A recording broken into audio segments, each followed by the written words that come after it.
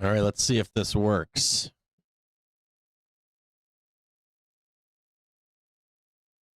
Putin says most likely Trump meant that the summit is It postponed. might crash here. I'm not sure yet.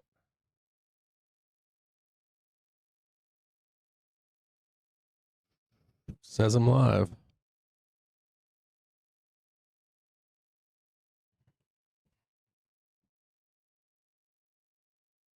This thing, all right.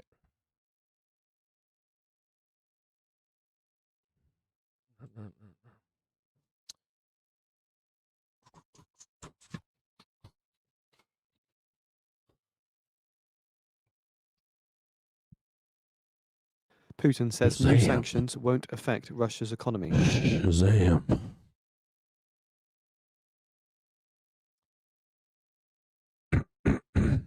Oh, we're so back. I had to change my output. Apple I think loses UK I don't know if it was the lawsuit internet over or if it App was Store my commissions. my video output.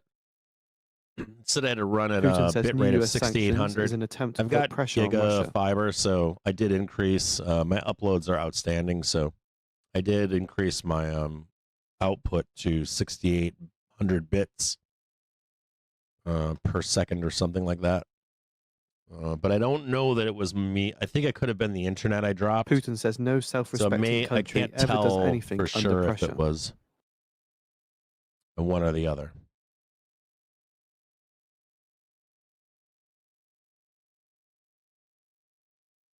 We'll give it a minute here and see if we crash or not. Just wait and watching this 12 p.m. for flows.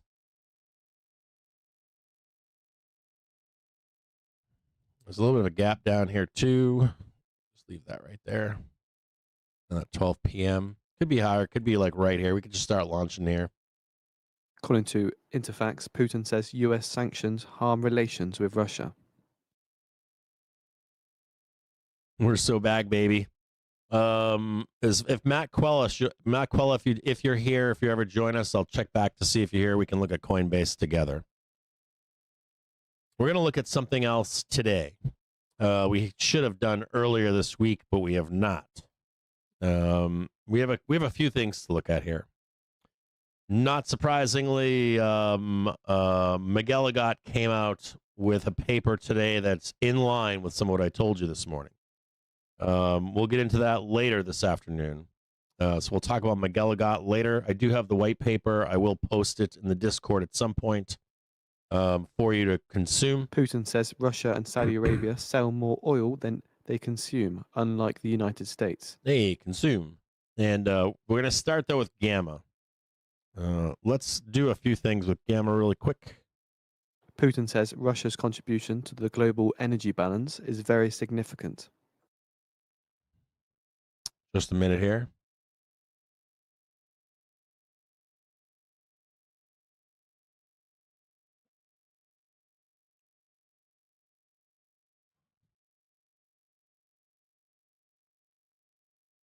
Give me just 1 minute here.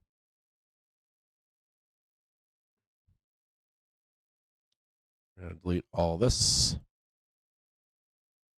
Sorry about. Oh, that's Putin fine. says Right, replacing Russian oil on the global market will take time. We're going to take a look at Gamma here. All right. So we've got SPX Gamma.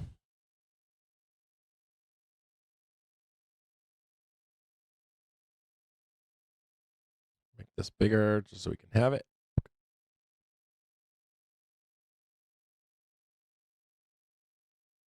The Gamma picture. Interestingly enough, the Gamma flip has been moving up.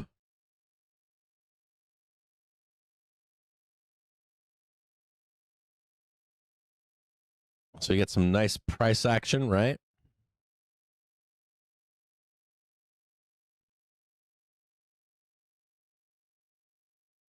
And this kind of ties in with this morning's discussion that we had, right? where we have the Putin says a sharp decline in the stalling amount of Russian oil on the market will lead to price increases.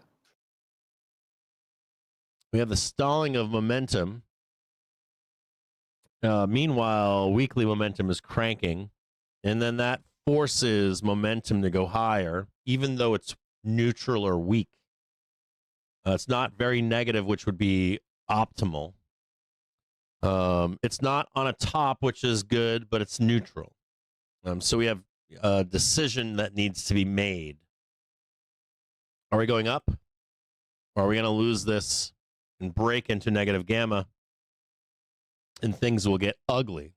Putin said he discussed with Trump the impact of the situation with Russian oil right here, supplies on global prices, including in the US.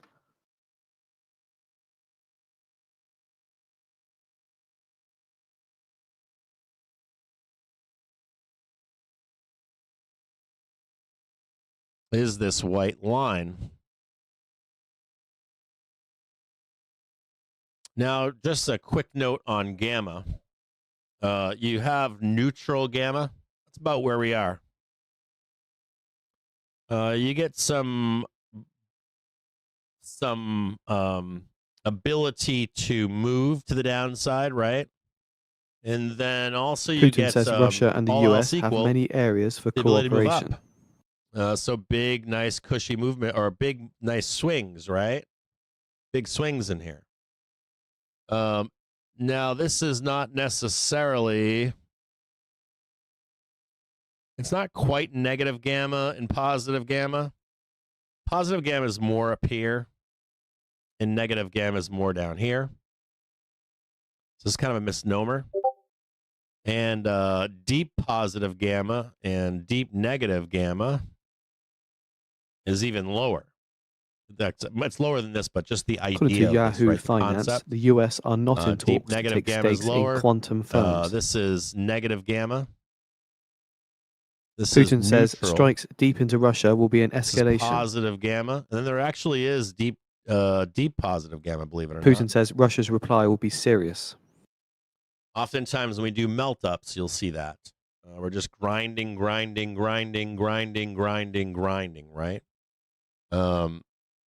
But the good news is that you get whipsaw movements in here. So good price action, good money to be made. There are those out there that think that if you break underneath into this negative gamma, we're going to crash. This is why I tell you I don't believe that shit right now. I'm sure there's people out there going, we're in negative gamma, bro. It's going down to zero. That's not what happened, is it?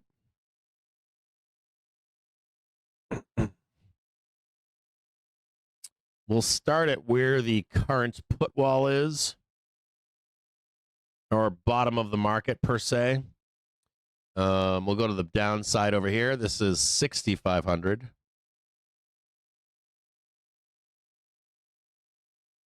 Theoretically, we're trading all the way down here.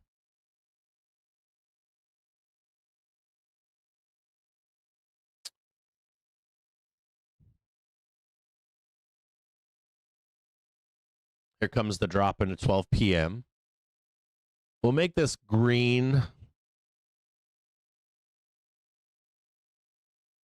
And for right now, this is bottom of the market.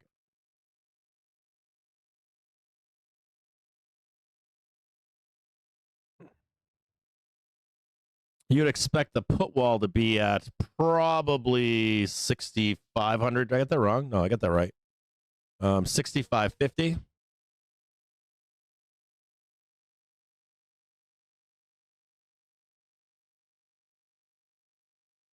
So this is pretty much put wall.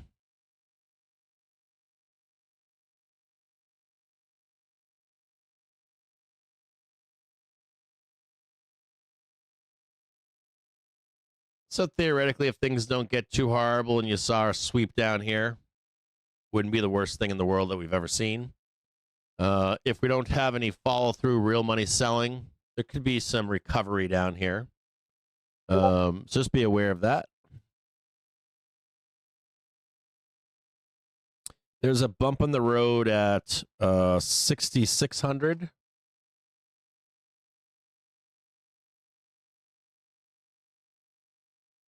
I wouldn't necessarily make this one green. I'd call this a speed bump. People label this. I've seen people label this shit so many different things, like as proprietary. Like, okay.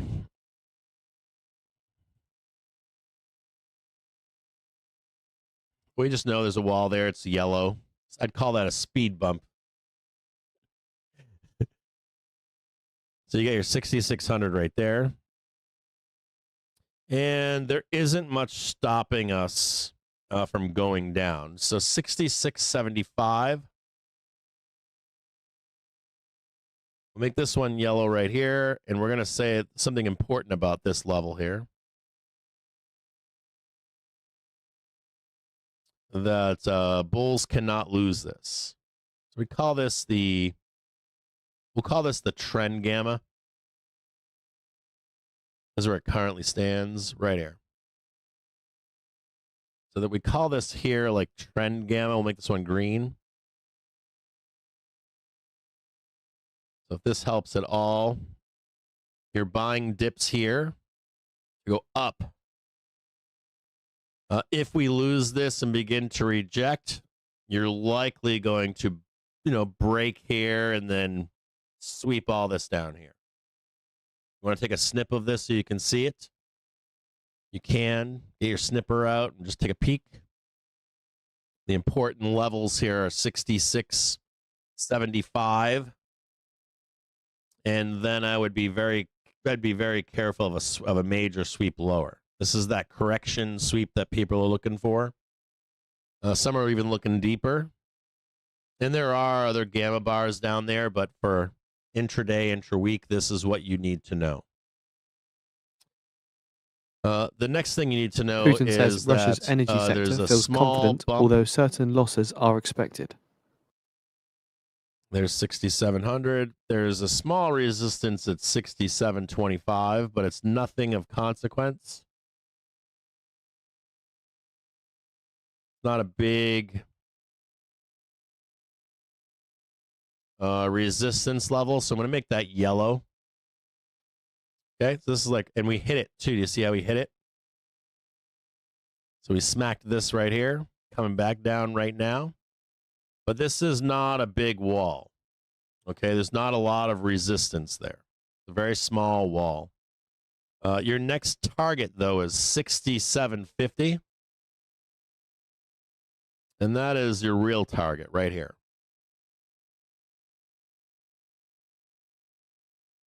We'll make this one orange. Halloween time, right? So, you ready? Pay attention. Slap that. Pull back. Slap that. That's the prior high right here. Pull back. Right? Thereafter, you have a 6775.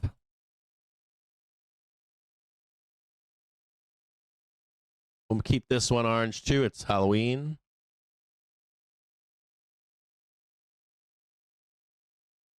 Just so you can see where this is right here. Now you've got the slamming here, slamming here, slamming here. Right? Maybe we sell all the way down, or maybe we even can do some continuation up here. 6775. Now, top of the market for the bulls is 6,800. Just like the bottom of the market for the bears. This one's going to be red. If you ever see this, it's an auto sell. We can trade this, believe it or not. I've seen it many times.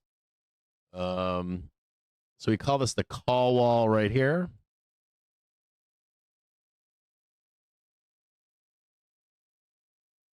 $67.75 is the call. Well, yeah, I'd say that I could see that this is the call wall.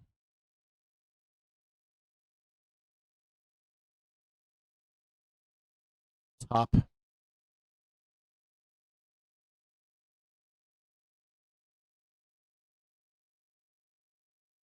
Squish this down a little bit.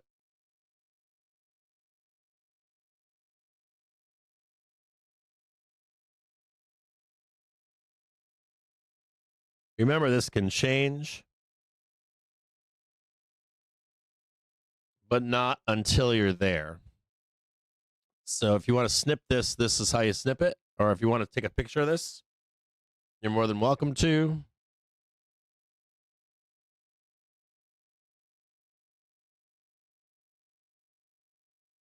And then we'll go into in more detail about this in a moment. But if you want to snip this, you're more than welcome to here. Take a snip. Now, there's a few things here that you need to know. So if we go up here, this is where we roll calls, of course. So if we go up here, they roll calls. As soon as you're done buying those calls, they send your ass packing. You know that, right? Your basis for buying dips is here or here. This is where you get your bullish thesis for more upside. If we begin to lose,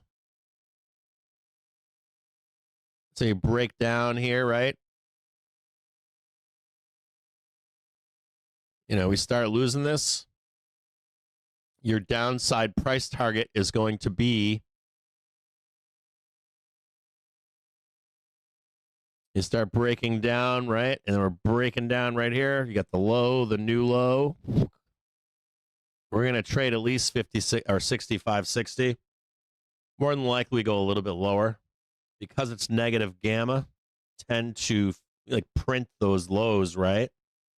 And then back up again, right? Or we start rolling and panic sets in. The max fear kicks in even more, and you start seeing real money selling, right? Oh shit, we got to cut ourselves out of the market. Risk off type behavior you could see.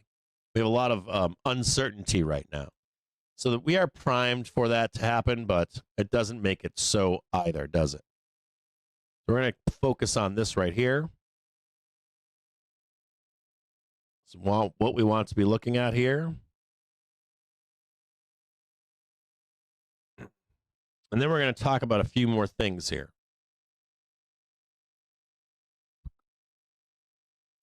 Now, I use Gamma Labs.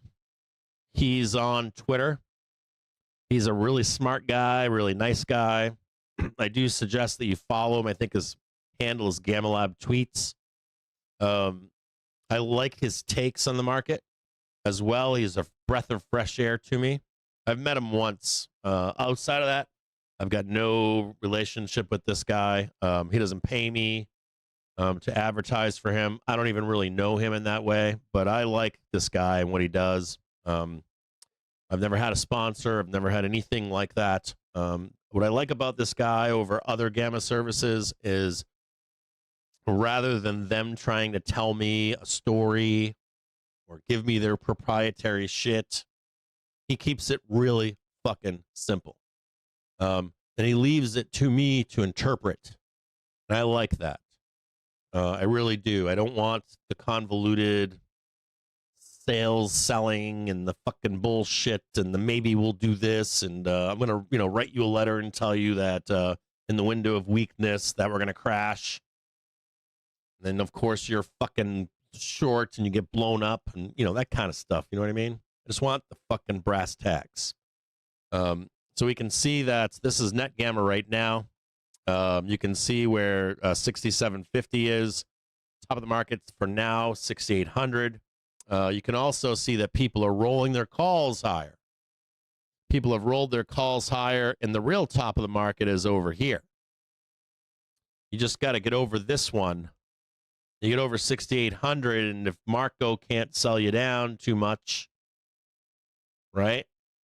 Marco's hiding up there. If he can't get you down deep enough, and you and I are going to trade what? 7250 or 7,000 is the top of the market. This is 6950. I like this one a lot.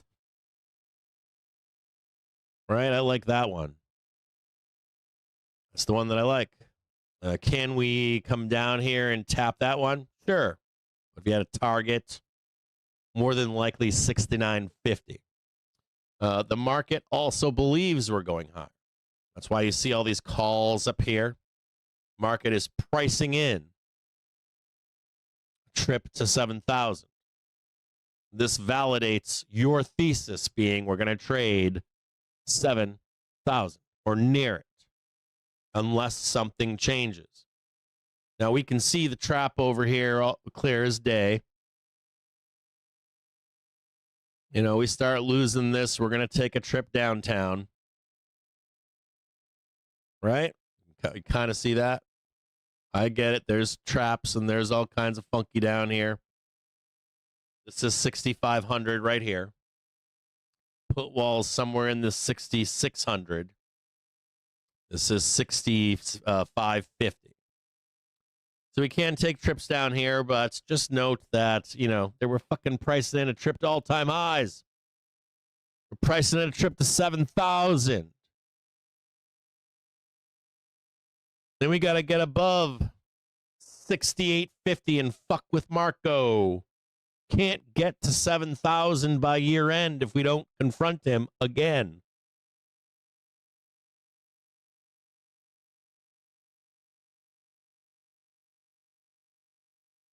At the money volatility.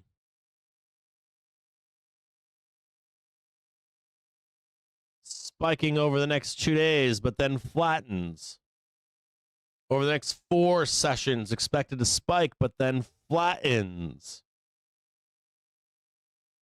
Now, these are sessions, not days, not the weekend.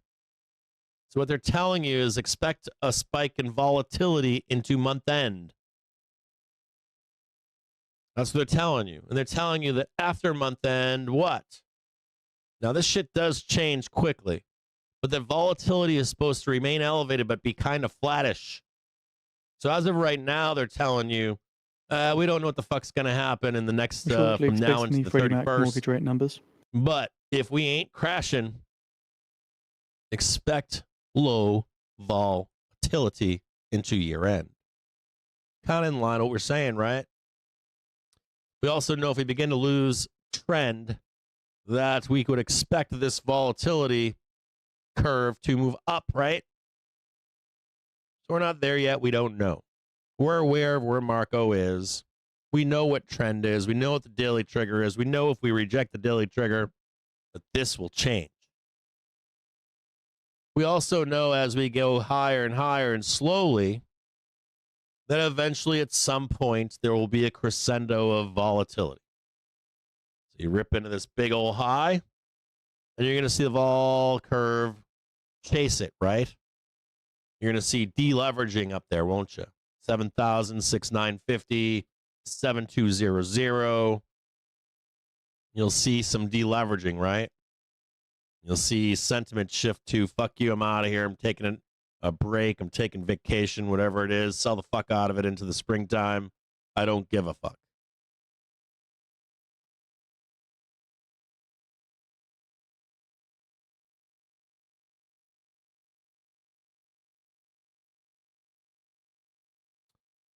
CTA positioning. Now, this has been a cause of concern. You can see CTAs are selling in all scenarios. Listen closely to me. If we don't get the price to match, so if we don't break trend, and we bounce in here somewhere, we can go up again. US 30-year fixed rate mortgages average 6.19% on the October 23rd week. That's the lowest since October 3rd, 2024 week, versus 6.27% if we were losing trend in 15-year fixed rates at 5.44%. You could trigger massive selling from CTAs. But if you don't lose that fucking price, CTAs are going to chase to the upside into the end of the year. They will drive the market to window dressing. So this is constructive for bulls so far, not for bears. You've seen the bears and the sellers and Marco take huge stabs at the market, and it continues to recover. So this is actually becoming less of a threat than it was.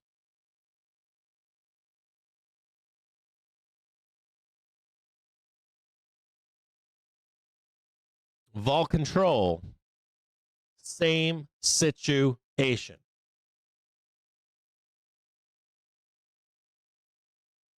Vol control was sellers in all scenarios. Vol control was sellers, but if vol control doesn't break this fucking thing, that would mean we don't start losing our support or trend. They, in turn, will flip and support the market into end of year. If you were to see SPY lose trend or SPX or Qs, you would see vol control trigger massive selling. So vol control is improving.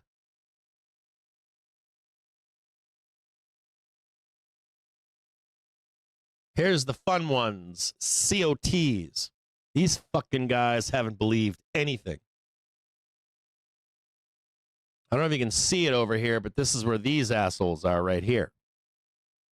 These assholes want to crash the market. Do you know what happens to these assholes? If they refuse and they dig their heels in and they're short, which we know that they are, we know that's Marco. They're a part of Marco. Marco's getting weaker now, isn't he? Marco doesn't have CTAs on his side. He doesn't have vol control on his side right now. He's now just COTs.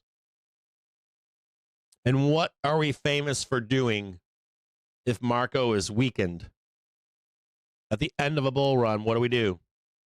We grab Marco by the fucking hair and we drag his ass to the top. Late bull cycles, you'll see these fucking funds, these short funds, they get annihilated. They turn into buyers.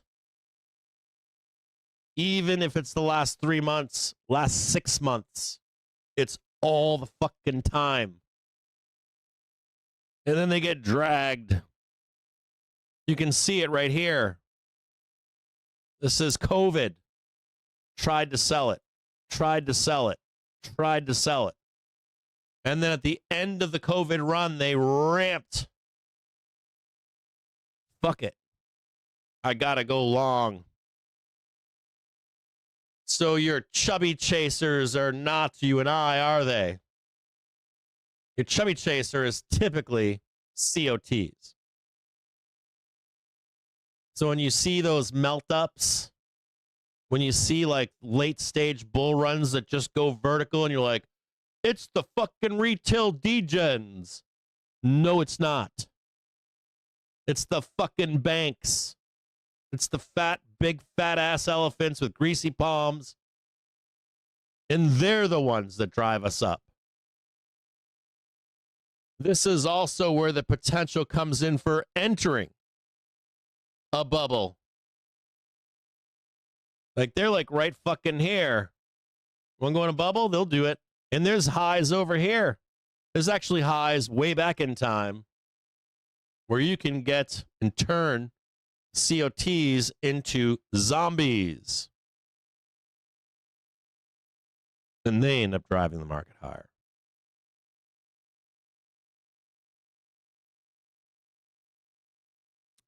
Seasonality. I spoke to you about seasonality recently where I said, hey, there's a big divergence up here. So we either need to bring that divergence back into line or time needs to pass. And what are we doing right now? What does that look like to you? If you go too high, talk about this, right? We were over here. I was like, yeah, we get a little bit closer down here. It can be kind of bad. What's important about this? If you're pumping up here, and let's say in the last little bit of the window, you're blasting down here, but you didn't break fucking trend, what happens? You lose the window, don't you? And then we're up, up, up, up, up, up, up, and away.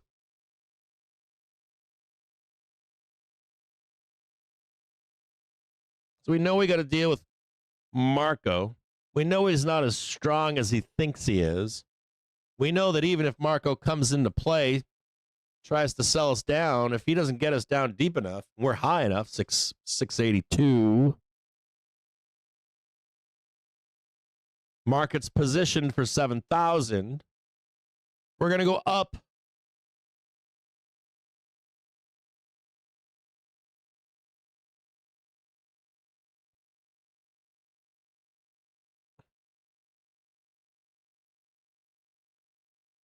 So here is your gamma chart. Everything looks fine and normal. On yesterday's stream, I told you where the target was.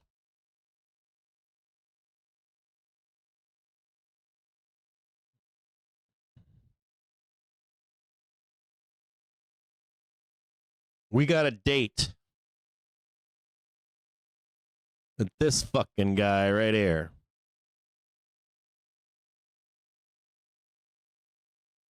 And this fucking guy is living right about here.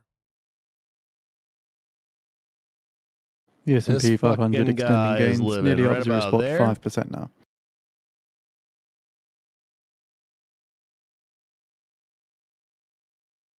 And right about here. Now we know that Marco's not a real guy. This is where Marco is right now. We also know that Marco is not as strong as he was. Here's the 31st. You know, if Marco can't jackknife us down deep enough, or even if Marco were to jack us down like this,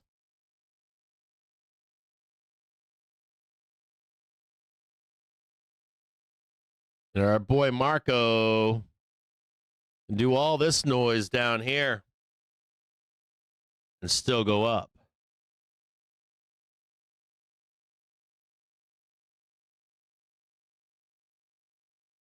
Nice little trade right there, right? And trade that back. I don't think we'd go that deep, but even if we did, climb back up here, up and out of here. And the weekly will be there too. And that ain't no fucking 636, is it? 650, 660. Do you remember when I told you we're closing the fucking door on 650? I said we're closing the door in the 30s. Now they're trying to close the goddamn door in the 50s. That's what they're doing here. Closing the door to trade 7,000. If it breaks, we'll know. Marco's somewhere right here.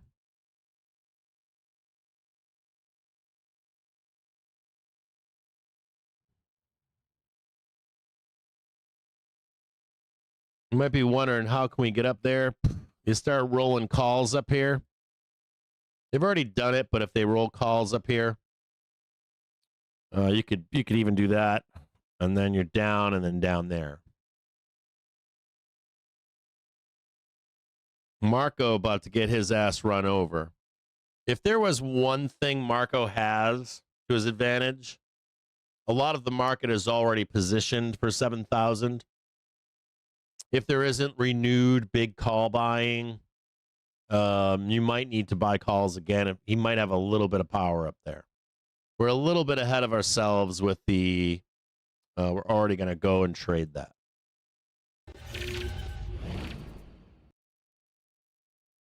Now breaking higher, trading 670, 69. If you're with me trading longs into the end of the month, and yesterday I talked to you in the Discord, I want you to know that when we break over a 0, you'll begin to see the demand for those options. The premium will also kick in from dealers they'll start pricing in the probability of trading 670 to 680. Doesn't matter if we trade there or not. And the closer that we get, you're going to see those calls start laddering up in value. So currently just breaking above a second time at 67.70. As we hit 67.5, get closer to that 8. You don't even matter. You don't even fucking care if we go there, do you? You can just hand the call off to the FOMO gang and say, bro, I got 680s. I got 678s. You want them? And they're going to be like, fuck yeah, dude. I'm like, here you go. They're $5. Yeah, what would you buy them for? Nothing. I bought them for shit, nothing. Oh, you want them for $8? Fuck yeah, buy them. And you're in under a dealer right now. Nobody was buying calls yesterday. Again.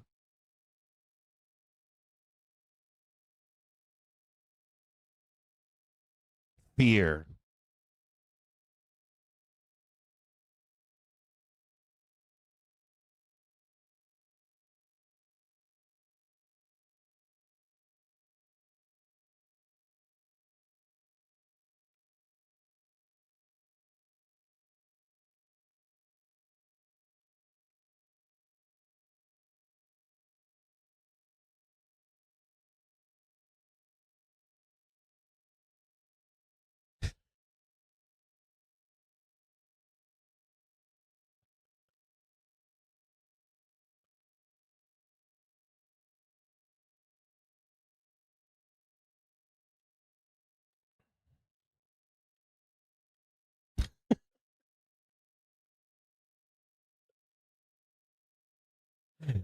Fuck yes.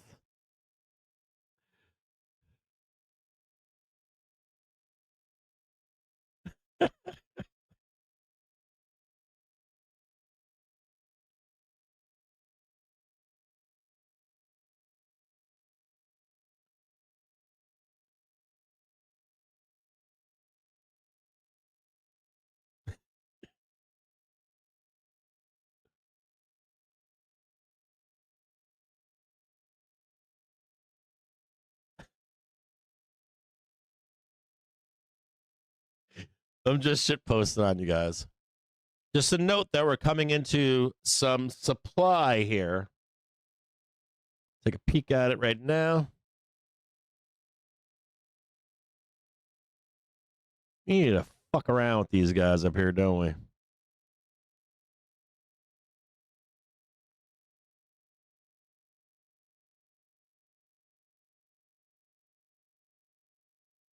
Well, we know that, like, do you guys know who this is? These are dealers. They're selling ETFs in the middle of the day. This isn't actual sellers, it's just dealers.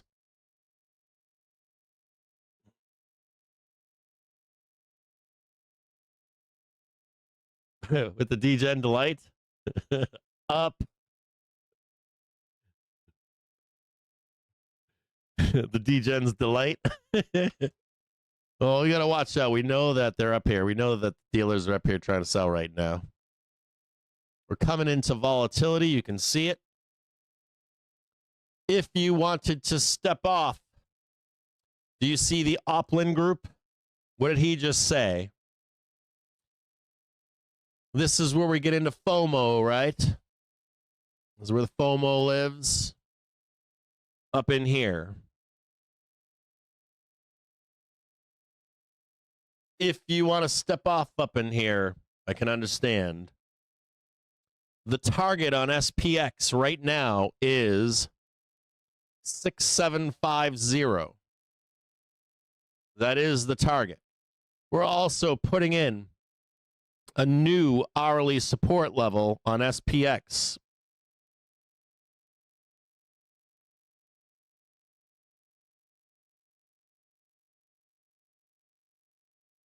This is where the crack comes into the market right now.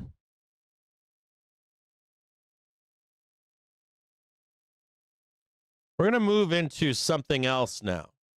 And this is adjacent to what I posted last night on Twitter and what I've been discussing with you this morning.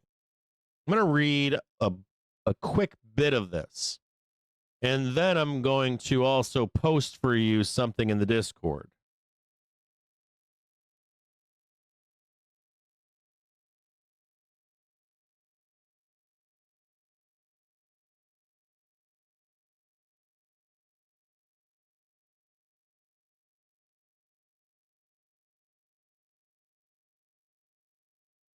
And you can read this if you want.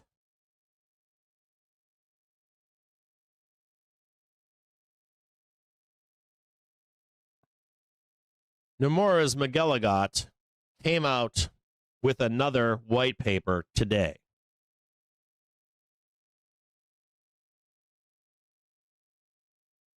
I know you can't read.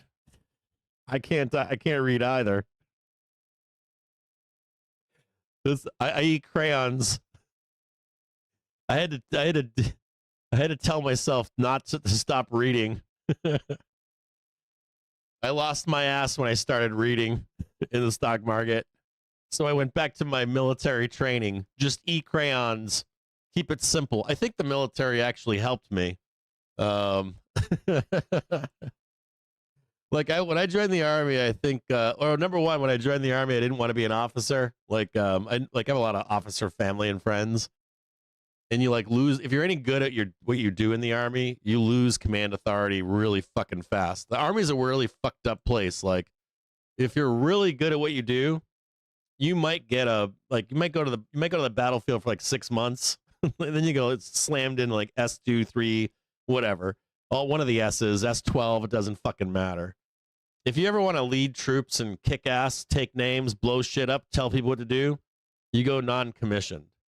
And you'll be praised and you'll be held in high regard. Always go non-com. If you go into the military for I'm going to have some fun, always go non-commissioned. Well, always go enlisted and then non-commissioned. If you're good enough, you're gonna fucking. It's a bad. You never lose your command authority. It's dope as fuck. But the army, if you're very smart and you decline, I'm really smart, I'm in college. Hey, you want to be an officer? And you go, no, I'm just gonna go into the enlisted. That happens a lot. But oftentimes you're taught how to dumb your shit down. You're forced into it. For a bunch of different reasons. One for lethality, and one for there's so much you need to know in the army. There are acronyms, and they have their own mill speak, it's called. And you don't want to be thinking too much. If I tell you to do something or someone tells me what to fucking do, you just do it. You don't question it. The stock market is a lot like that too. I have a lot of parables with the stock market in my military service. So we're going to read something to you here. This is no more as Charles McGilligot. Macro drive-bys. RE Gold. Really frustrated that the trade I was marketing in Japan last week was, quote, sell gold, upside to buy downside, end quote. Ended up then hitting hard and fast while on the road before I was able to do the write-up for the email. Oh, well. But, quote, everybody, end quote, is saying they want gold down to pull back down to 3,900 handle during the recent crowding. Trend unwind to come first before consensually then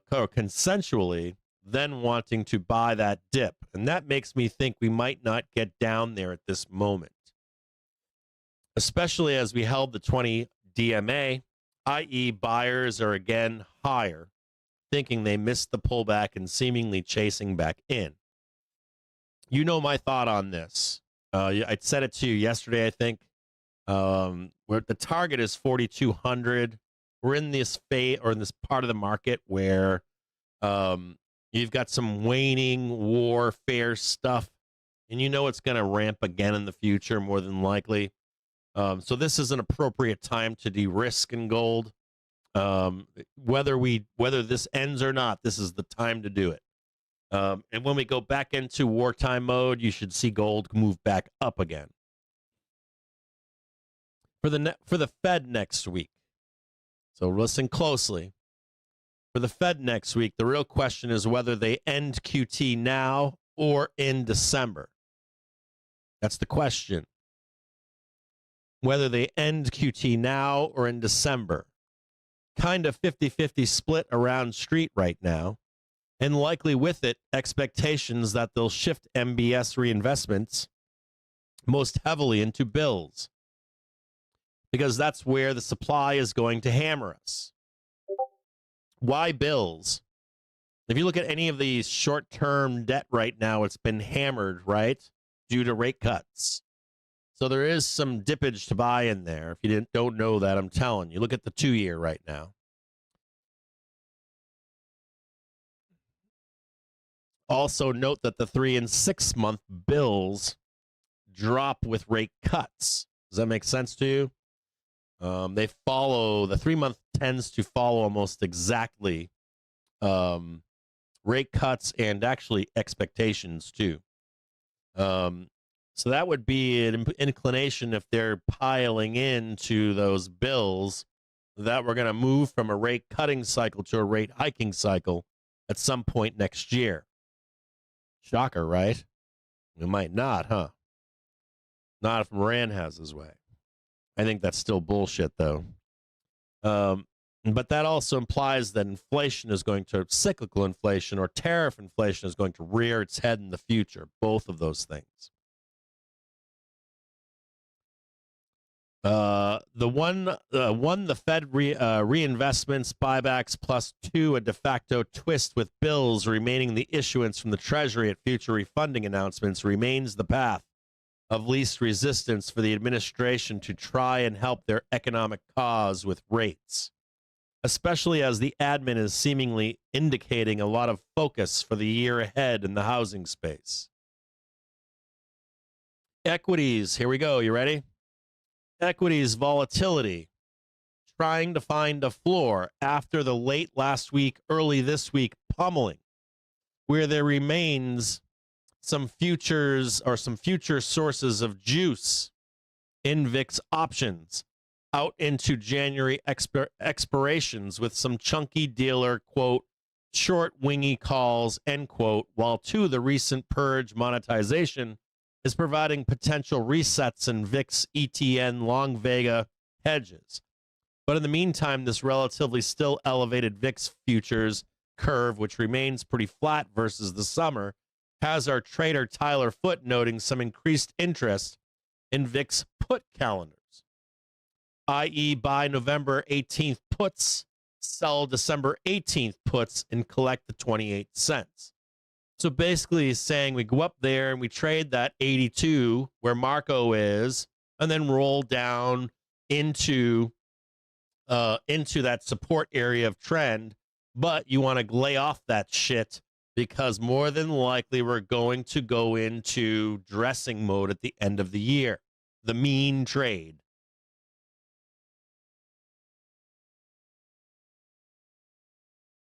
That said, with the U.S. government shutdown showing zero signs of give right now, as well as real delta of no Trump Z meeting, the tape won't react well to that headline. I agree with that.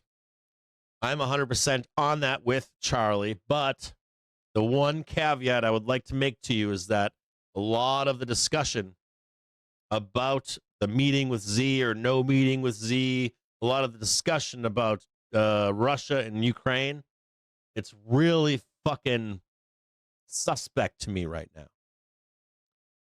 Really suspect. Taco time, they call it, right? Also note here, we're coming into 12:30. We want to confirm if this is upside, flows or downside. So we're going to find out here really quick if that's upside flows or if this is what? Liquidity to sell the fuck out of this, right? So we're going to find out real soon if we're going up into the end of the day or not. Right here, this back test will tell us where we're going until about 1:32 in the afternoon.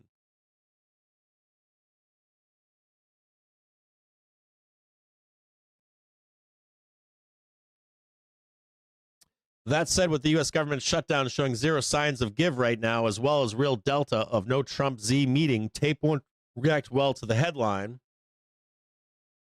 You know, just imagine we're up there at 82. Marco's sitting there, and all of a sudden there's no meeting. So when you say, like, oh, all the bad news drops on big highs, that's what I'd be looking for. 82.50, right into that end of month, 27th report to the 31st, GTC. And even if the meeting doesn't come, let's look at how low we can actually go and still be in trend. So if we're up here and you get your big boy reports, 46% of the S&P 500, GTC, right? And they print all this shit. And then you get like Z, Trump meeting not working out anymore. It comes all the way down here, but we stay in trend. That's what Miguel got us talking about, right? Basically talking about this up here. And then he's saying you're going to get that volatility down here, but to expect this to continue on. You understand? This is the mean trade.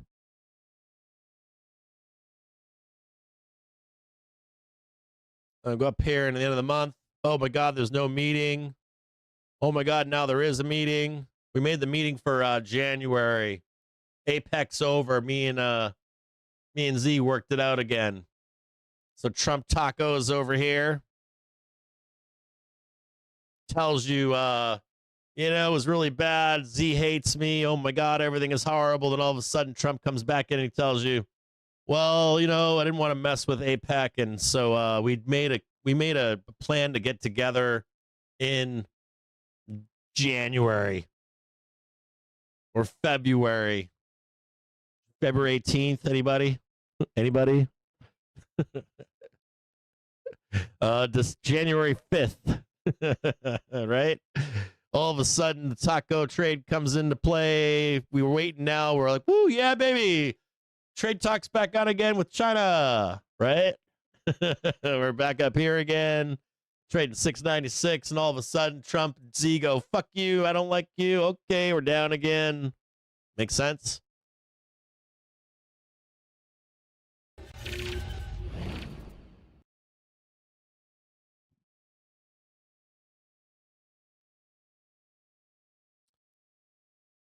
Now, Charlie McGilligot goes on to say, folks aren't totally abandoning hedges just yet.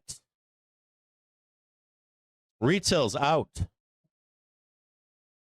With SPX 3-month skew back up to 81th percentile as global, quote, run hot, quote, end quote, fiscal dominance, yet still aligned with easier CB policies, cuts coming, incentives, long assets, positioning, that then requires downside protection. Now, before I go any further, I want to interject with something I was discussing with you earlier, which is what the street is doing is they are buying puts on TMT. So you find yourself an index that retailers have access to. There are some indexes that they don't, but there are some that they do. If you can find yourself, if you want to listen to this closely. SPX put hedges are expensive right now. There's an idea here that the market will hold up because on the individual stock basis, we're going to print pretty well for a lot of reports in the greater market. They're going to get good prints. And you're going to see TMT get hammered down, or take the money and run. That's a function also of not allowing us to go into a bubble right now. It holds the market back, gives it legs into the end of the year. So what the street has come up with is they think SPX is too expensive. SPX might be too resilient. So their thesis here is exit TMT, even if it's a good report, you take the money and run, pound it down to the depths of hell, and then get long that shit in November. So if you don't get the big downside print on SPX, they're looking at indexes that contain exclusively TMT, Fangman plus T. Right now, they're doing well on those puts. So they don't need the rest of SPY to fall or Qs to fall. They just need those fucking stocks to fall. So far, they've done well, right? We got Tesla down. We got Netflix down. They're making bank even if the market doesn't fucking crash or correct or major correct. So if you want to look at something like that as a hedge and it's cheaper than SPX, I recommend that you put those hedges on either in volatility or in those limited TMT Fangman plus T indexes. Make sure there's liquidity in there, or you're shorting from a high, not just fucking shorting whatever. But that's what their plan is from the street. Now, the hedges on SPY or SPX are very expensive right now. If you have a thesis of we're going to crash, you could lose money. If you do it on TMT, there's very much, they're cheaper and they're less risk for you to get the print that you're looking for. And then you can jump in SPX or Qs if we really truly begin to roll.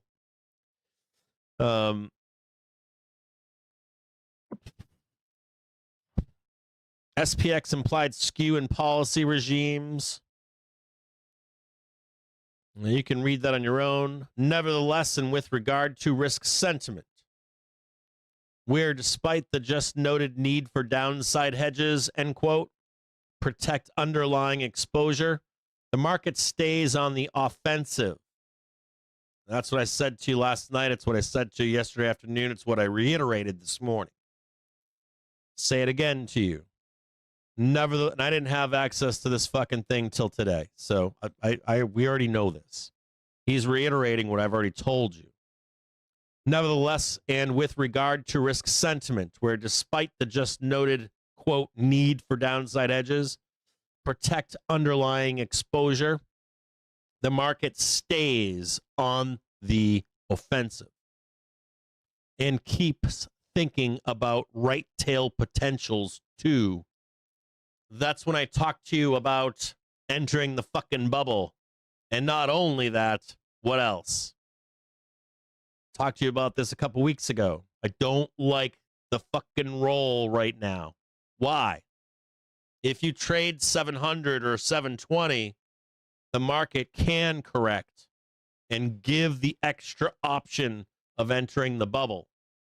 That means that we don't lose the bottom from the high in February of 25 and the new high after April, May, June. It gives a lot of room. You know what I mean? Not a lot of room right now going down there. You know what I mean? It's really not a lot of space down there. This gives a cushion. And he's saying it here, isn't he? He's saying that the market stays on the offensive and keeps thinking about right tail potentials too. For the where price is right now, that is very fucking true. If we were rolling down a week or two ago and we had the big bloodbath on Friday, those bubble chances were fading at that point. Top of the market that I had was 82 top as we were rolling down that Friday, and then it flipped back again once we regained the daily trigger to targeting 695.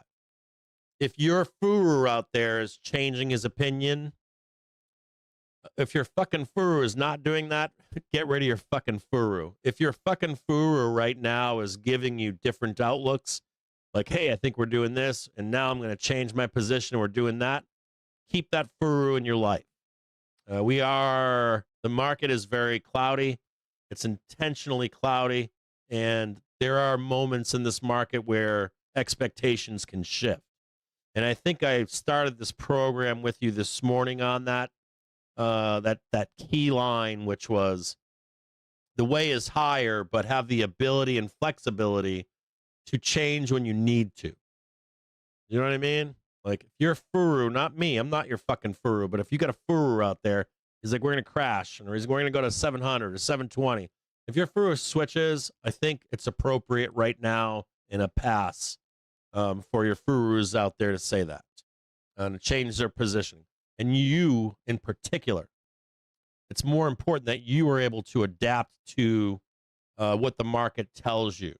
The market's telling you it's 682. That's the top. You go, okay, that's the top. Then if your guy goes, it's now 700 or 695, no worries. Your furu tells you we're going to go down and trade fucking 636 and 616, and it becomes 560. Don't go to your furu and say, oh, man, fuck you, asshole. Why are we going to 560? You didn't tell me that. Be fluid and dynamic right now into the end of this year, or at least until the 15th of November. Be fluid, be dynamic, and the things are moving rapidly. He also goes on to say, with call skew up today and the usual suspects, this is the gang that I talked to you about yesterday. Yesterday I said to you, why are you not buying fucking calls? And then I said, I don't really give a fuck if we trade 82 or not. And someone was like, why not? And that's a good question. And I explained to you yesterday, because all these assholes want calls for TMT, Fangman plus T. They want the calls for Qs. They want the calls for SPY. They don't give a fuck if we get there or not. Buy. I want it all. Buy it all. I want calls from Apple, Google, fucking NVIDIA. It doesn't matter. And until that call buying stops, your indexes are going to follow up. And your index call buyers are going to get greedier and greedier. And then once we ramp into that October 27th, October 27th, October 31st, until we get to that period where they actually report, you're then going to find the fucking clowns, the FOMO gang. What do you think's going to happen, bro? Are we going to go to the moon? I need some calls for that. Here you go. You get what I'm saying? You think we're going to go blast up to 82? You sure? Yeah, we got that targeted, but I'm just giving you some calls, man. I'll join you with some zero dates, but I just made a fuck ton of money on buying that shit when you didn't want it. And now you want it, so here you go.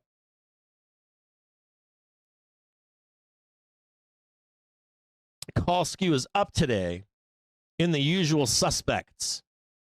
That's what I told you yesterday. It's up today, but it wasn't up yesterday, was it?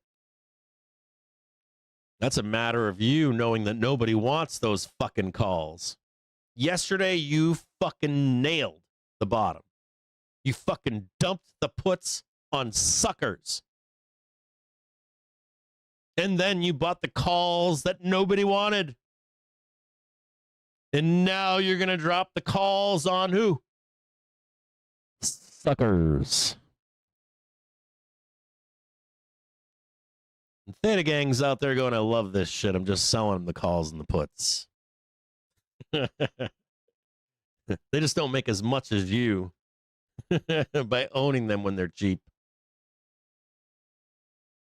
If you read the rest of this note, McElligott goes into his top option trades, hedges, and upside. If you're in the Discord, this paper has his top trades from Nomura. He goes on in this note to talk about the illusion of market neutrality, retail junk, short squeeze chasers versus quants.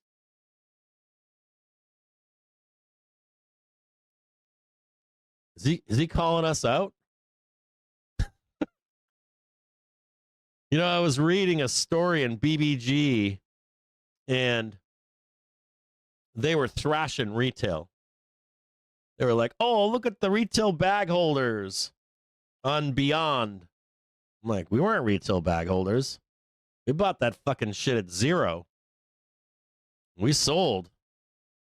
I don't know who the fuck those retailers are. Probably bots. I don't even think they're fucking real. I don't even think there's actual bag holders. I think those things are fucking bots.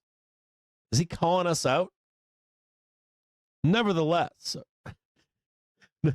the absolute mania seen in the returns of extremely retail-y, high-vol, low-quality, highly speculative companies over the September melt-up, then accelerating even more furiously from the start of October through mid-November, to only then see nothing but bloodshed. In said spec themes, the past 1 week, quantum, AI, chips, miners, rare earths, fuel cells, space, crypto-adjacent, autonomous nukes, uranium, etc., has shown the makings of another quant quake. I shit you not. I don't know who the fuck the bag holders are, but I don't think they're retail. I think it's the fucking funds. Matter of fact, I got an article to show you that the hedge funds are getting bent over backwards right now. I don't think it's us. I think that's a mischaracterization. I'll bet more chronic, less acute, and spread over the longer multi-week horizon than the original quant event back in the summer of 2007, which transpired and corrected by and large in the span of a week.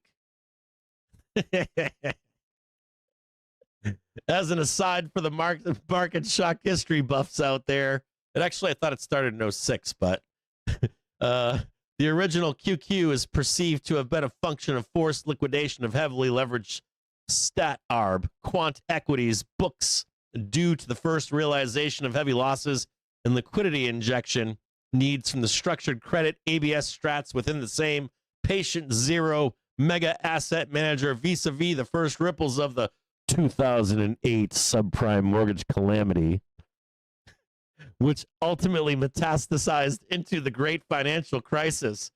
God damn. Charlie is on fire today. This fucking guy, the fucking bear, is out. He wants some blood. Crushing death blows to retail. They were the bag holders. I'm like, not the fucking retailers I know. Not those guys. I want to know who the real fucking quants are. We got quants in our disc. I got one quant in our Discord. We got one legit quant, verified. But he tries to wrangle us up and keep us straight and steady. I gotta read it. This shit is too fucking funny. Mega asset manager vis-a-vis the first ripples of the 2008 subprime mortgage calamity, which ultimately metastasized into the GFC. Oh, God, yes. Nevertheless, the larger theme I've been writing about, quote, under the hood in equities with regard to what had been the brutal performance of various generic short book proxies due to said high vol, low quality, high spec explosion higher in recent weeks, likely via wildly speculative risk seeking from oh, Jesus Christ. Oh my God, he's calling me out. Ready for this? No, he's calling you out too, probably. You ready? Likely via wildly speculative risk seeking from, quote, retail channels, exasperated by the massive recent easing in financial conditions, the internet, the dispersion of information in real time. He's mad. Creating a positive wealth effect impulse, but also to picking up macro signals of, quote, imminent Fed cuts, early cycle turn, quote, as well as my point yesterday and momentum short squeezed his seasonality after mutual fund year-end window dressing, tax loss selling, abating into performance chasing of laggards into year-end, is seemingly crescendoing and perhaps now finally waning. Post these, quote, signs of unwind liquidation, end quote, then into mean reversion. Charles McGilligot is fucking pissed that you and I have near instant information like they do. That we got a Bloomberg terminal. That we got the drop and the dime. That we're split. That we can move fast. That we ain't getting caught with our pants down around our ankles. In the street don't like that. This is their market. And you are not allowed to own it. You are not allowed to own the banks and the hedge funds and the family offices. You're going to make more of them go bankrupt. They move slow like elephants. They're old, fat old men with greasy hands. They lie to you. Those same fat, old, greasy, white-handed men with their fingers in their pockets. The gross little rings they can't cut off because their hands gotten so fucking fat. These are the same assholes that tell you that you didn't meet your metrics for the quarter, so you're not getting a raise. And even if you had, you only get 25 cents, bro. Cost of inflation. We'll pinch that off for you. So you're messing with their money. And they used to let it slide. Just try to slip your hand in, take a little bit out, and not take all the billions. Just 100. Can I get 100 grand? I know you're a multi-billionaire. Can I get just 100 grand? You're never going to notice it. So there's anger on the street on retailers. We're dipping our hands in their pockets a little bit too much.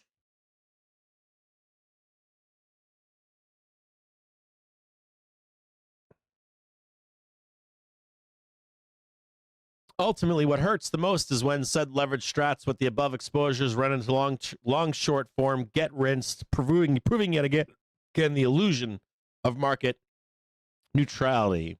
When leverage and crowding are strategic realities, creating these non-linear cascading overshoots. High beta momentum factor LS market neutral now, minus 11.5% over the past 1 week. After plus 14.7% between last day, September to October 15th, versus hilariously flat U.S. equities spot index, SPX 0.16% month to date. Not really hilarious. That's a function of dealers. Why we're not making these big moves, it's dealers. They're like we're very suppressed right now. We're very suppressed right now due to dealer chasing constantly. That's what's going on right now.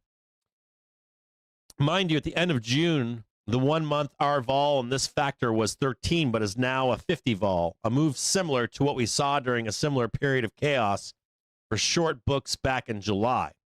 And not surprisingly, now as the punchline, we are seeing our first media reports of some lumpy negative P&Ls. I agree with that. With one prominent $20 billion quant equities fund losing $3 billion in value over the first 10 days of October alone, with performance down nearly 15% October 1st through October 10th. So we know by the nature of the beast that other lookalike funds took similar losses too, despite, again, the seemingly unchanged index returns we see now month to date. The risk, however, remains that there very well could be more unwind. Listen closely to this part. This is the bad part that the bulls have to listen to.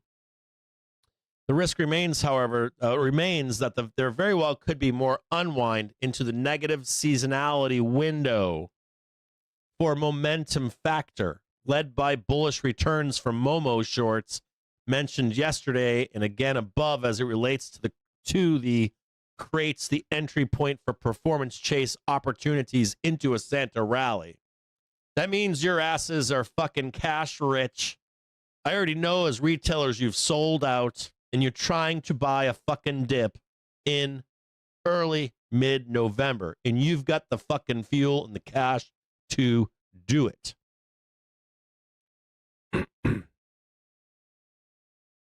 Then providing a snapback relief window thereafter, which creates the entry point for performance chase opportunities into Santa Rally, fueled by further profit-taking potentials into calendar year end, particularly as momentum short winners are monetized.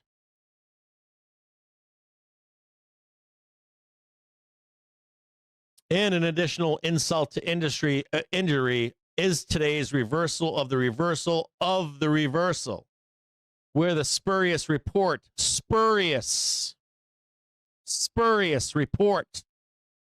on Trump admin looking to take stakes in various quantum firms is again seeing a number of names in this universe exploding back higher again today and squeezing shorts out again. Squeeze the shorts. Squeeze the funds. Squeeze the family offices. Squeeze the street.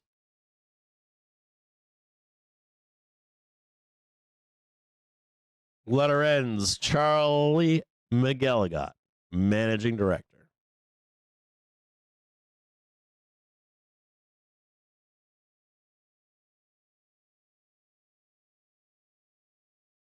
I kind of think Charlie likes us.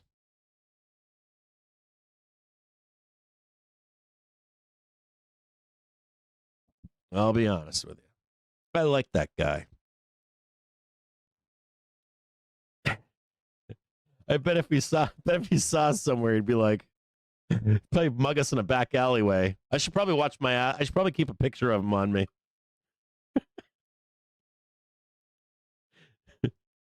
Like fucking mugs me in New York City or something. It's like what's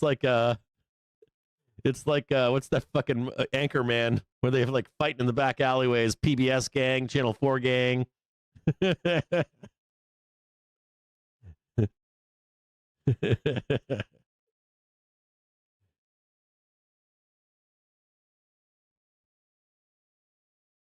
So there you go. You get that note inside the Discord. If you're a pro trader, you get all this shit. Oh, I'm losing the stream again because I'm at 68. Nope, there we go. Just a heads up, I'm losing a little bit of RAM here. I gotta lower my I gotta go from 68 back to like probably 62 or something. Just a note to you that I might have to turn the stream off again at some point. Oh, hold on there.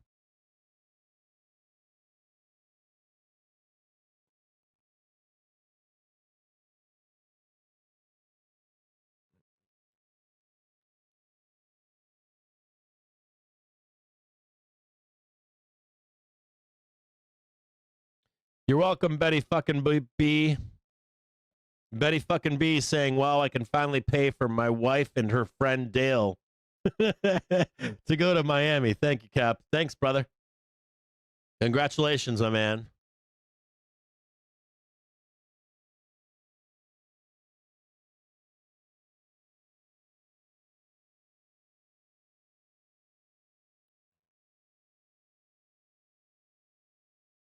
Top GT.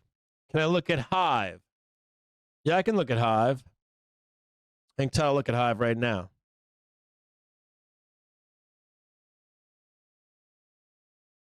JPM. Non-retail investors. Now, this isn't you.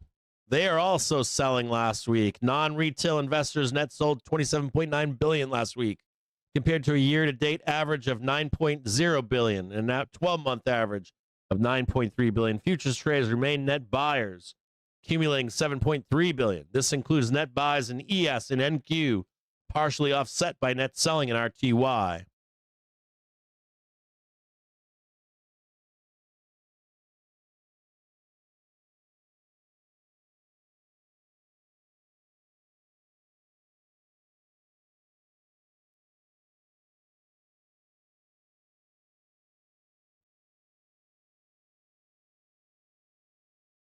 I will look at Hive right now.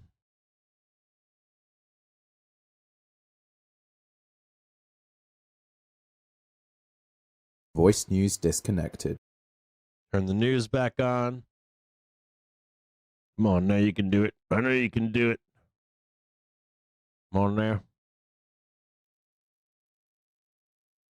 Trump admin not negotiating with quantum firms with equity stakes.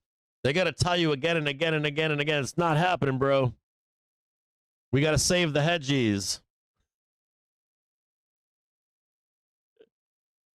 We got to save the hedge funds. Ooh, Hive.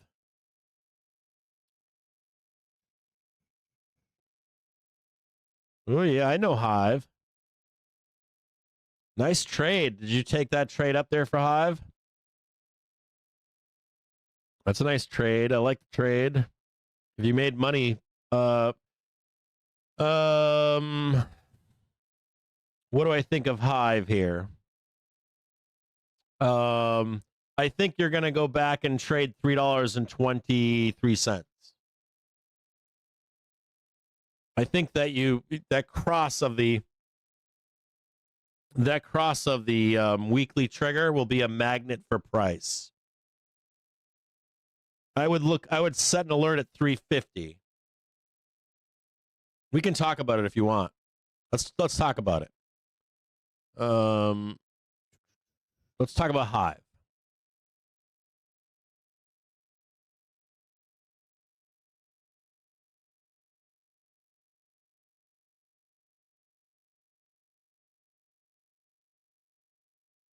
Okay. We're going to go on the bottom right-hand side of the screen right now. We're going to do a few things here. What I say about these companies is, one, always check their fundamentals.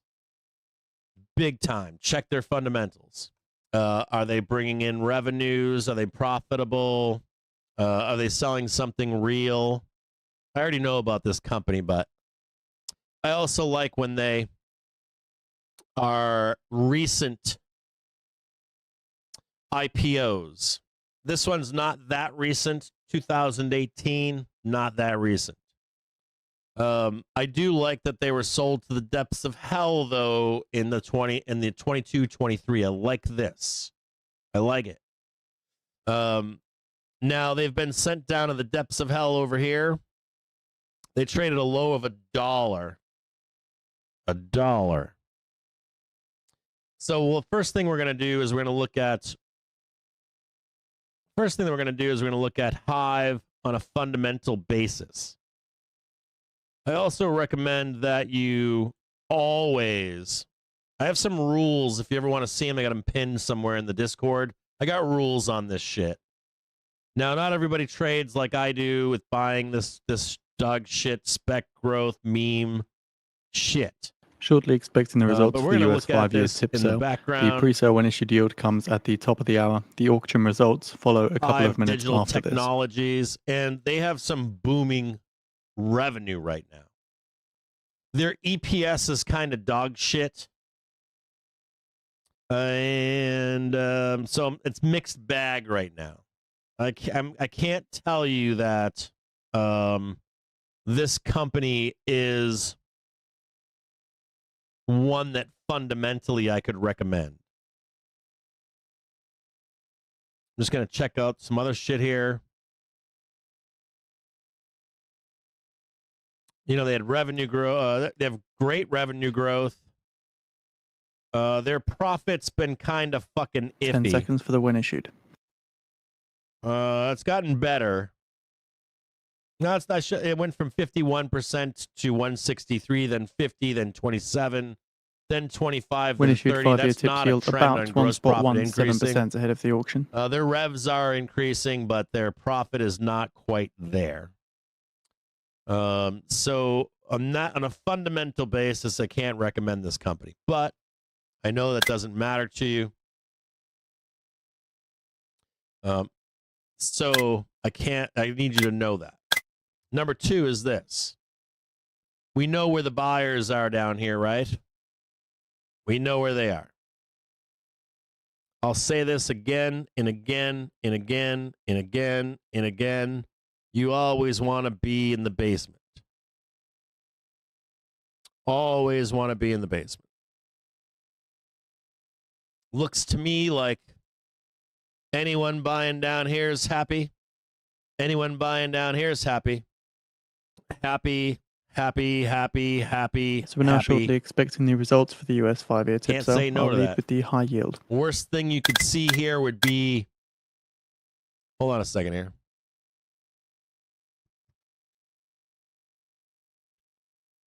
Hang tight here for a minute. Can I switch this to hot stocks? Yeah, SPY hot stocks. We'll make this 2. I know you're panicking out there. Don't worry about it. I got you. There's SPY. Keep on cranking. Don't stop now. Keep on cranking. Coming into 1 p.m. Japan's Takaichi is arranging a call with Trump around October 25th, according to Kyoto. Captain Jim James Airlines between 1 and 1:30. You're more than welcome to as we approach volatility on the upside. Been in trend all day long. All-time highs just above us. 1.82%, one spot 1.82%. You know the sellers are going to try to pre-sale step in when issued yield of 1.17%, which is a tail of 1.2 basis points. The bid to cover was 2.51 to spot 5.1. We're going to look at Hive on the right-hand side. The US sold $23 billion, awarding 53.51% of bids at high. Primary dealers take 13.48%, direct 24.39%, and indirect 62.13%. That's right. We're going to do this the same. We're going to do this shit together. We're going to watch old school Jim James do 2 things at once. We're going to switch this to a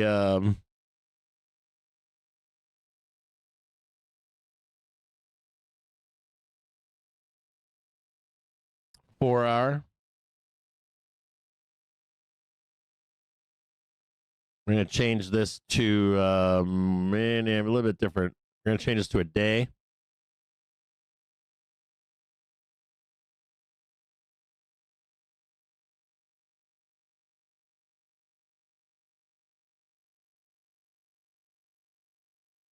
This is Hive.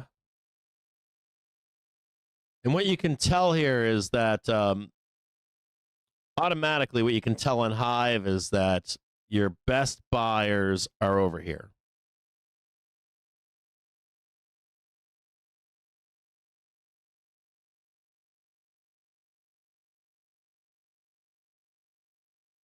So just right in here.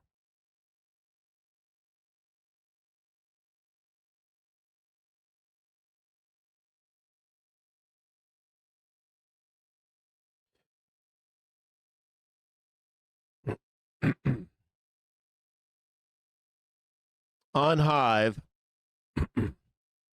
your best buyers on this lower band here.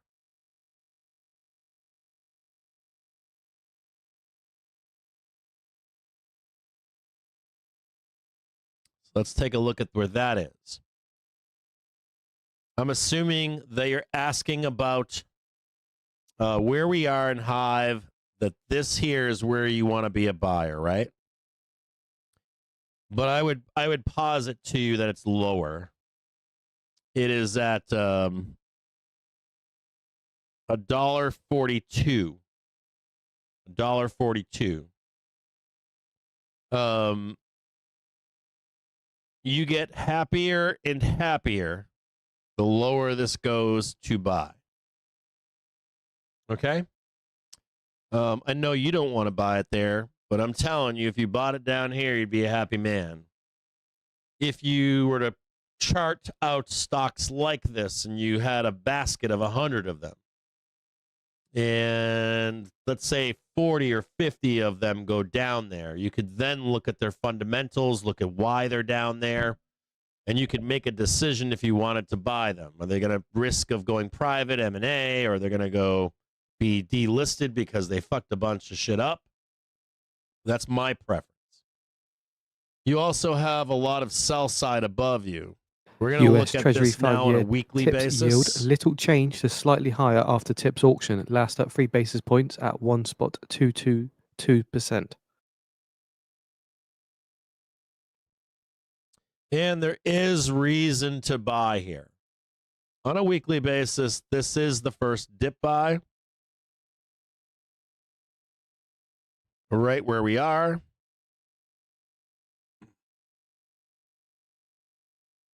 And we are still in. We're just now coming into value. Just now coming into value.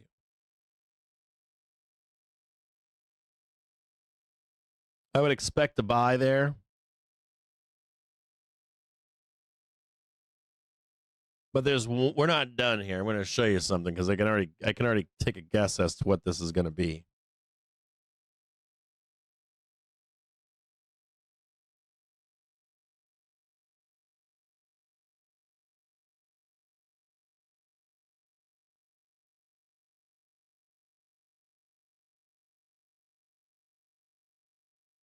You think we're going up here. Yeah, no, that's not how it's happening. Not in my view.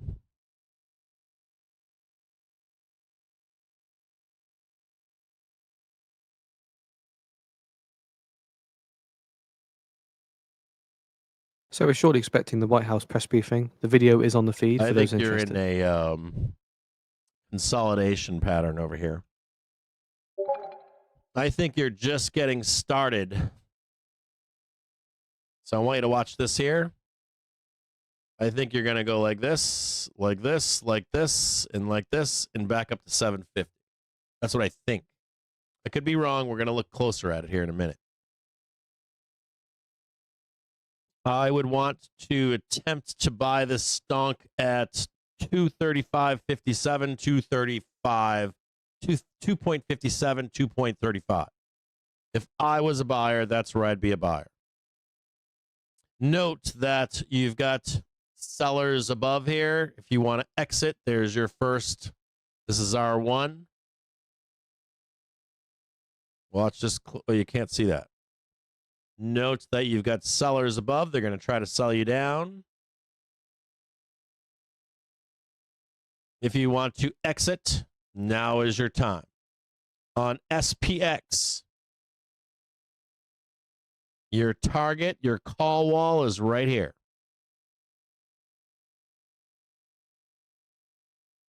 As they pound, could see more grinding and then the roll down here.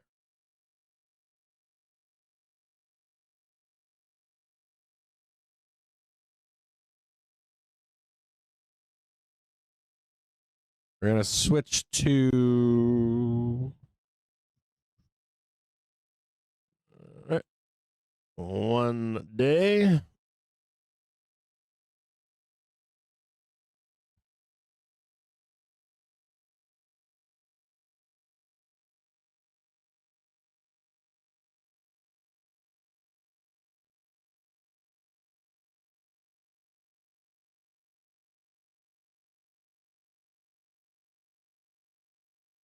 And we're going to put velocity up here. This is velocity for Hive. And I do not like it. Do you see the weekly velocity going down and the daily According to the New York velocity Times, going down? US I to don't probe like China's compliance with 2020 negative. trade deal. If I go to 30-minute basis here,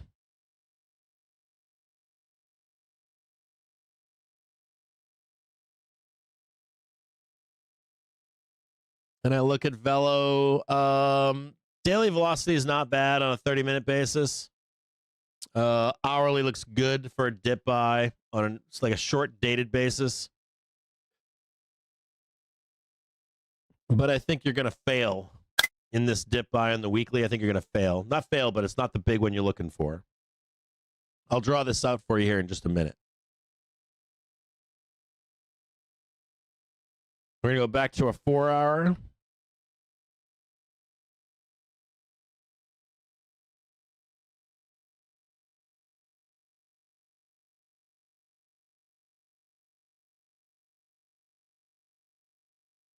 Don't need that anymore.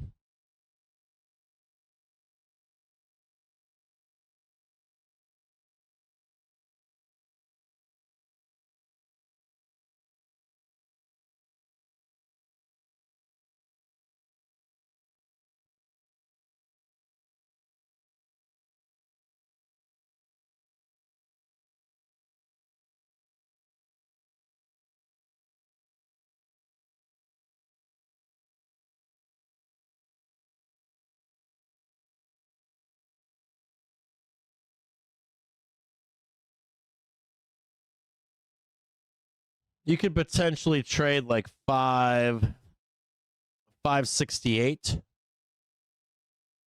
You could trade this right here. But I think you're then going to sweep down there. You know what I'm saying? Something like that. I would also say to you, if you think it's going to squeeze right now, if you're in like that camp that it's going back up right now, I would say to you that you need to see a trade like this. You would need to think about longing this, in my view, you'd need to be up here. And then some kind of a successful back test of an hourly trigger to start going higher. I would need to see the trade go above 626, back test, and then have the hourly trigger on your side. If you think it's going to squeeze, I think you can trade that right there.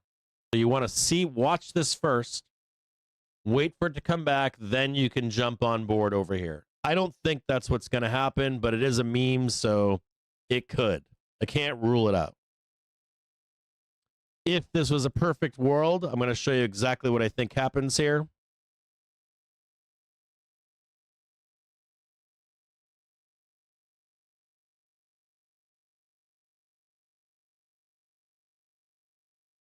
I think you're going to get told no right in here.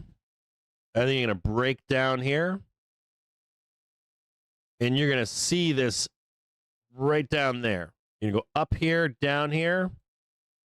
And then you're going to start making your way out. Something like this. So you're going to nail this down here. Do you see this? This weekly, monthly cross. You're going to bounce violently. The daily trigger is going to take you down one more time. And you're going to escape over here. So we have put out the article from the New York Times on the feed for those interested. So I do not see the move you're talking about. Tesla shares extend gains, last up 2.1%. No matter if it's time or price, I think you're competing rather than this price action being correlated to prior price action. I think you're creating new price action. There's your new equal legs. Maybe it's more like this. But I tend to like with these kind of stocks, I tend to like the lower leg later. It doesn't always happen, but I do like the lower leg later here. Oftentimes with like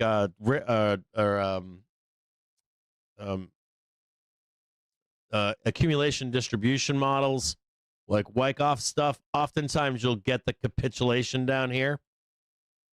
When we're in like distribution models, it's like, fuck you, we're out of here. You hit that capitulation down here at 235, 257. And you're in business. If this comes first, you can take that trade there. If you hit that low first, I would be buying that. Surely expecting the Price result target, of the Fed Reverse 235. Repo operation. Hive. You will see some squeezes in here. And if it picks back up and starts running with the hourly and the daily, you can pick that up there too. So if I'm wrong, and follow your rules. So if I'm wrong in this distribution of 235 and you see backtesting hourly half-hour trigger, have at it.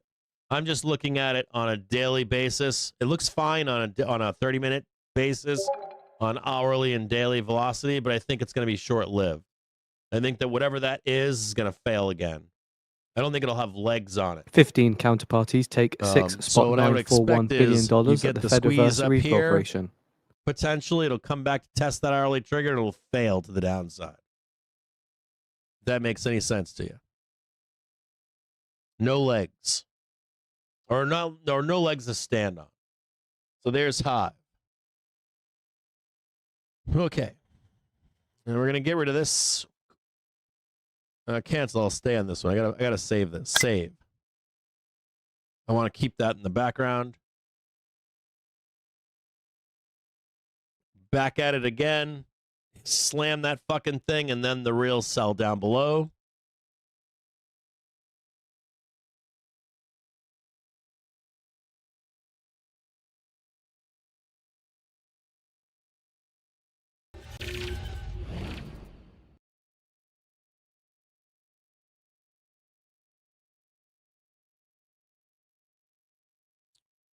We'll watch this closely. Watch out. You know, the seller's trying to come in now. A high. We got a lower high by a tick. Watch out. The sellers are trying to come in, trying to do some distribution here. We also have a bunch of sellers up here. We have R1 up here. You might get one more high up here.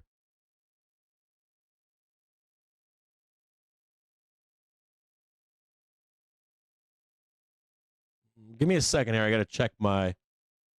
I just felt some noise. Give me one quick second here, guys.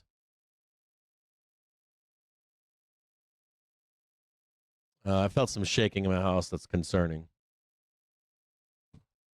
You might get one more high in the distribution of the downside, either right now or at the end of the day.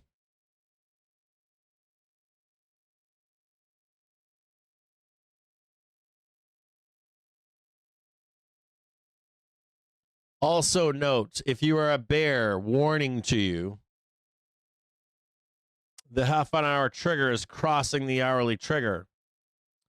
No, it's not an edge for bull. For bulls, typically we do test it. For bears, not required.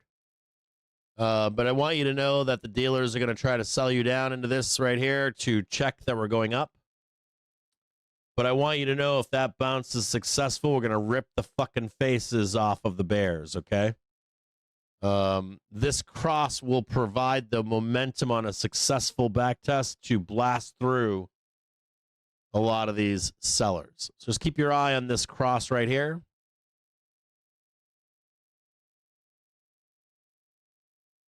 If you want to know if I'm still long, I am.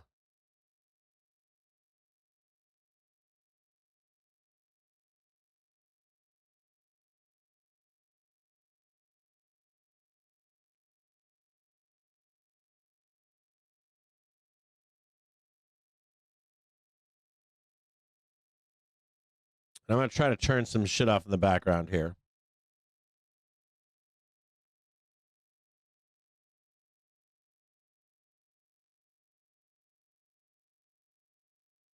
Try to slow everything down here. Give me like 5 minutes. I gotta go check my. I gotta go check I got like my house is like literally shaking, left and right. I don't know what the fuck they're doing right now, but I gotta check. Hey, thanks, super gals.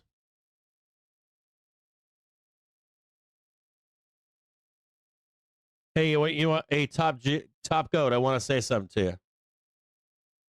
I know you've been here since the beginning, my brother, and I really appreciate you supporting what we do here. I'll take time out of my day every day for you, man. Thick and thin to the end, my brother. I got you, man.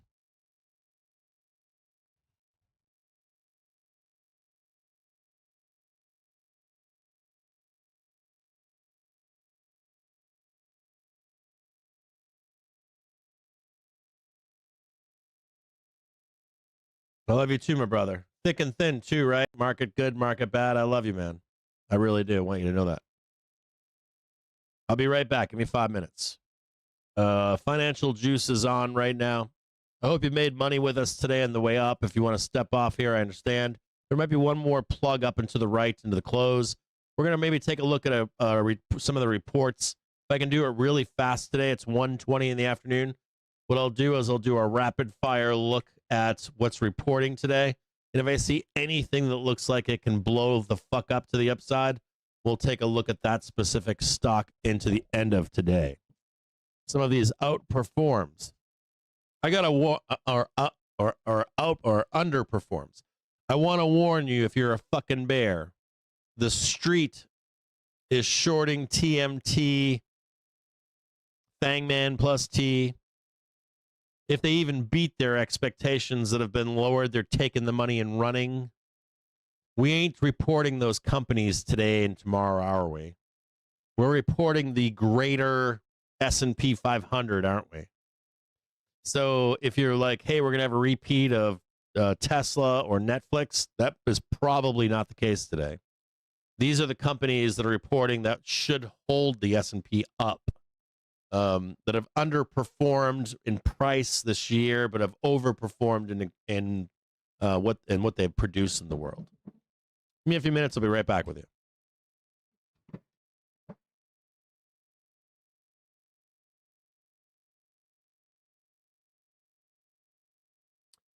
Matt Coella, coin is coming back right now.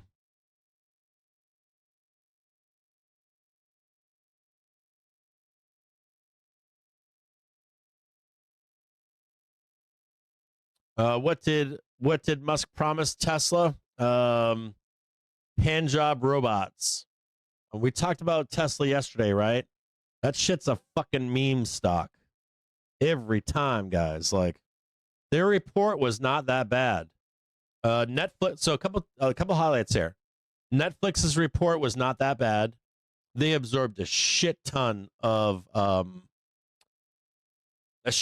taxes they had to pay. They've been fighting it for years. They took it in Q3. If they didn't absorb those, Netflix would be vertical. Tesla, I looked at their numbers yesterday. They didn't look that bad. And I know that the Zeitgeist says it was bad. I'm like, that's not that bad. So when you see the squeeze on Tesla, short covering, Canadian puts, government official, monetize, Canada hopes that Prime Minister Mark very Carney will classic meet Tesla Chinese move. President Xi during a They trip to the come Far back East again. next week.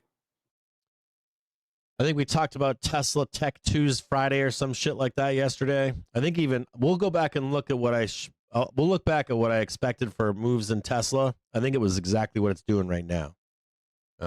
Like near ticks. The up move yesterday, the sell I think was off by maybe penny, or not pennies, but change.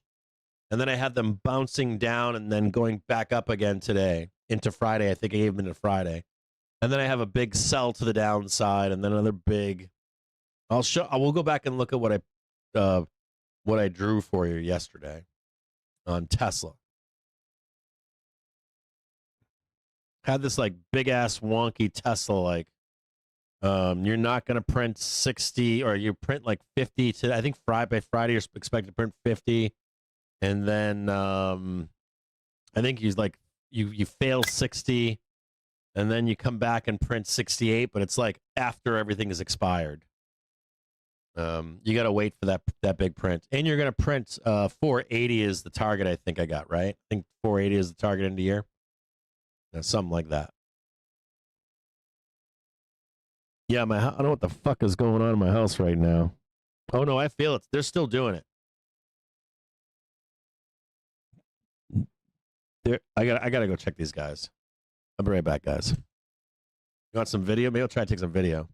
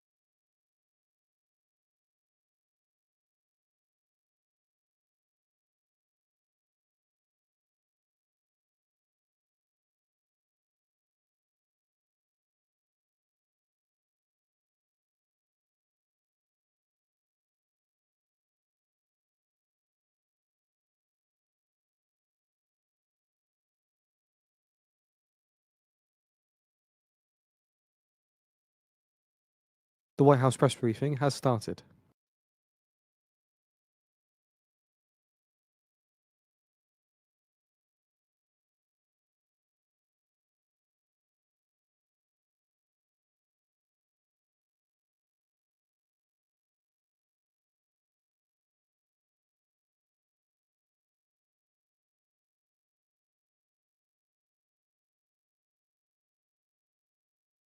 White House Press Secretary Levitt says Trump is to have a bilateral meeting with the Malaysian president.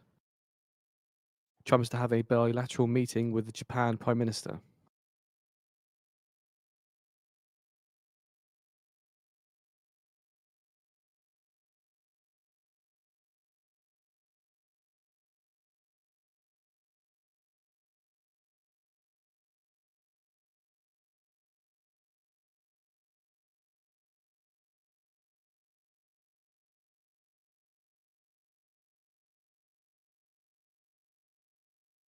Levitt says next Thursday, Trump will have a meeting with Xi.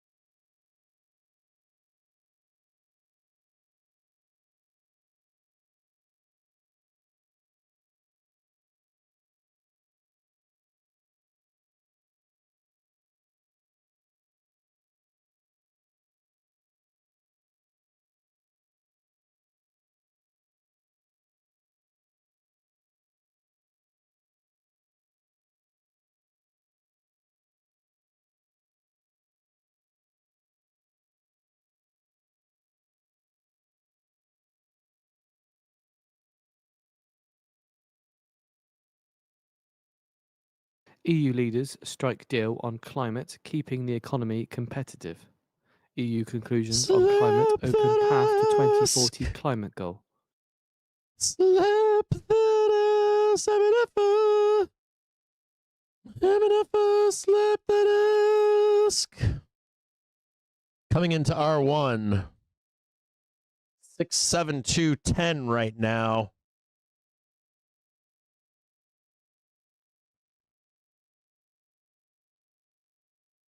Woo.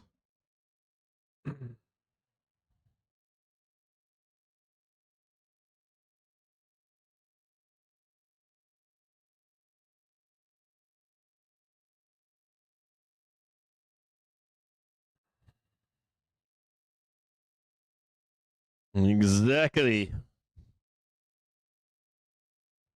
Slap that ass, 'cause it's gonna be a good fucking day.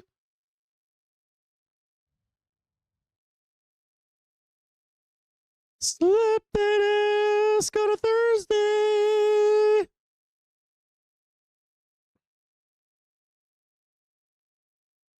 You think we'll get some carryover into tomorrow, boys? That one little last day up move into 10 a.m.?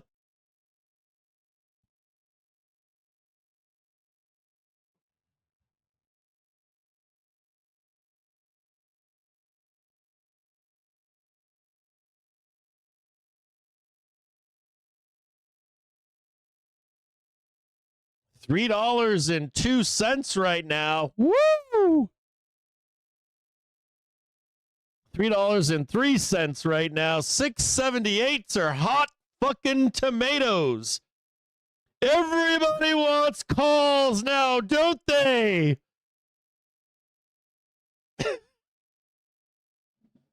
Who wants calls? Who's feeling bulled up out there right now? US stocks extend gains, Nasdaq up 1%. We're coming into the target of 6750. If you want to exit, we're getting fucking close. We're not quite there yet, but 6750. Smacking that fucking ass up here to the tick at 672.38, baby. Give me the money. And watch out for the reversal off 6750. Then I'll jump above it. Start exiting in profit, baby.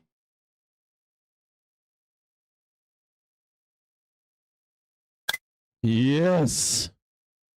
Yes. US stock index extend gains after White House says Trump to Slap meet that Xi ass. on Yeah, Thursday. it was the White House. The I S&P know it was 500 up always the White House. 0.7%, the Nasdaq up 1%. Yeah, that's why it's and the up, Dow bro. up 0.4%. Yeah.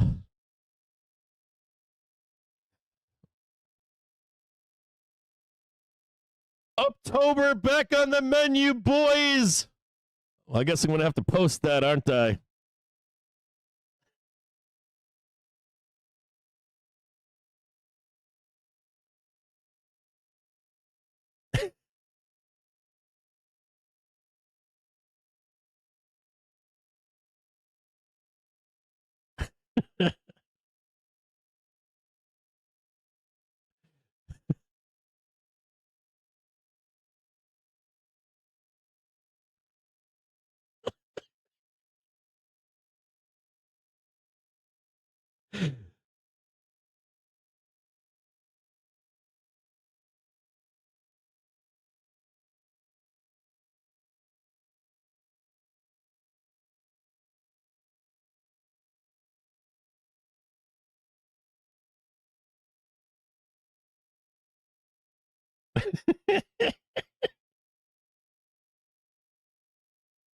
Yeah.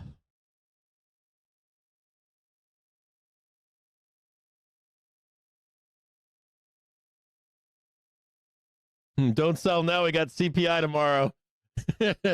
Well, we should get you guys want an expectation from here. You're going to get a roll and then maybe one more bump up. We're fairly close here. Remember, we're pretty goddamn close, and we're at 672 on SPX. We're coming into 6750. Let me show you this on the downside here. Okay, so we know that Marco is up here. I want you to think about this. I'm going to simplify this, but a rejection, a pump higher, maybe. More than reality, it's going to be something like this. Maybe you go up here, tick this. Come back on Friday. It's for a leg up. Something like that. We ain't got a lot of time left to price in earnings, right? 27th is right here. So we kind of need to get up here sooner than later. I'm assuming this will be priced in The White the House weekend. on pardon of Binance's We'll get the Zhao gap up says over the Trump weekend and family- sell into a bunch of suckers, Trump is right? exercising constitutional power on Sideways, clemency. whip it up, down, out of here.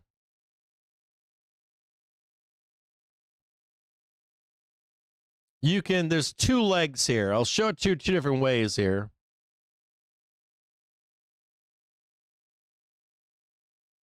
White House on pardon this of is your Binance next Zhao says block to pardon was trade. reviewed by the White House counsel Okay? and the case was overreach. So this is Friday the 31st, okay? This is Monday, okay? So I want you to think about this like this, okay? You got this move here, push us over into the weekend, right? Then you're trading this next week and then a sell. So I want you to know that the first leg is, it's kind of close. Okay? You're about 3/4 of the way there.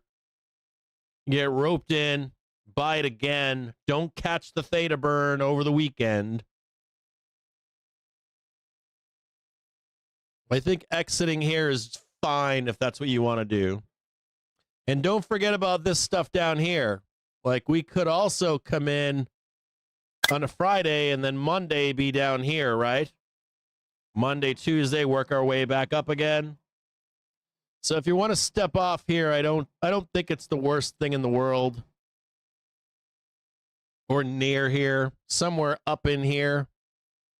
You got to deal with theta tomorrow and repricing and all that shit. If it was me, I'm probably going to step off here today. Okay? So I just want you to know that. I'm probably going to step off here. I wish I had a little bit more time on these options. Maybe I can jump back in again on Monday morning or something like that. What was that? Jesus Christ. My fucking heart just went through my goddamn chest watching that shit come off the fucking house. Whew. Just a note to you here. We're at about $3 right now on those options. Nice, easy fucking trade. Plenty of time on it.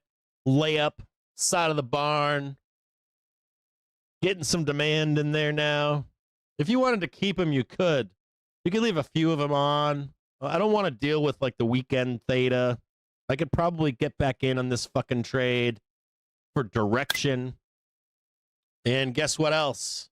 What's my cost basis? Cheap as fuck, right? So I got some wiggle room there too, if I'm wrong now, don't I? So just like think about that like today. I want you to think about like tomorrow's pump. I want you to think about the weekend, theta kill, that kind of stuff. You could probably find another dip to buy at some point. Or you roll into a spread, or you're doing zero dates. I'm gonna try to like tease out a little bit more FOMO in here, and just think about the time and the decay and that kind of stuff.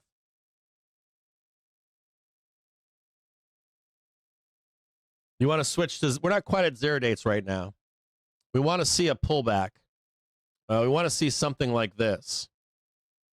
You want to see something like this to buy? Watch this closely. Zero dates right there, something like that. You want to grab those zeros like right here. Not quite at zero date calls right now. We're kind of ending. We're in the FOMO zone. This is where zero date people go to die.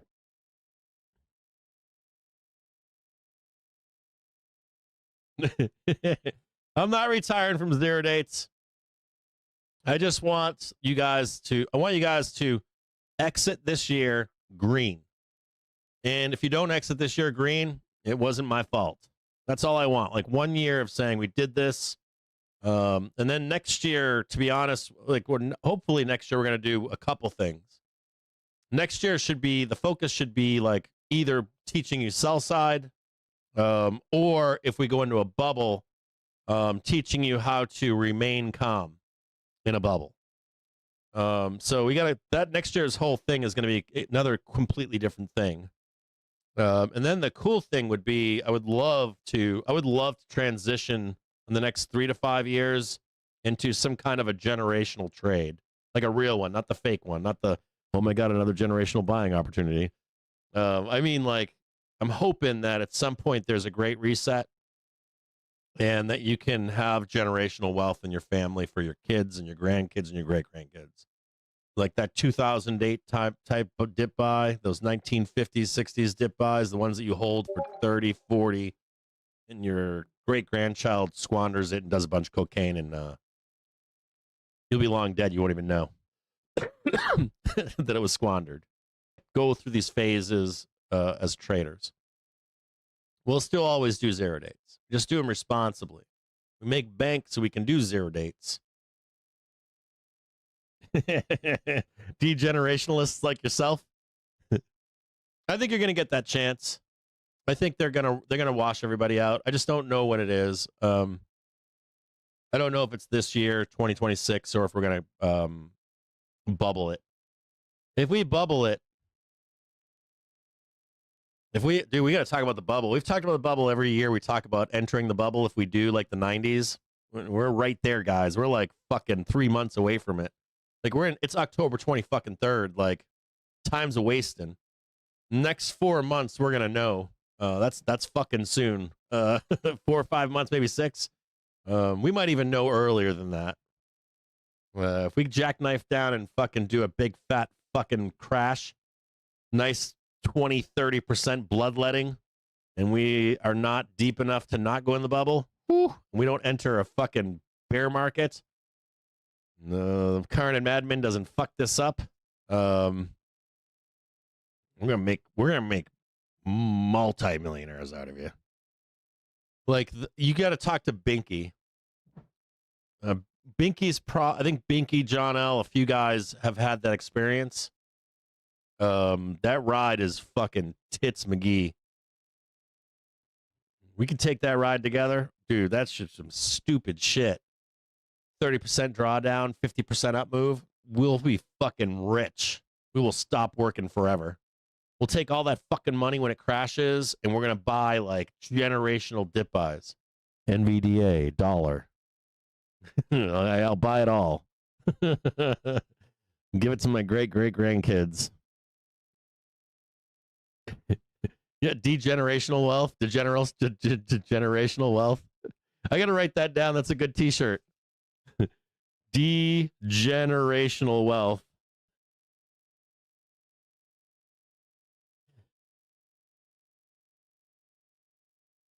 Degenerationalists.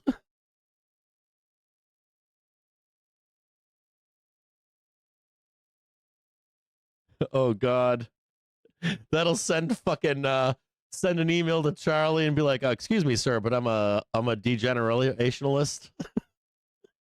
How dare you write that white paper about me? How dare you, sir? Oh, next trade? You want a new trade here? All right. Hold on here. You can go long here. We got a little bit more to go. Let me just check this prior high. You got a little bit more to go. Hold on. Let me just check the exact tick.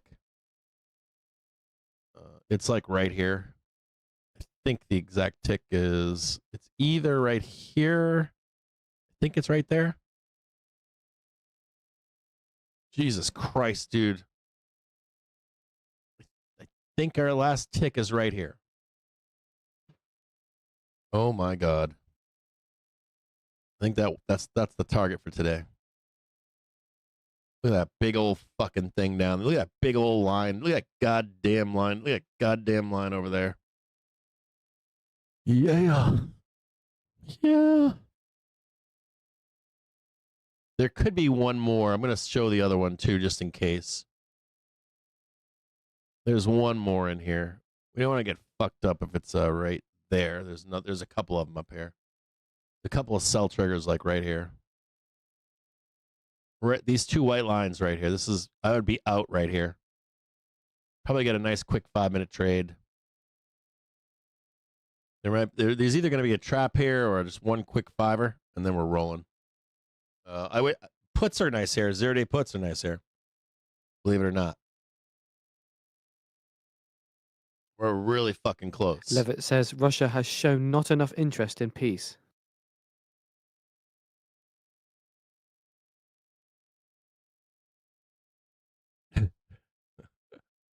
We're really fucking close. Levitt says a meeting with Putin is not completely off the table.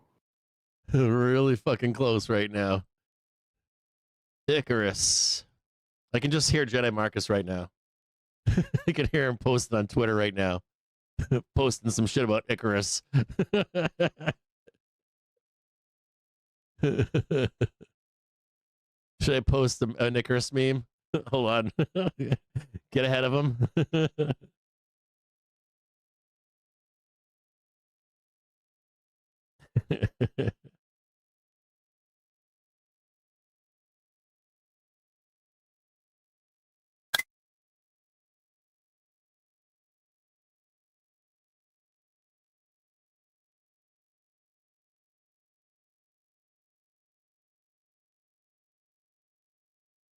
Let me see if there's any good Icarus memes out there.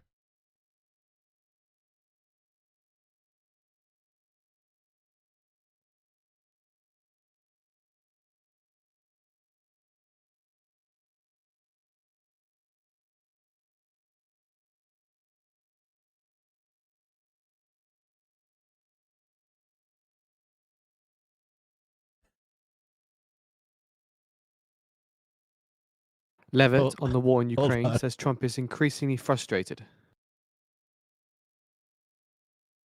Levitt says Trump wants to see action, not just talk, to end the war. Hold on. I don't need to do that. Hold on a second. I just do it like this. I'll post a meme.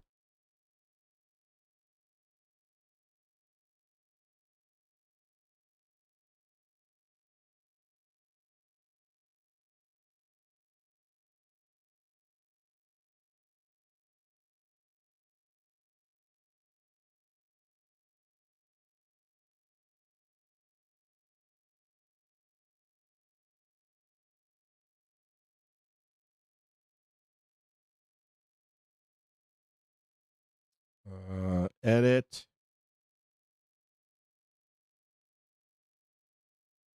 Here we go.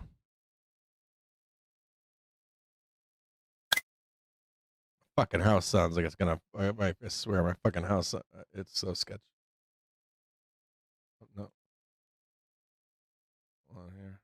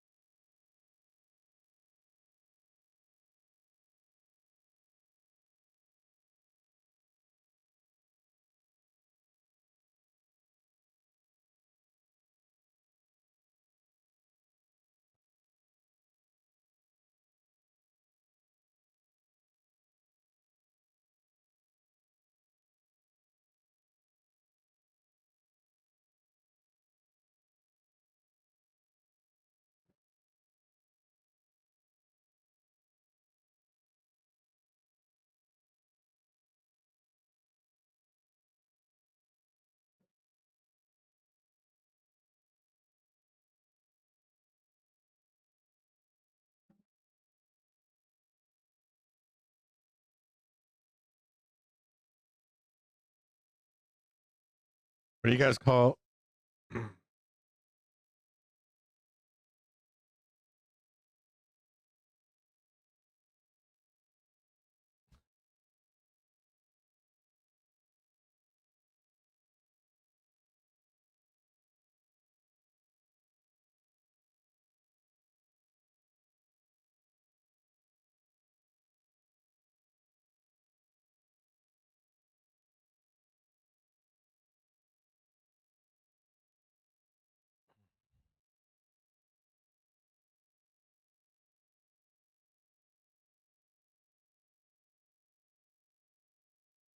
Hold on here.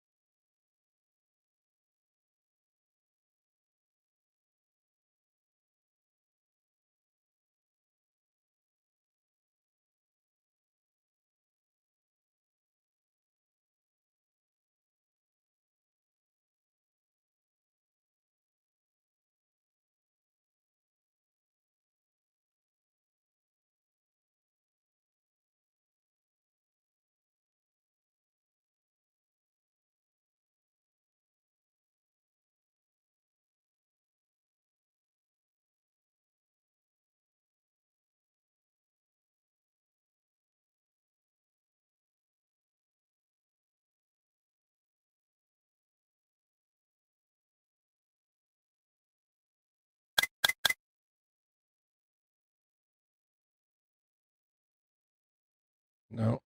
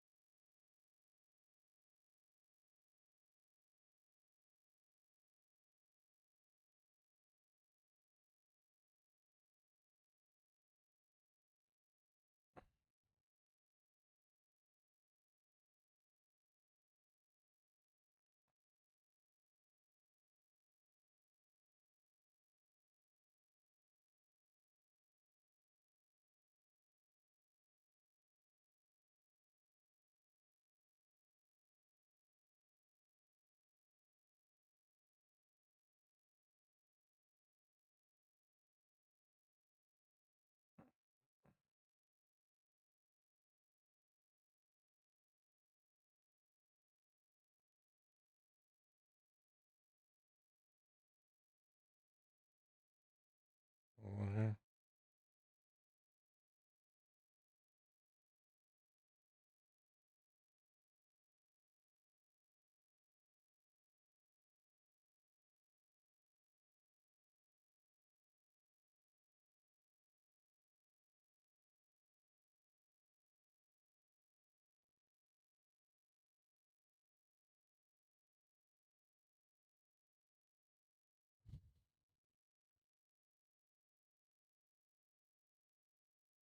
Levitt Okay, says guys. sanctions put a lot on Russia.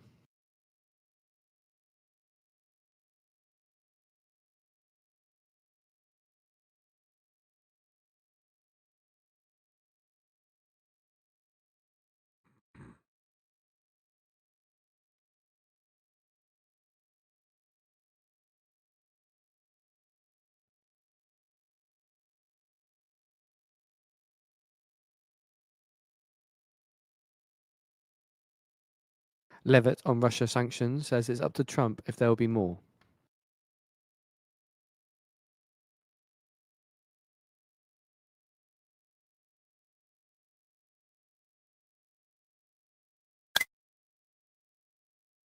One second here.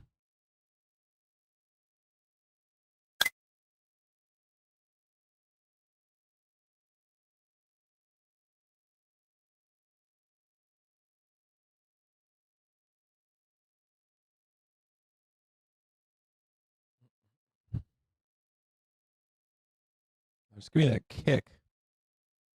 All I want is that goddamn kick to get out.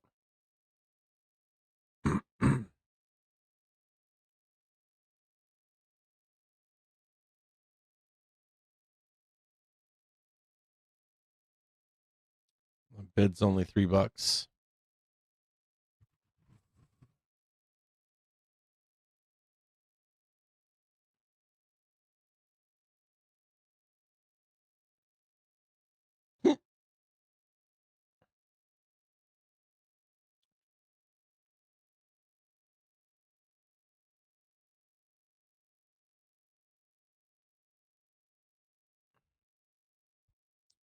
Trying to get out of some trades here.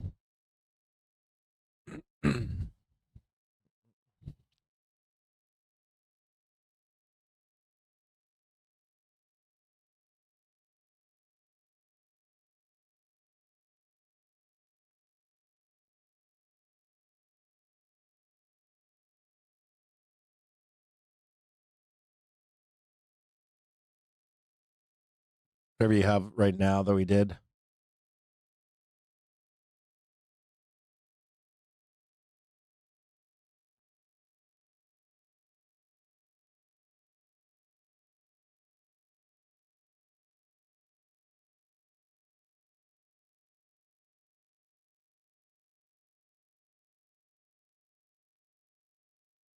Chefs.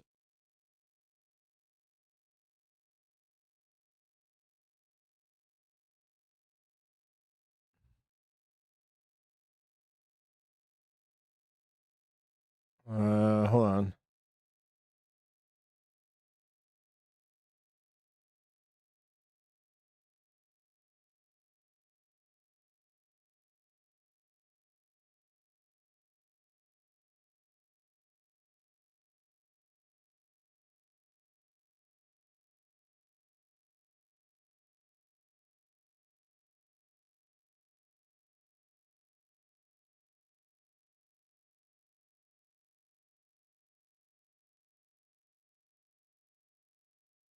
And that concludes comments from the White House press briefing.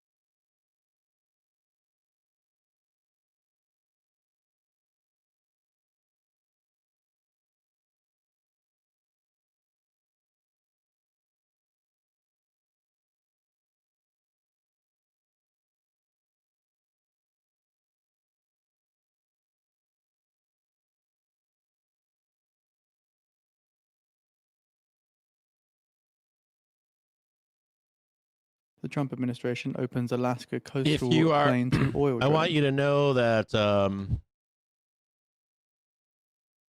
we can buy another dip or gap up onto Friday here. If you want to know where the target is, you get them in at nighttime and from yesterday, but 78 is the target. We are trading 72 right now. I would like to see a pullback into this supply right here to trade that 78.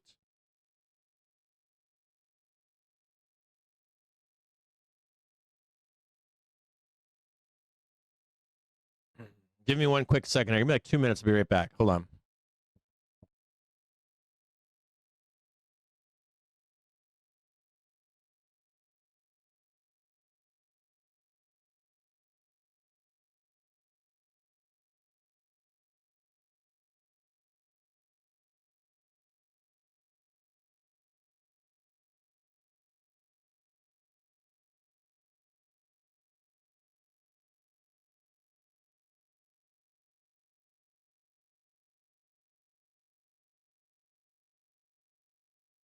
Ooh, you see that?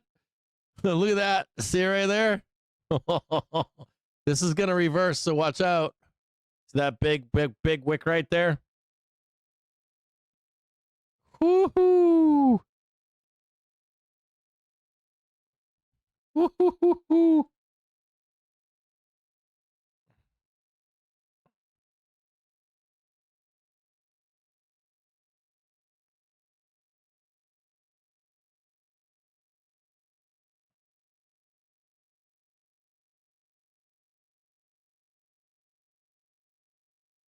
Give me like 5 minutes here, just 5 minutes.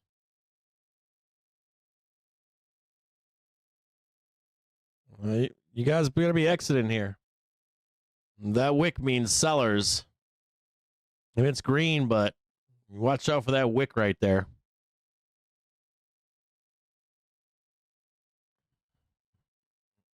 I would like to see a pullback on the hourly, personally, or take your money off the table and re-enter some zero dates on a pullback.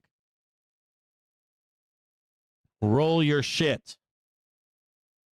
I don't think it's a reversal per se, but I'll just draw it in for you. Here comes the cross right here.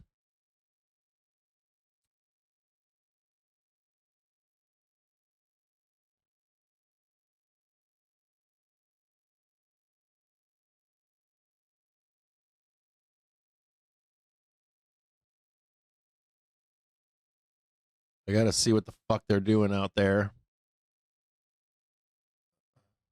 I keep hearing it.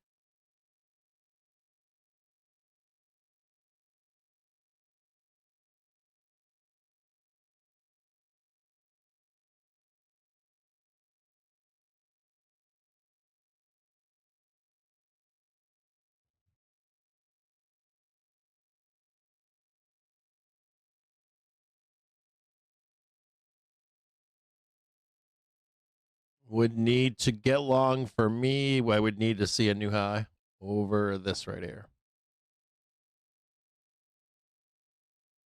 There's a little bit more up here to hit, like, but even by the time you get there, kind of see it right here.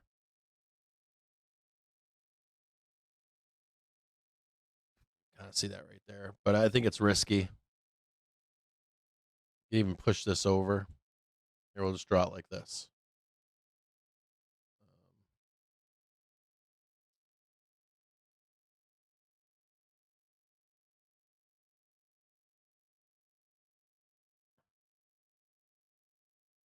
I personally think that's risky. It's why it's in. I'd really like to buy this one over here. Still like the trade lower. Prefer the trade lower over here.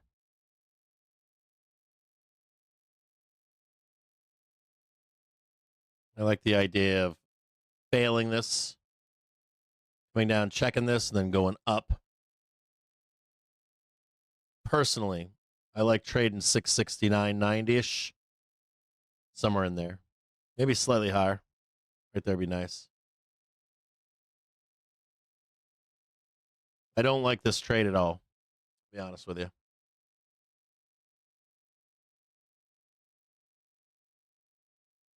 But it's there for you.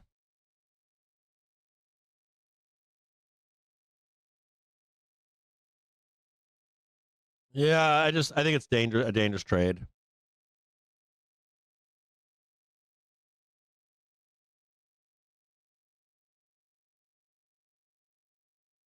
Like starts right here. Kind of see it right there.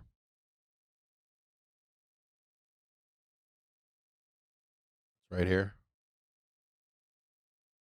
I see what they're going for.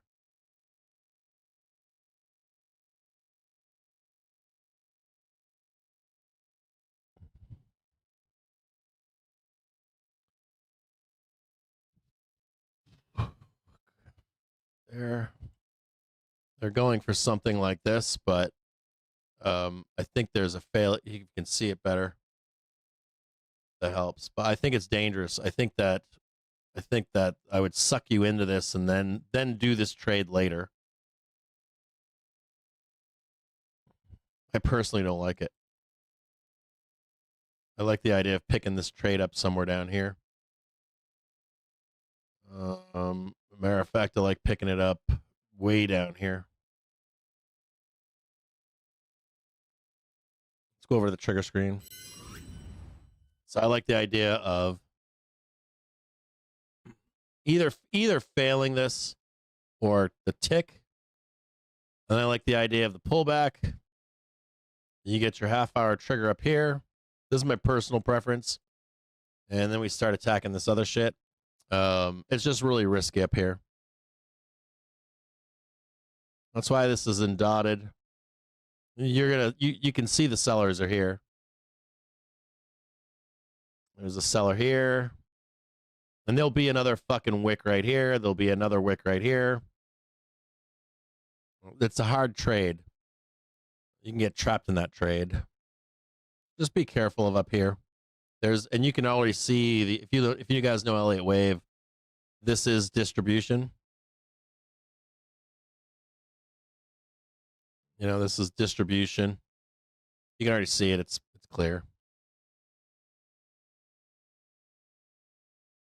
You see they tried it again.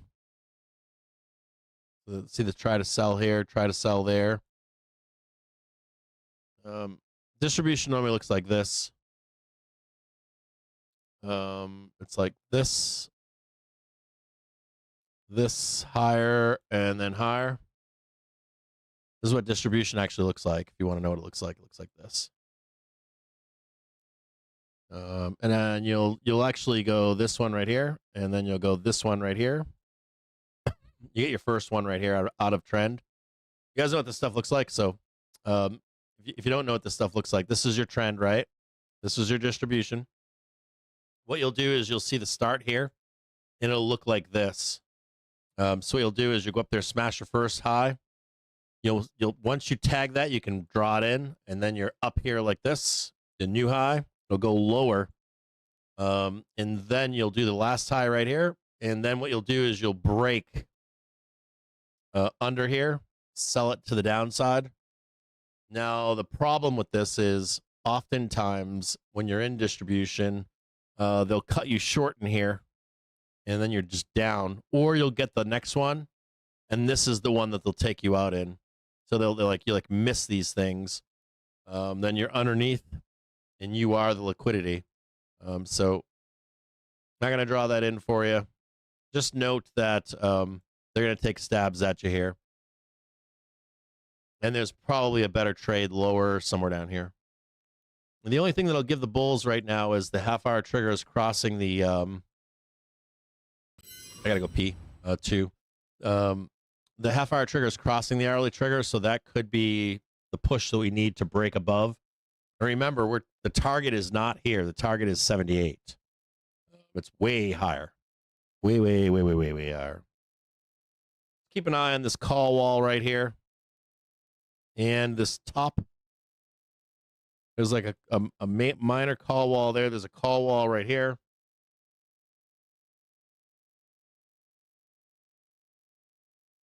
There's one here, and there's top of the market, at least for calls, so you can see that. I'll make this closer so you can see it this way. There's a minor call wall right here. right here for you, just so you can see it on the thingy. And I want you to think about this right here. So, you know how I feel about this stuff, right? Like here's a call wall, right? I like the idea of touching this and then selling, like poking the head up. I like instituting a new trade though, only if we poke up, make the new high, and then take that trade there, like new trade right here. If not, I like the idea of, this is all FOMO in here. So I do like the idea better of finding the push higher. See this half hour trigger? So I like the idea of the push up. Poke your head up there. Then the fade. Half hour trigger comes down, and this is the real trade right here. This is from 1 p.m. And this is the one that actually gets you above. Also remember too, if we poke up, just a note here, if we poke up here into this all-time highs, you know what happens to get all-time highs, right? Whoop, up there, and then it's a big correction. There's a couple different outcomes here. There are a couple different outcomes here. I just want you to know that it's dangerous, and that you're going to get people wanting you to trade this with them. You just got to make sure, like an example, like FOMO's not bad. It's just, let's say you did not participate all day long or yesterday morning, and I'm up a substantial amount of money. So I close my calls here, right? It's a good lesson, right? I close my calls, I pocket a bunch of cash, and then I put in 20 cents for a FOMO trade higher. And so then you see me and you're like, hey, Cap, what are you doing? And I'm like, I got some fucking FOMO trade on right now. I got some degenerate zero dates here, 20 cents. And they fail. Am I hurt? No. And if I go to the lower to grab those or the higher and do another 20-cent trade, am I hurt? No. But you might be. You might have a job and you're like, oh, I just bought, fucking 200, 300 fucking zero dates, 20 cents, and I did it again. And I'm fucking getting eaten alive here, Cap. And now I got to go back and work my job. You understand what I'm saying? So you don't know who I am. I'm not only going to think of me as me, Cap, but like, you don't know who the person you're talking to is that's like, hey, we're going to squeeze up, bro. Like, are you already fucking, did you already make a bunch of money in this run? Are you selling me calls? Or, you know what I mean by that? You don't know where other people are. So you got to like take stock of, hey, am I putting risk on in the right places? Am I pulling money off the table to monetize and then jumping into something cheaper to renegotiate? Especially on a very high risk, high reward, high risk, but still risky behavior. And you keep doing risky behaviors and it always catches up to you. You can have risky behavior if you layer it with non-risky behavior, which goes against your brain and what the news tells you and what the emotions tell you and all that other stuff. You know what I mean? So, or maybe they're in lower than you, you know what I mean? There's like a whole bunch here that you should consider when trading this stuff. You know what I mean by that?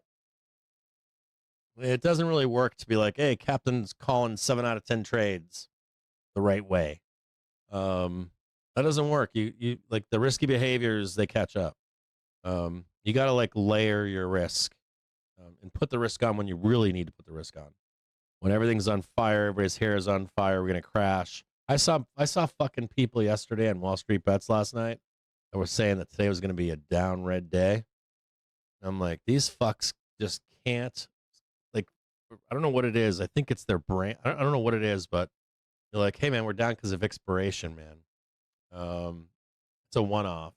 You should separate that from tomorrow is like treat tomorrow as a new day. And we didn't break anything in expiration yesterday in the unclench. So I'm like, and they're like, no, it's because of this and because of that. And I'm like, no, it's because of this. This is why we went down. So I don't know. The market needs liquidity. I'll leave it with that. You don't want to be that fucking guy though. You don't want to be the guy. You don't want to be the liquidity for the market. You want the market liquidity giving it to you, and you can only lead a horse to water so many goddamn times. At some fucking point, people warn me of that too privately. They're like, "Why do you say that shit every day?" I'm like, "Well, because there's always new people." I'm like, "That's a good reason."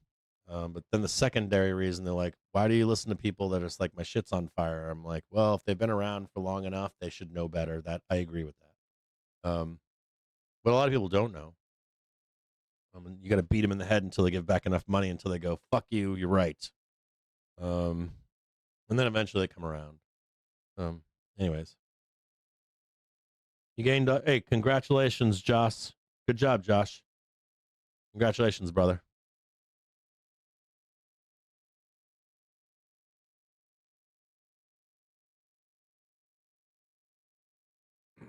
No, I don't like the 678 trade today. I like the idea of poking our heads above. So here, I'll say it again. So I like the idea. So we got to trade this up. There's a few things here. I like the idea of poking our heads above, but it's risky. That's it. That's all I want to see. Market doesn't have to do anything else. As a matter of fact, the market doesn't have to do shit right now. The market could come back and poke their head at the end of the day. They could come back on Friday, poke their head. And then you gap it up on Saturday, Sunday, and you don't pay anybody this money. You know what I mean? So we fight our way down, fight our way up. And then you get the actual squeeze like Friday, tomorrow at the fucking close into Monday open. And you're like, God damn it. And like dealers are like, fuck yeah, baby. I have to pay any of you assholes. You know what I mean? All these options are dead, either on Friday close or Monday open. Suck it. Smile. That's this guy. He's like, yeah, boy. I gave you your target and I killed every option there, bro. So if that's the case, you always want to be like down here for this trade. You got to remember, these are dealers. They don't want to pay you for your options. They want nothing for you. They want to take all your money. They don't want. They'll put price where it needs to be. How many times have you found yourself? You're like, God damn it! It went exactly where I thought it was going 2 days later. Because all of you assholes are in the same fucking trade. The moment you guys are like, oh my God, it's not going there, man. They send it there, and or your options are dead at that point. So. Give me just a few minutes here. I'm going to go potty. Be right back. When I get back, should be taking like 4 minutes. 2:30, 2:45-ish. We're going to do an expectation for tomorrow. And then we're going to do some stonk picks for the close today. If I see anything in this batch, I'll just pick one and say this one's probably my best pick. And I'll be right back with you guys.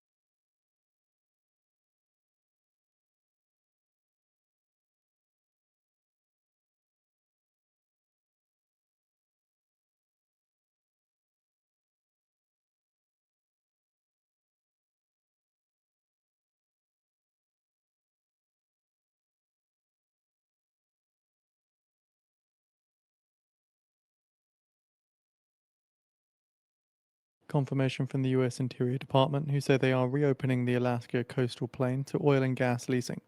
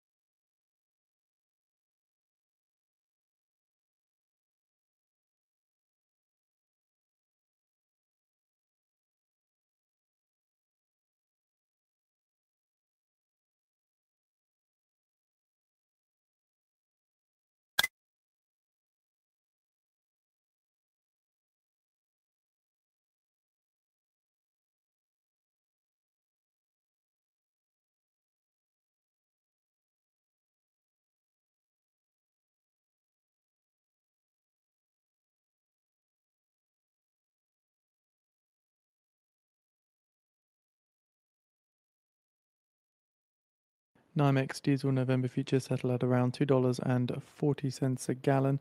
Gasoline November future settling $1.93. WTI crude December future settling at $61.79 a barrel, which is up $3.29 or 5.62%.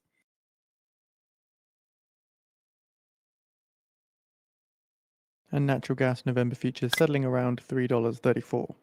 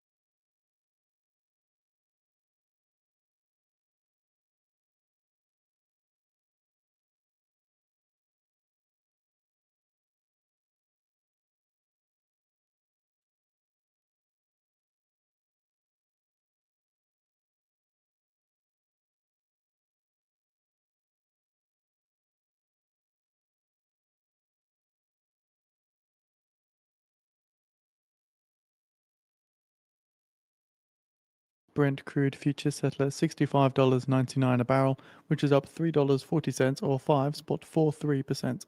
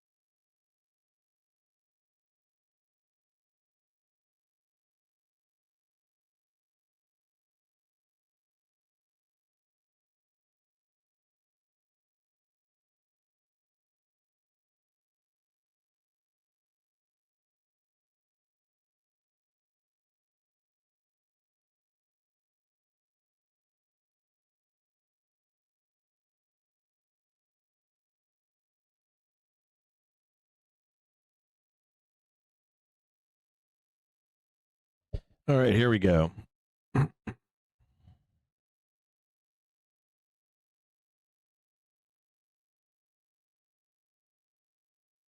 Not degenerate enough.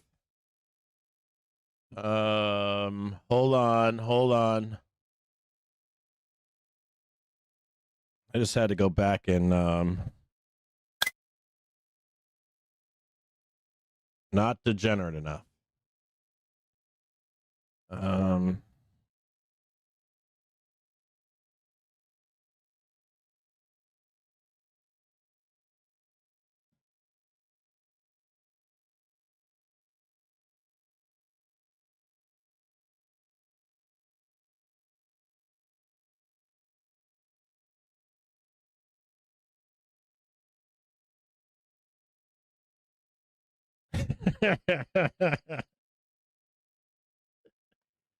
The option degens.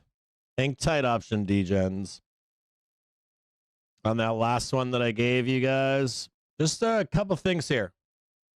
If you're paying people out there, listen to me closely. I haven't been doing it past few weeks on lows because there's been some risk-offish behavior.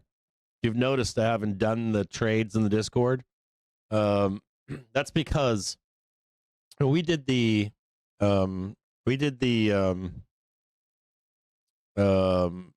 fake meat trade together. But a lot of the degen trades, the spec growth trades, have been losers the past 2 weeks. So I've stayed away from them on the show and in the Discord. But if you're watching the show right now, hang tighter. If you're watching this show and you pay for stock picks like that, I give them for free. They're just inside the Discord. I post them in the morning for you. I've heard rumors of UK paying a Finance Minister Reeves lot is of money. considering raising income tax at next month's budget, according to The Guardian. Found another guy that was charging like $3,000 for basic Gex Gamma. And you don't want to pay $3,000 for that shit. You're out of your fucking minds. Don't do that shit. Like, it should be like, I don't think it has to be like I do it, but it either should be like they got sponsors or something, or like a, you know, like getting sponsored, like they're doing ads for you, or I mean, I agree that I think that people should get paid for their time or the cost of what they're doing. I agree with that. But how they go about it is important. You can do like, hey, buy Bookmap or something. I think that's legit. Or if you got a bazillion followers and you're getting all this ad money from like Google AdSense, I think that's legit too. But I see a lot of gouging out there for shit that is kind of makes me scratch my head. As a matter of fact, I think we charged $35 for like 2 years through raging inflation. I don't want to charge anything. I went 5 years without charging $1. As long as I could possibly fucking do it. But I don't, anyways, my point to you is this. We give you stock picks for spec growth regularly.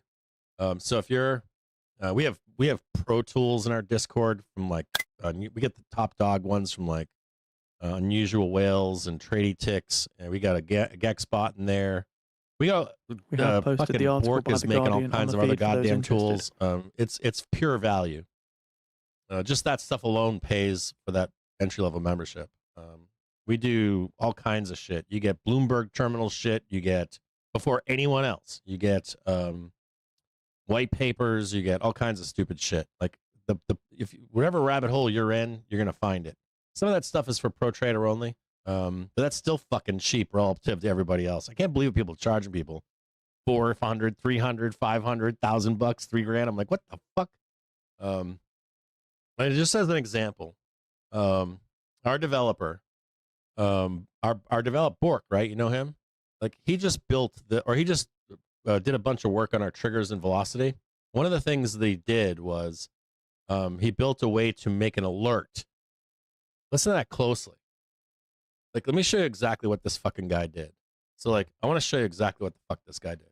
But no, I'm not going to show you right now. I got to do it. I'll put a piece together about it. But the example would be this: if you go and In 10 mark minutes time now, on your at the favorite top of the fucking hour, stock Trump is due to make an announcement on where cartels. the major bottoms are to go long, you'll notice that it trades along a certain velocity. It's either going to be daily, hourly, weekly, monthly. Could be quarterly. Maybe it's something that like only spikes every 3 years. You can go literally into that velocity and have a trigger that sends to your fucking email address, it's time to buy ticker porn. You can't fucking find that anywhere else. Nowhere. Shit, you could buy that fucking We have posted a that live tool video from on the us feed and for those fucking interested. start your own service, like a shot caller service or some shit. Seriously, it's that goddamn good. Anyways, I digress at this point. Yeah, get up there and do it.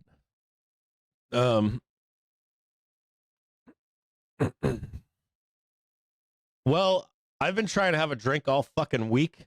I haven't had a goddamn drink. I had one yesterday and didn't drink it. I had one 2 days ago and didn't drink it. Like 3 days this week. I haven't drank at nighttime. It's stone cold sober. I got a lot of shit going on too, but so I poured myself another one for today. And I haven't even had a sip off it yet. So I'm gonna try to have a cocktail today with you guys. Today's Thursday. Literally like 3 days this week. I've been wanting to have a fucking cocktail. My friend, my neighbor, but my best buddy. Well, I got two best buddy neighbors. They've been slamming busy too, so like I haven't been able to get out with those guys. I've just been working my balls off. And then I got like the kids, and New York's coming up. We got to go to New York City. We got to go. You guys want like pictures and shit or video? Like I'll do some live streaming maybe. We'll go to like the financial district and stuff, and we'll go look at the bull and take some pictures and stuff like that. And we're gonna go hang out with some Fin Twitters too. Matter of fact, if you're from New York City, if you live in Manhattan in particular, I'll be all over the upper east and west side, the lower east and west side. I don't know. Well, I'll spend some time in Midtown, but if you're there and you have like your whatever it is you do, you're like, hey, come have a drink or a pizza or something, or your favorite spot to chill and people watch, anything like that. I'm not going there to trade or anything. I'm going there to go to the financial district. I got a bunch of people I got to meet, and then we'll go out to dinner with some people and some friends and some new friends and that kind of stuff. So if you're, I'll be trading with you guys here on the show, of course, but I mean like after 4 p.m. to a reasonable hour or early morning. I'm up in the morning. I'm up at like, I get up at 4 and then I get up like 6 and then 8. It's like I can get up. And I won't be getting fucked up or anything. So I don't travel alone and get all fucked up or nothing like that. It's too dangerous. So if you want to hang out or something, if you're watching the show, you're in New York City, hit me with a DM on Twitter. I'm safe. I'll talk shit like I'll talk shit like you want to get in trouble or something like that, but I'm a fairly easygoing guy. I've been out with people before, and if you ask any of them, I'm easy to be around. I enjoy everything. Whatever the fuck it is you want to do, I'm down. And I don't care what your politics are. I don't care what the color of your skin is. I don't care if you're a man or a woman. I got a wife. I got kids. I don't want to lose them. Any of that kind of stuff. So you'll never see like I've been out with females here from this community. You can ask any of them. I've never once been any kind of impropriety. Like it was improper with those people. So there'll be other people there too. Actually, it'd be kind of cool. You might meet some really cool people that you've never met before. That's possible too. So anyways, if you're in New York City next week from Tuesday until I'm there until Sunday, I want to go to the 6th Street Parade. I know New Yorkers don't go to that. The US weighs quantum. I don't live in New York anymore. I haven't lived in New York in a long time, so I want to go to that. The US deliberations on quantum are in early stages, according to people familiar with the talks. I don't mind being a tourist. Well, I don't want to do the Times Square bullshit. But I used to live in New York a long time ago. I used to party at the Tunnel. I used to party at the Limelight. I used to party at the Roxy. You know, those fucking places that you guys talk about. I used to live in Midtown. I worked for Marriott. How I got to New York was I did my externship in 5 minutes from college at the the Marriott. Top of the hour, Trump is due to make an announcement on cartels. In New York. You have posted the live video So I was on there the feed for I those think interested. 6 months, something like that. 6 months or a year, something like that. I did an externship there when they were expanding. When John Marriott died, I gotta try to recall this, but I think that he died, and the son. So the father never took credit, meaning like corporate credit. Father built his business from the ground up, and they got so fucking big, and then he died, and he was a great fucking guy. I knew people that worked for him, and before they expanded, or when the expansion was starting, is when I went to work for them, and it was like last man standing in Marriott. They were sending like directors and managers all over the fucking world, and they were like, I had friends that like divorced, working 90, 100-hour weeks, but when all that settled, anyone that survived through that, they were millionaires, fucking millionaires. Every fucking one of them became millionaires. The stock split like fucking 5 times. They split it used to be property management, and the brand, and then they started splitting it up, and the son ended up doing that expansion, and it was fucking wild. And for me, and where I was in my career, I was in school for business, but I had a background in restaurants, and so I wanted something like standardish in my experience. I wanted to know what a corporate environment was like that was in growth for my career, and Marriott was in that phase. And I'll never forget working for Marriott too. I don't know if you guys like Marriott out there. I'll never fucking forget that company because they taught me what a standard was. You can go anywhere in the world and you'll get the same fucking thing from Marriott. Might not be the best, might not be the worst, but it's like the same. Consistency is key, and they taught me that. They taught me that for my career, and it fucking helped me. I actually did well in life because of working for them as an extern. It was an eye-opening experience. To demand consistency is not an easy thing to do. Say we're not reaching for this or want to be this. We are this, and we're gonna be this, no matter fucking what. And so when they're in their expansion, they started sending me on these task forces. At the time, that's what they called them. And they would take their best people and they would go to like a property, some small ass property that was exploding. They used to have classes like I think it was 1, 2, 3, 4, and then some letters behind it or whatever.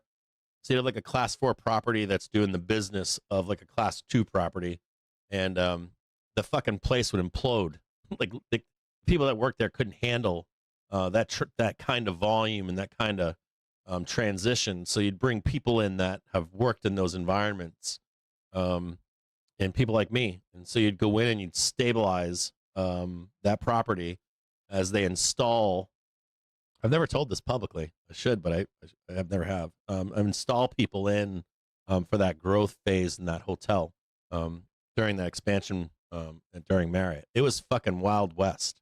It was crazy. I couldn't stand it, and it wasn't a fit for me at all. I wish I could have stayed with Marriott my whole career, and I didn't. I should have. If I had done things right in life, I would have stayed with them my whole fucking career. But it wasn't for me. I didn't fit in that environment. I always thrived in like, I'm gonna move here and help these guys, and move there and help those guys, and Michelin type stuff.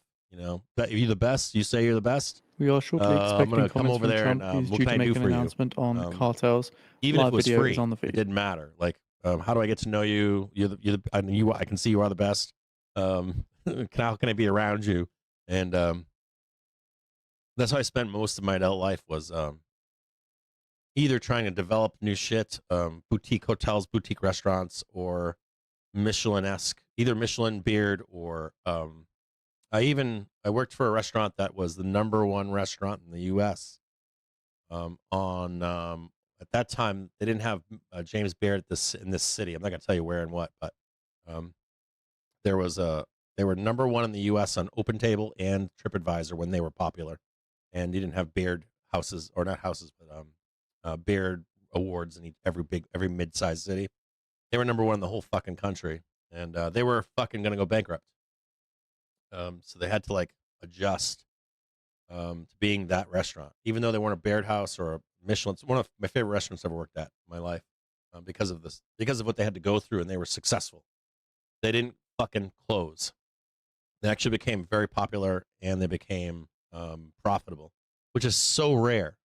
You got to understand, like, there's like I don't remember the numbers anymore, but I used to know all the numbers, like how many restaurants started every year, how many are active every year. Flat on the session, making The a leg down failure here. rate in the restaurant business is one of the highest of any industry in the world. It's that risky, and you look at, like, I think it's like 70% closed new restaurants first year. I think 92% closed year 3. So failure is a part of that profession on a high level. It's a part of it. It's going to happen. And there's other reasons why they fail too. Some of it's rings on fingers, taxes, mafia, seriously, rich people, that kind of stuff. But anyways, it's a fascinating, fascinating thing being when you're amongst like a few thousand people in the whole country. You know, you all know each other either by name, reputation, or I know you through this person. There's a very small group of people. Anyways, NVIDIA say we're working with Uber it on was awesome. autonomous vehicle Fucking loved development. it. I loved it. I love the idea of. I always love the idea of doing something for people that they couldn't experience anywhere. I worked for a Michelin chef once. He would feed homeless people. It was like raining outside or some shit, or cold. like go drag him off the fucking street and feed him at nighttime. This guy didn't give a fuck who you were. He was always just trying to make people's lives better. He was one of the formative chefs of. He was actually a very famous pastry chef in the U.S. He was from New Jersey, and he worked in New York for some of the biggest patisserie chefs in the whole entire fucking world. He worked for me, and I didn't deserve to have him working for me. And he taught me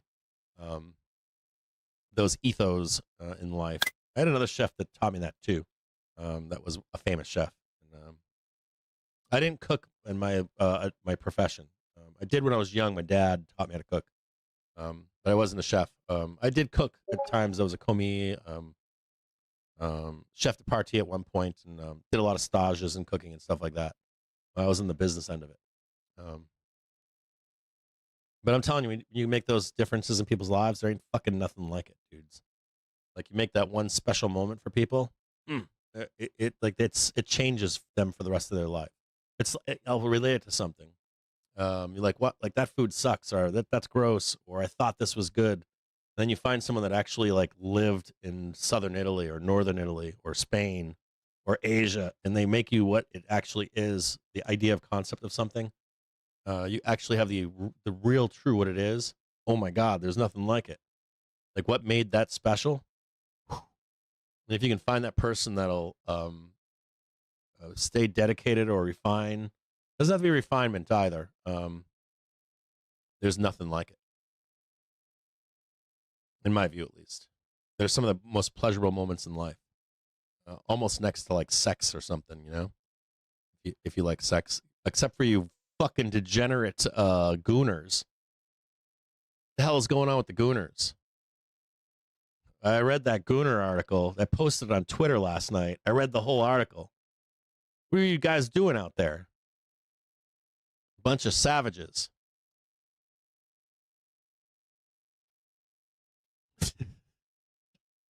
Did any of you guys read that gooner article? Oh my God.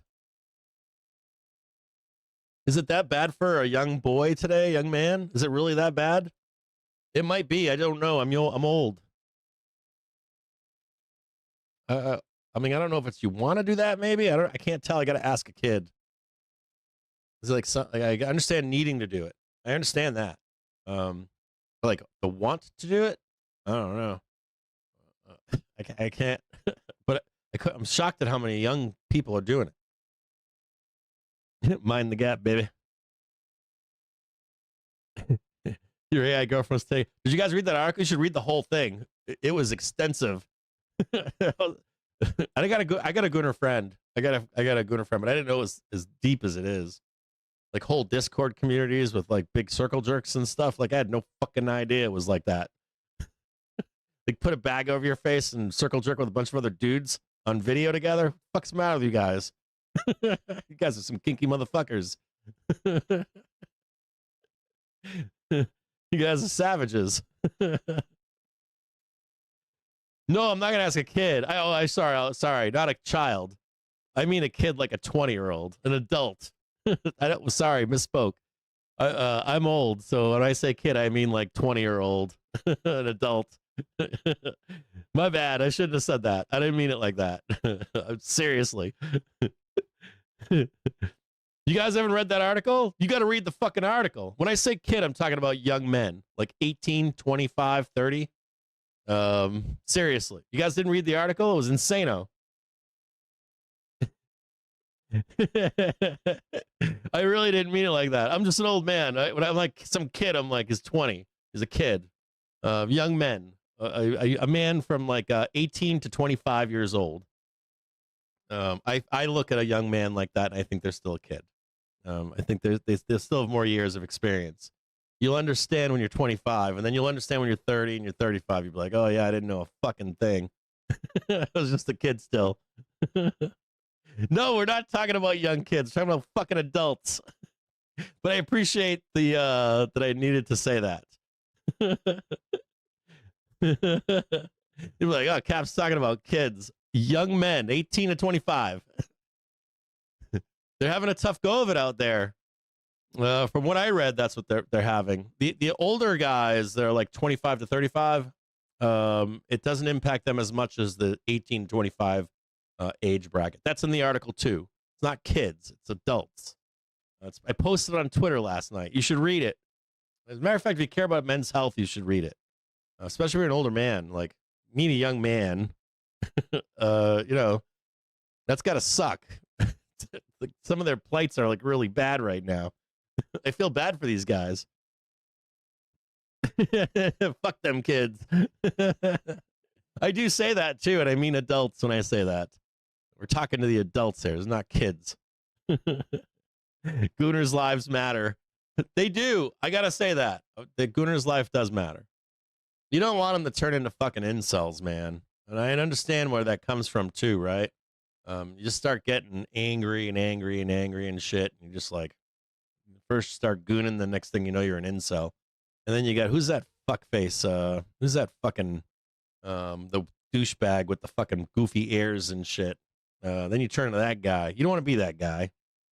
Chicks don't like that guy. The guy pays for those women to be there. What's that? I don't know what his name is.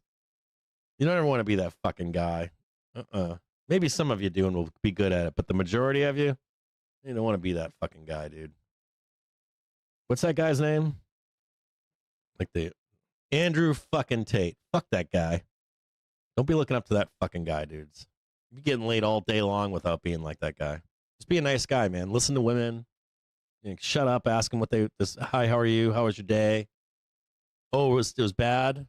Why don't I buy you some nacho chips and some margaritas, and you just talk. You'll get laid. They're interested in something you're not interested in. Can I pay for you to go do that? It's that simple. Don't try to have sex with them or anything. Don't try to do fucking have. The less you do, and the more you just listen to them and care about what they think, and what they feel, you'll get laid all day long. And go dancing, do fun things. They like fun shit. Skiing, hiking, biking, dancing, whatever the fuck it is they're into. You don't need to be like pimp, playboy, all that stupid shit. Leave that shit behind in high school. You can do that shit in high school, but like after high school, fuck all that noise. And just think, they have so many bad experiences that when they find you, man, they're yours. All right, so hold on here.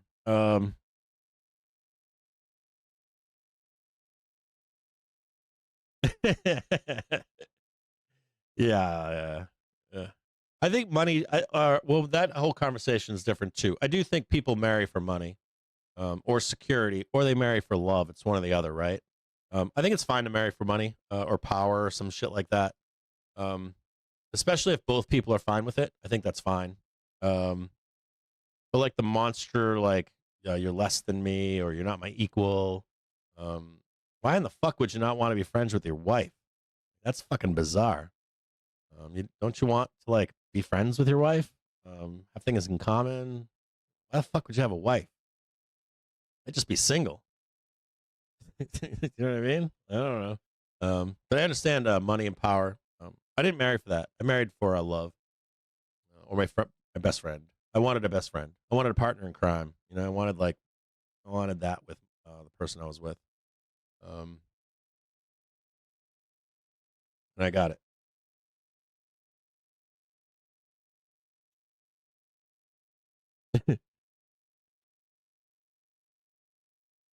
Oh, hell yeah, brother. Woo, Booker. Fuck yeah, brother. Fuck yeah, Booker.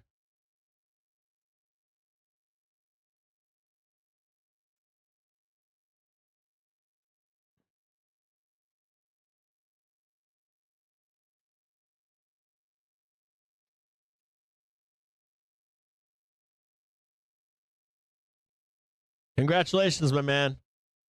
We're about to rip their fucking faces off, bro. They're gonna see that thing up there. We're gonna rip right through there and get up there.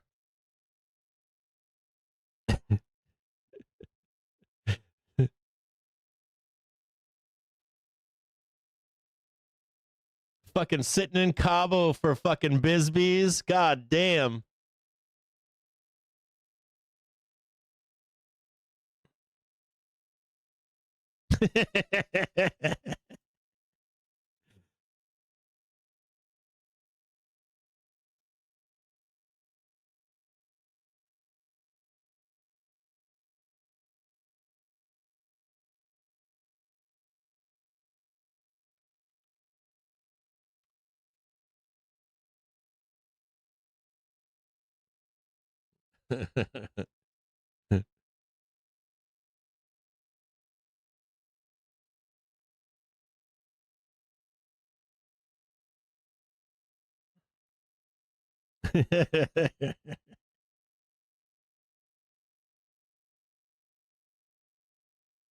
Take all the Pogues' wives, brother. Booker, I want you to go find all them Pogues down there, man. Show them what's up. All right, we're going to start chatting here. Let's go over a few things here. Give me a second here. We're going to look at, we're going to go to Reddit. We're going to go to Wall Street Bets, and we're going to look at their earnings calendar. I didn't download it this week, but we're going to look at it from there.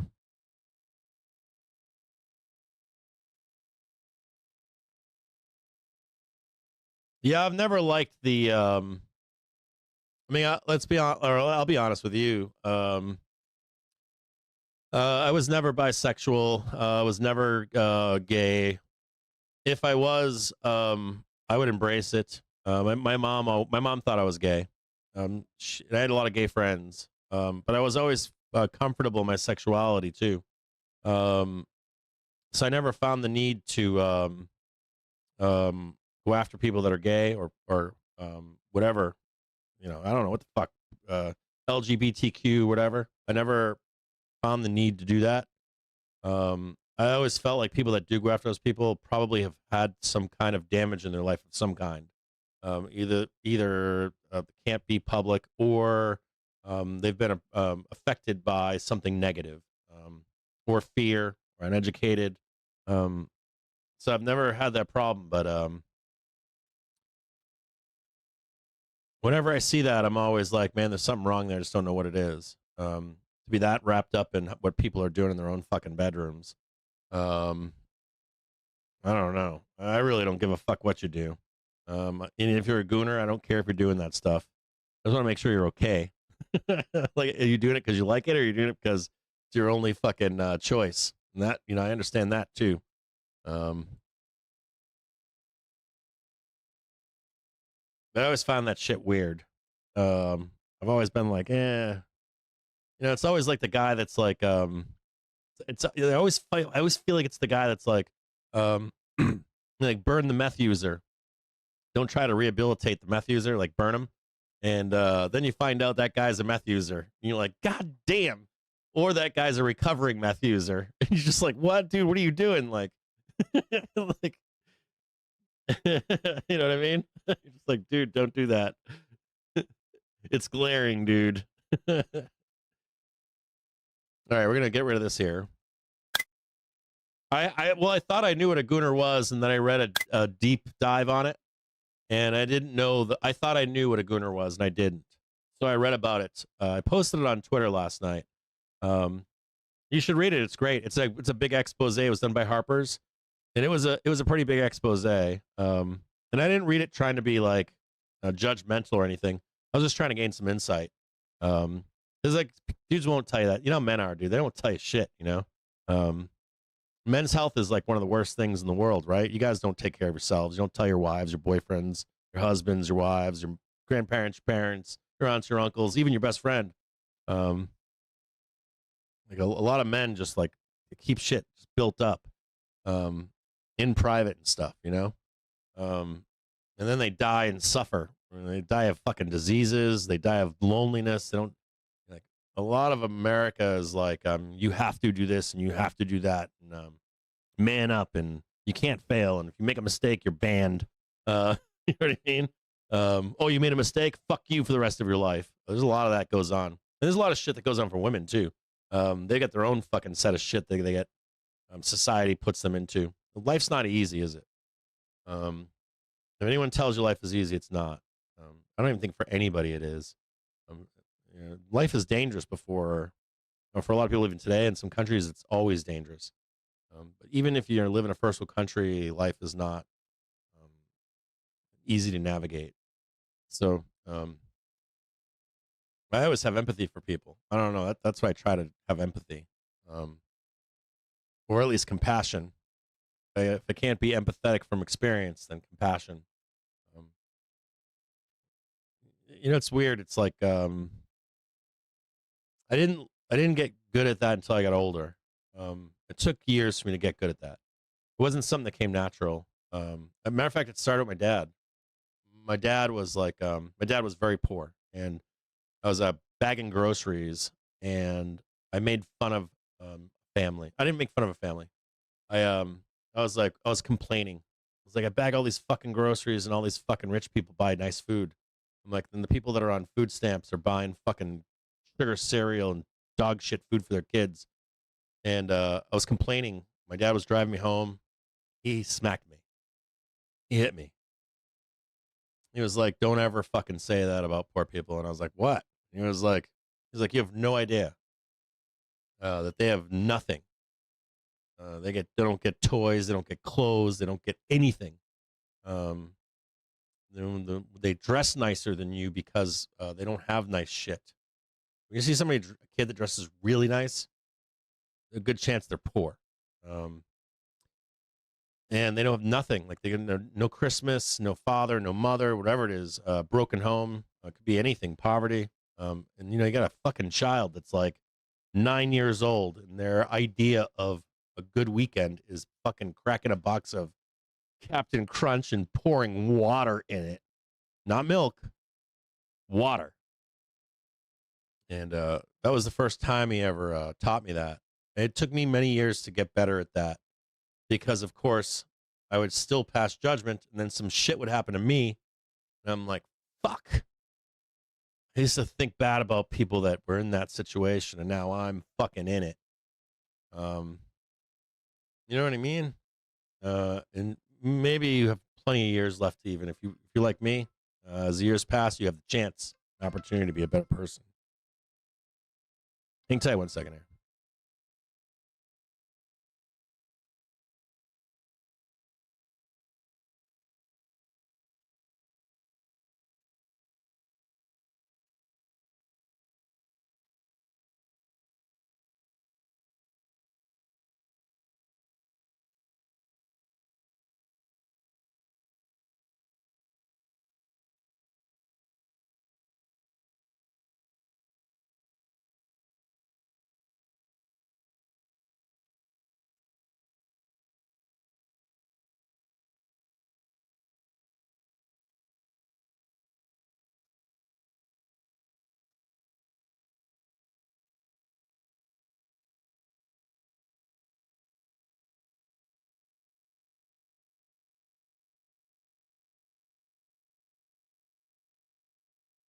All right. So I got one chat asking me different questions. I got another chat wanting me to do something else. So we're going to move on from this. We're going to move on to the next subject. Okay, here we go. Ready? We're going to talk earnings and outlook. Are you guys ready for this? Now, I got asked a question about, can you cover this? Maybe, if I can get to it. What we're going to do is we're going to look at what I think is probably your best bet for the close. And then we're going to jump into Intel. So we're going to go over here. And we're going to look at these really quick, okay? INTC. And then we'll come back to them.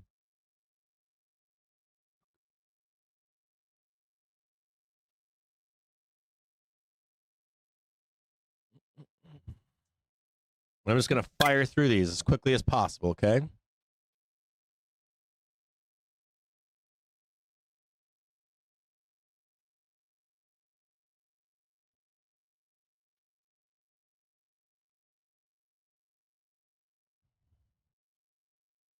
So far, best stock I see for close, NEM.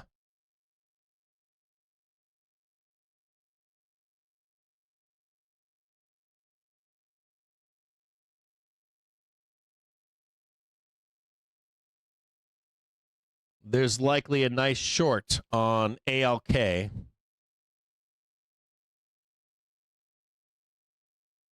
I'll have to come back to that one. I'll come back to ALK in just a minute. I got to look closer at that one. NXT.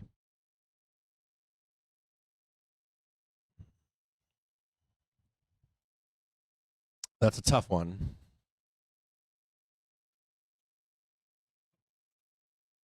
Just off the top of my, just off of looking really quick.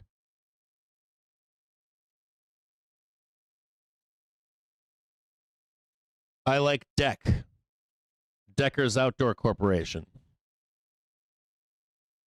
That's my second favorite. First favorite right now is NEM. Next favorite is DECK.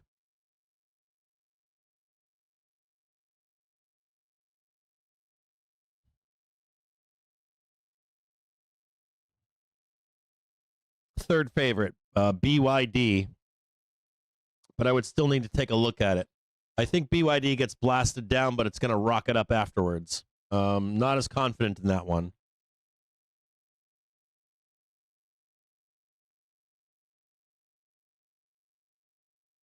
Don't like Ford here.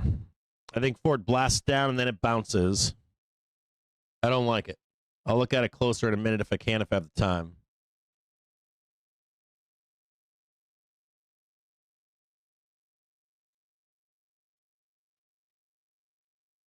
I do like I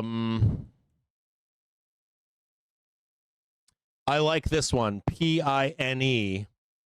It's Alpine. So far I like NEM, Deck, and Alpine, PINE. In that order. So I'm going to write that down myself. We'll see how they report afterwards. NEM, Deck, Pine. Those are my three favorites so far. I fucking love Doc. That's my number one. DOC. Doc, DOC, then NEM, then Deck, then Pine.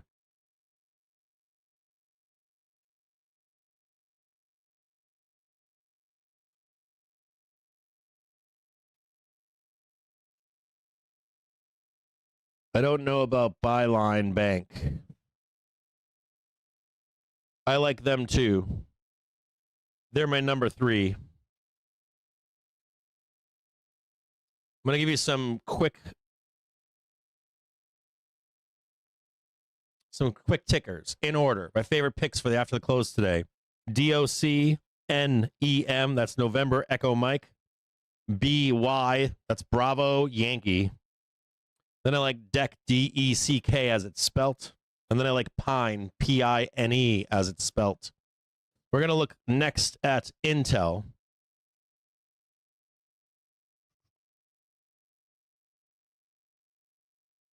Right there in INTC. We're going to go down to the bottom right-hand side.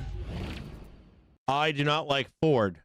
Ford, the reason I don't like them is because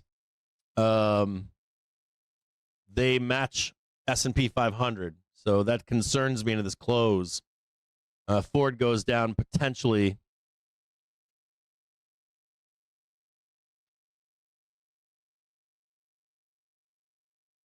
I like INTC. I like the idea of INTC just off the cuff, closing the gap, coming back down. So Trump has begun then making closing his that gap announcement just like now. that. Again, the live video is on the feed. The one He's been problem making I an have with announcement about the INTC is cartels, I think potentially specifically Venezuela. the back test over here before we close that gap, and then you go up. So watch this thing down here. We're going to look at this closer for INTC over the bell. It's now 3:26. It should take me about 5 minutes. Follow me along inside of this trade, okay? I want to show you a few things here.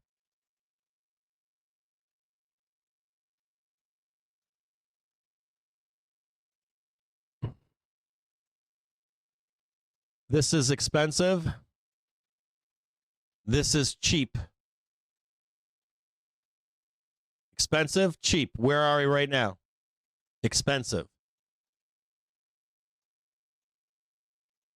I also want to say that I like the idea of the straddle, excuse me, on this ticker.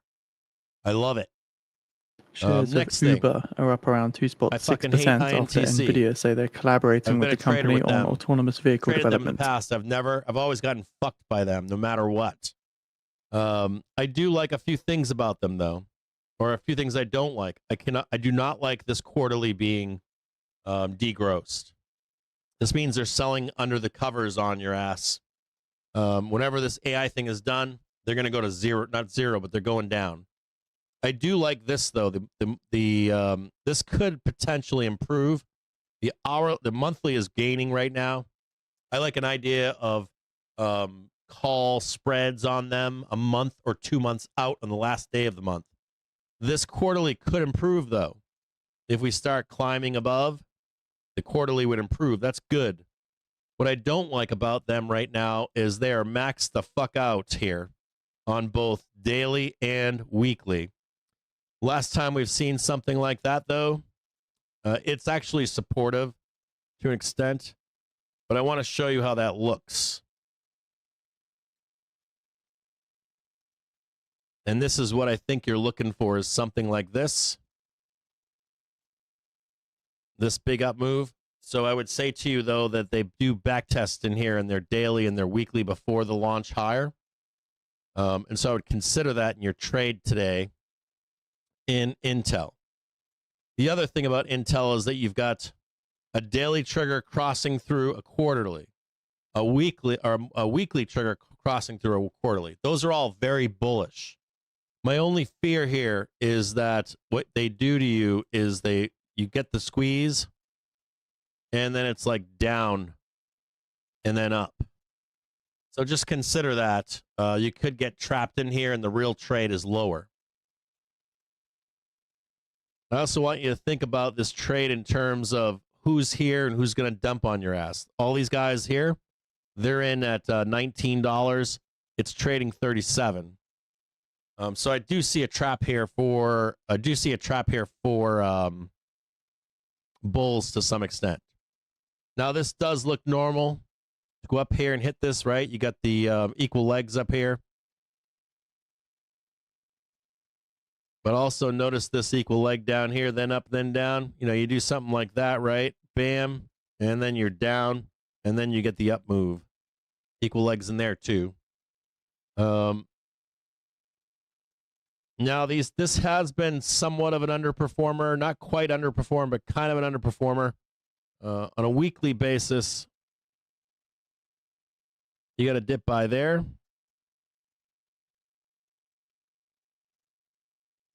And we're going to look at another frame here in just a minute. I'll give you a final, we're going to look at a 30-minute too and see if it's going to go moon or not. These are your dip buys right here. 32.69, 26.83, and 21.64. So you want to take a snap of that? Take a snip as I do this stuff. These are your dip buys right here.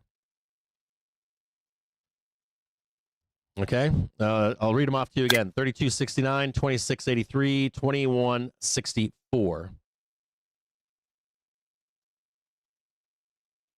On a 4-hour basis,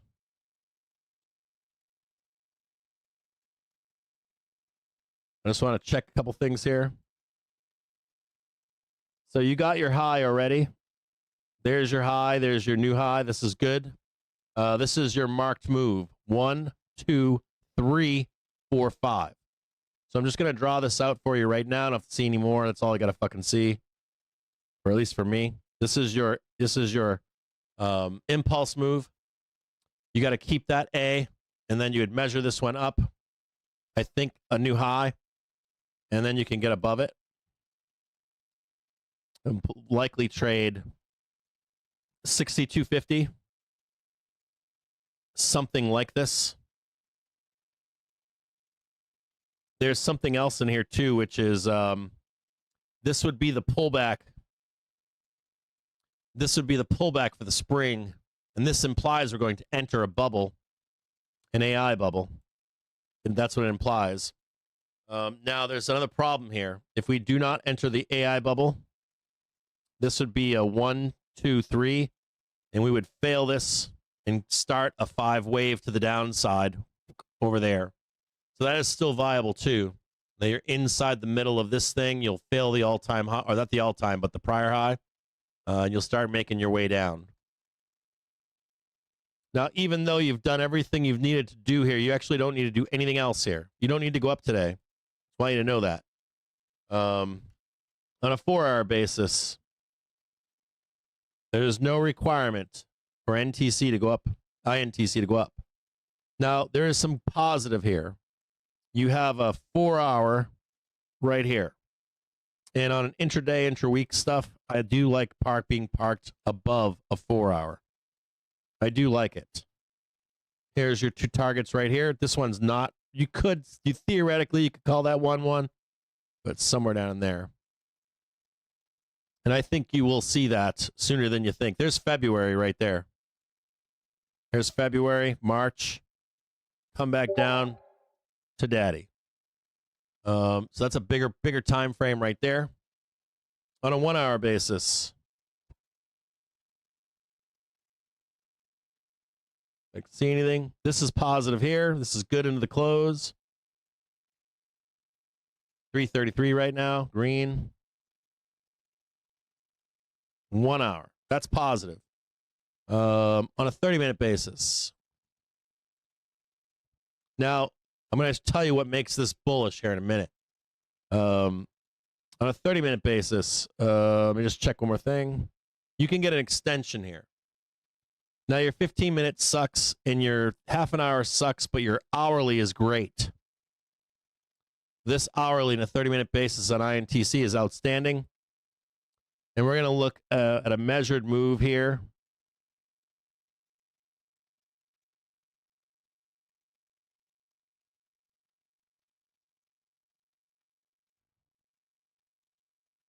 Just see what happened over here. And I want you to see this right here.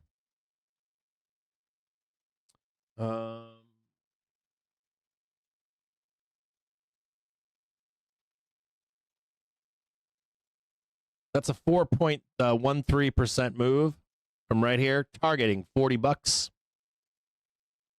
for your hourly velocity to the upside. You don't care about this right here.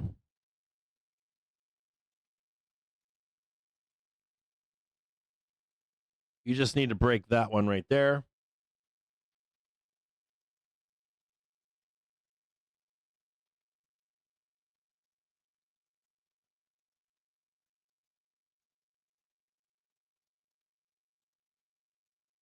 Now, if you're looking and you're like, hey, Cap, we're going to go up here into this close, you can get an extension. This is your high over here, but you can extend. Whenever we're topping on this A like this, see this diamond formation, people will tell you that that's bearish. It can be, but topping takes time, so there could be this up here. Or up here, just the tick, and then we come back down into this downtrend over here into November, and then the 15th over here, you break out, okay? So you can get the extension here. I'm not saying that you can't, but I think it's sell the news and take the money and run. So we're going to get rid of this, right? Or I'm going to leave this here right now,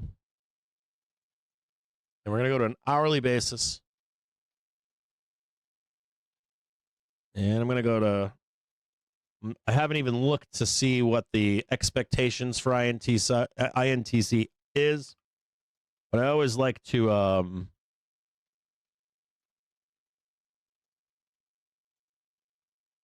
on a second here.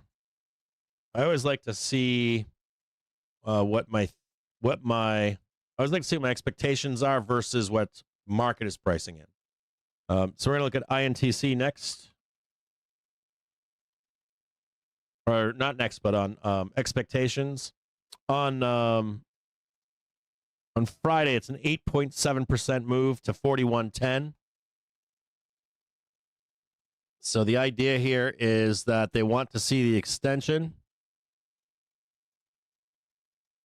to this 41.10. You could probably get a little bit higher. Probably get to 42 if you wanted to. There might be a little bit of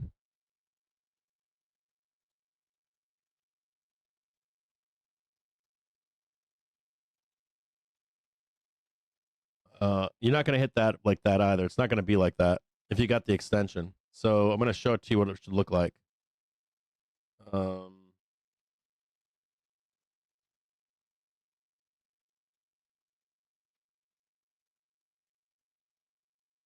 fill that one right there.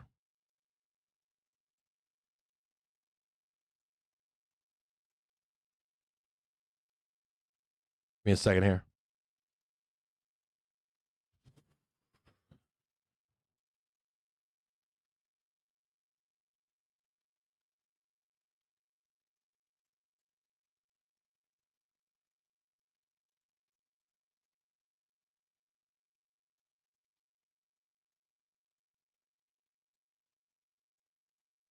I think you can pop this, pop the options collar on this one.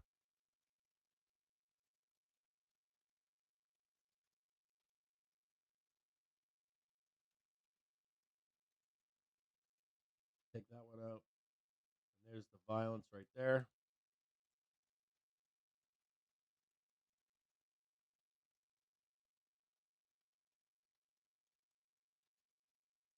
It's going to be more like that. You're going to hit supply right here.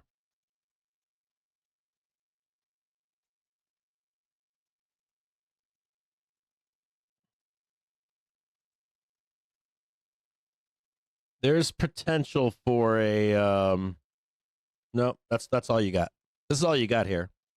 Your downside move is 34.55. Just check this here. You could survive that. You could actually survive this.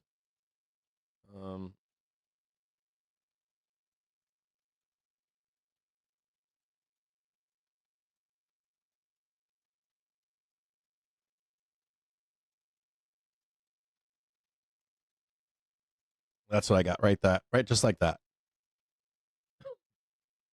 Trump says, I got a call from NVIDIA's Huang about San Francisco.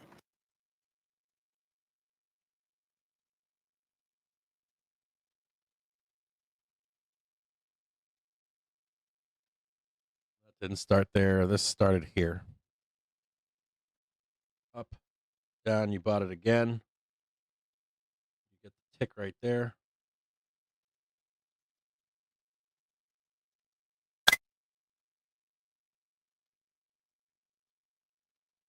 I think they're going to shank you.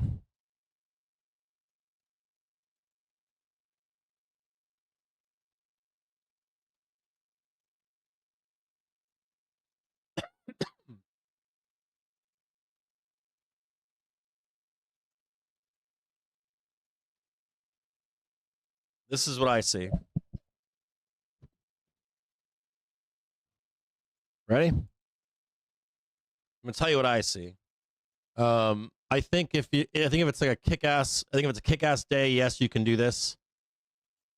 But what I think happens is you're all in calls. They're going to rip it up here. You're going to beat this one. They're going to take the money and run. You're going to slam into that daily trigger down there.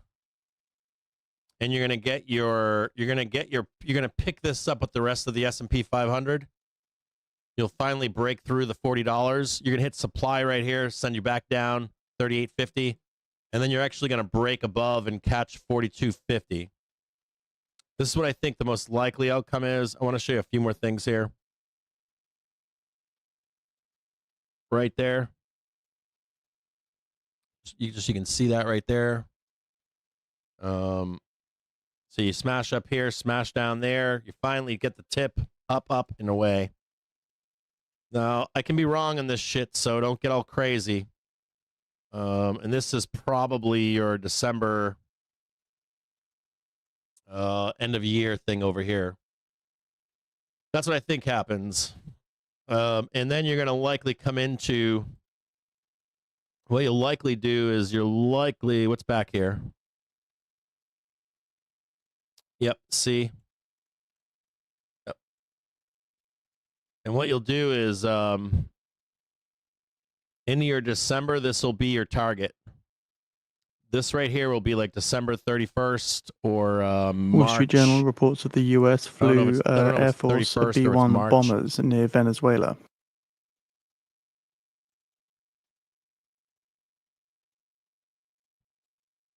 December 31st. Maybe an extension into March over here.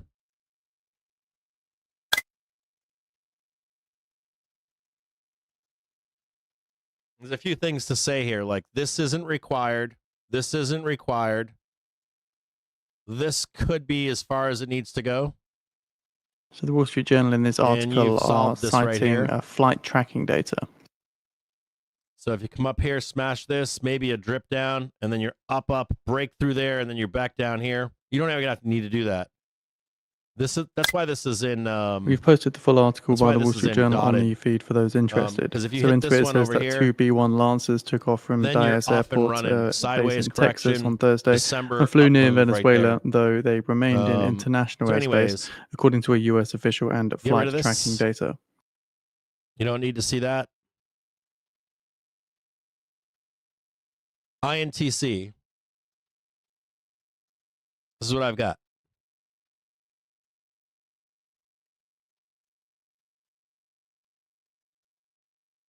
The delayed.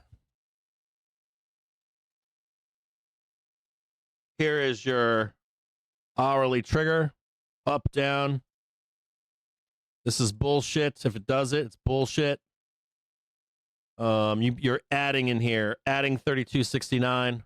You'll smash through this one, smash through that one. Now these are binary events, so there's potential you get some kind of kick-ass review or report, and you go vertical here. But I think it's gonna be I think it's gonna be a sell the news. Like, sell the news, come back down here, grab this. Not only that, you would wash out most of these people in here. They're still supportive in here. This is all good. You still I don't like this fucking gap here, but whatever. You already know about these lower levels to buy, to add. If you ever see any of this stuff down here, you buy it. If you see like 21, it's auto buy. It could be brief. That's what I've got for INTC. Pump and fade. Next up, DOC. So 344, I'm going to do my favorite one right now. I think it is. We're going to do a really fast look on this. I've got 1, 2, 3, 4, 5 triggers. There could be a potential like quick drop, but then bam, straight up. You probably wake up on Friday rich or Monday or Tuesday or Wednesday. I like exactly where this is. I like how this looks. I just want to check its 30-minute really quick. Yeah, there is a dump in here. This one's going to get dumped. So take DOC off.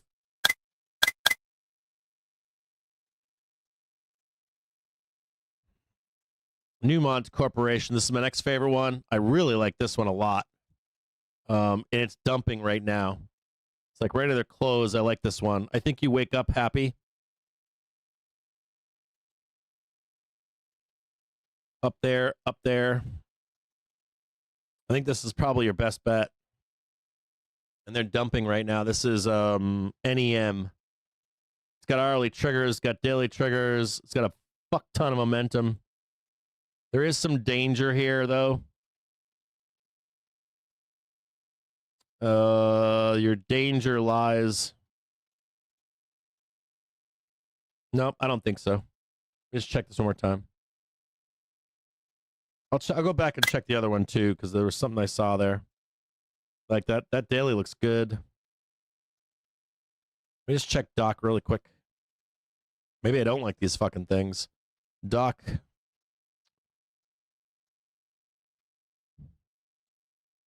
Why did I say I like those? I like Doc, name. Let me just check a couple others here. BY. Maybe I'm wrong on some of this stuff here. I'm doing really fast. I'm going too fast, I think.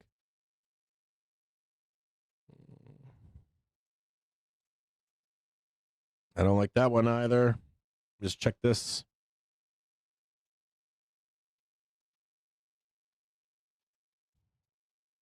Yeah, I like that one though. This really quick. I like that one too. Okay, so maybe I'm lying. It's probably my favorite right here.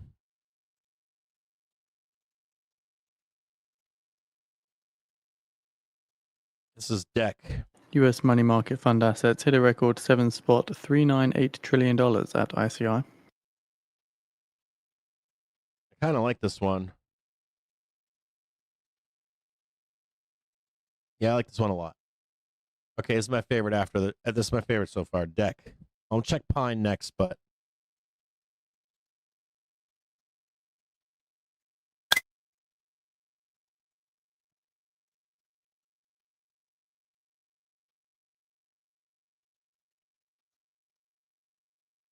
this one cranks.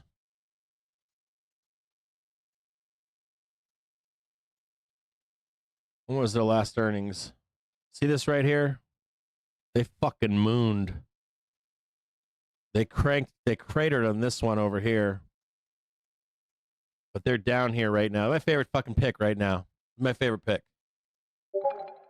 Deck. No buy, no NEM, no doc. Pine.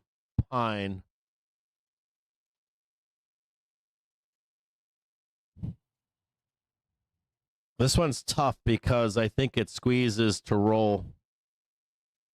I think this one squeezes and then it continues to the downside. This is like a fucking love-hate kind of a thing. The reason why I like this one, though, is because the fucking 30-minute looks baller. The daily looks baller. 1 minute now until we get the market on close imbalance. This is a pure squeeze play on the daily time frame. This one should go vertical. This one's gonna trade $15 from $13.91 in my view. So my two favorites are Deck and Pine. I've whittled it down. Scratch the others. Pine, Deck. I would not be caught dead short on either of these two.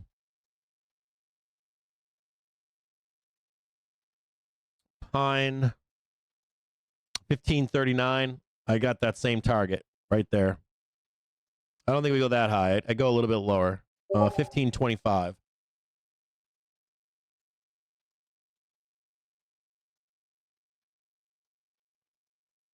That's my boy right there, Pine. Fucking vertical. Market on close imbalance. S&P 500 sell side thing. 3.2 billion. We're gonna give you Nasdaq an outlook 100 for sell tomorrow. side 1.7 billion. Dow 30 sell side 990 million. Mag 7 sell side It's 854 350 million. right now. SPY is bleeding. And I don't like Ford today. And Ford mirrors go over to SPY. Here comes the blast. Here comes the half-hour trigger above the monthly trigger. I talked to you earlier about looking for a dip to buy on this stock.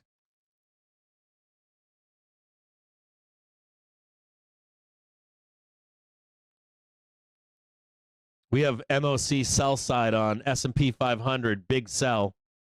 Big sell on NASDAQ, Dow, Mag 7. That should be expected to some extent because of where we are. We already kind of knew that. You knew it. I know it, right? We're right where the sellers are. What we want to be doing is we want to be looking for where do we buy here. So the first thing that we do is we're going to go to a 4-hour.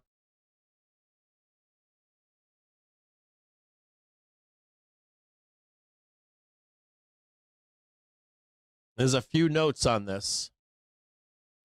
We've been famously dragging ass. Remember that this is Friday.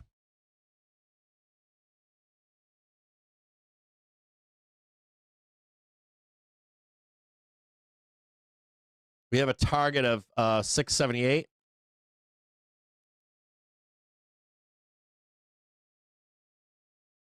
And if I was a dealer, I wouldn't want to do this until, Friday to Sunday, right? Over here. That's what I want to take that. That's what I want to push that price up there into Monday morning or even just a Monday trade. So you're kind of like up here and then Monday, maybe a new high and then start selling that fucker down. And there is real risk of going down here. So if that's the case and you're looking for the back test to trade 678 between now and say Monday, maybe Tuesday, we want to hold right here.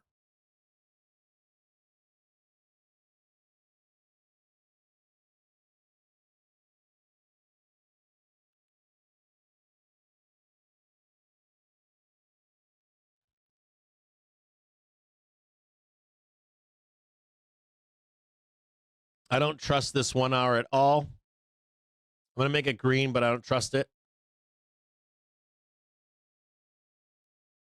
I think you're going to get a jackknife down on like Fords and shit, and then you buy that fucker right there. Probably at 4:15 today or in the open tomorrow.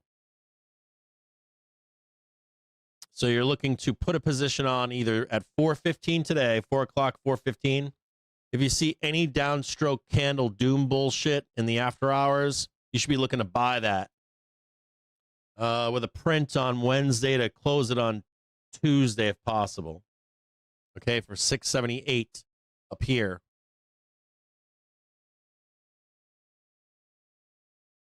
Always, what's the rule? Always buy what? Hour, half hour trigger, right? I don't think we get this deep right here. But I do think we sweep all this shit down here, no problemo.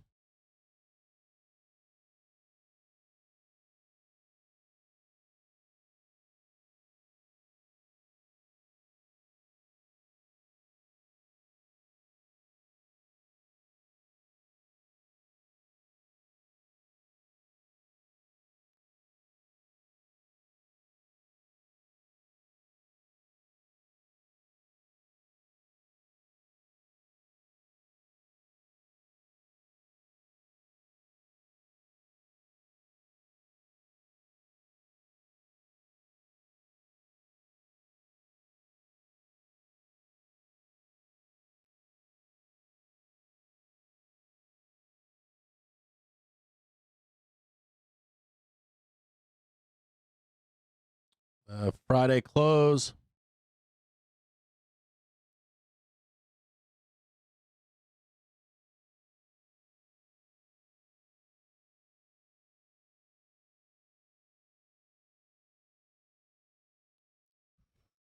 Monday.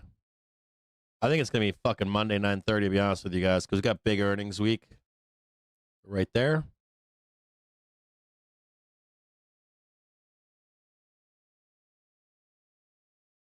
I don't think you catch this right now, but there's potential for it.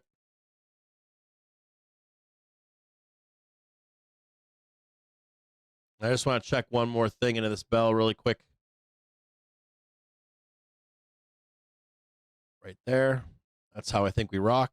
I would not. You can buy this if you want to, but I don't like it.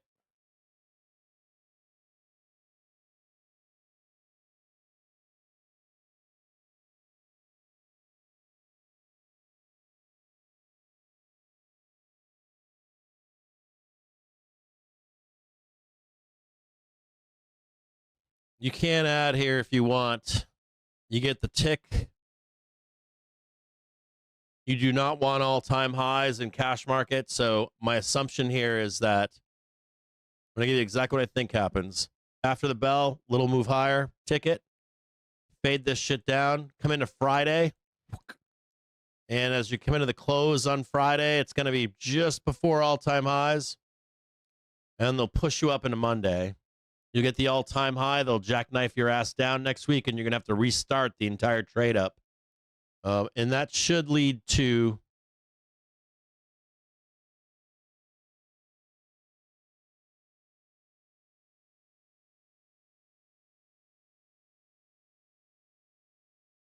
$31st. So what you would do is you would jackknife this shit down on Monday, wham, wham, wham, and then up and away over here.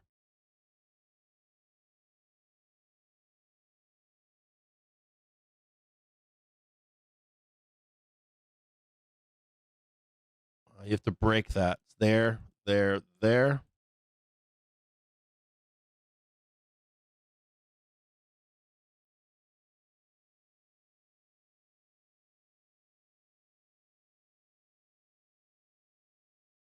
So you can see it.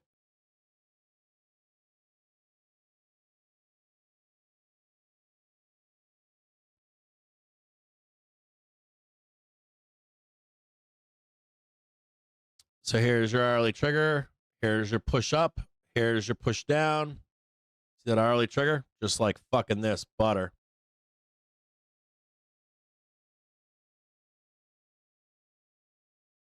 Still in range.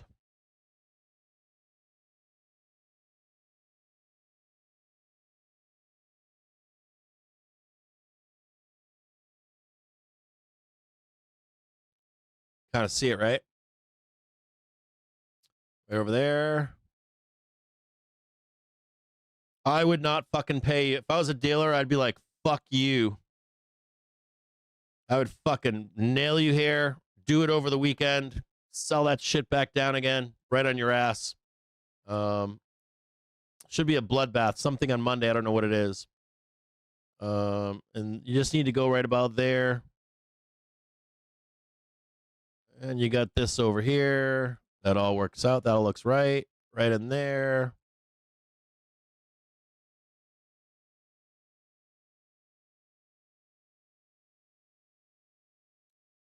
Just like this. And then rocket ship up. 660 is your friend. Any of you guys that are like, there's something fascinating about this too, because, oh, hold up. Shit. Just lost the thing. Sorry about that. Hold on.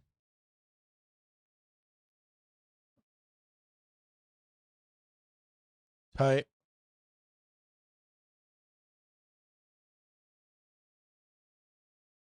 Lost my screens. That one right there.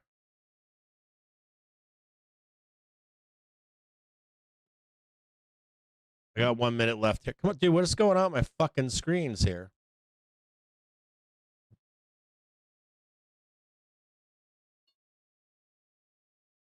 Why the fuck am I losing my screens here?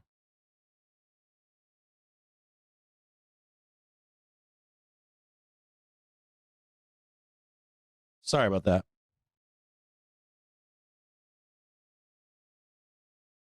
That's all fucked up again. Like, how do I keep losing these things?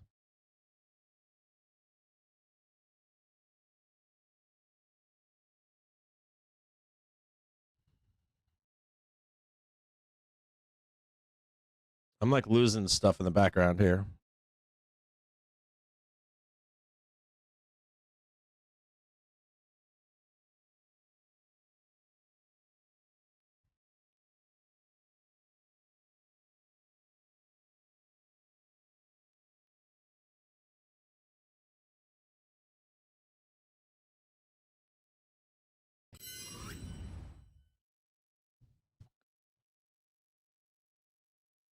So seeing Intel's third quarter earnings coming through now. Adjusted EPS is a beat at 23 cents on estimates of 1 cent.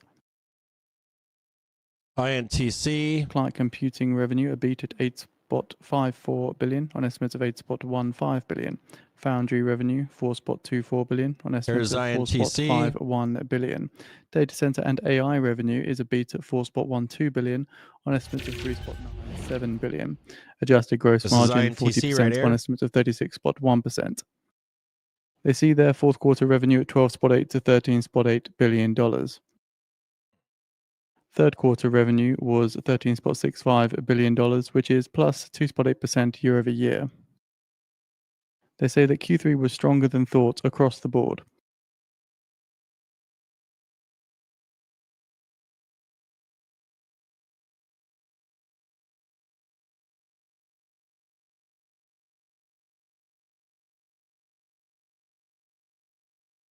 trading 39.65 right now.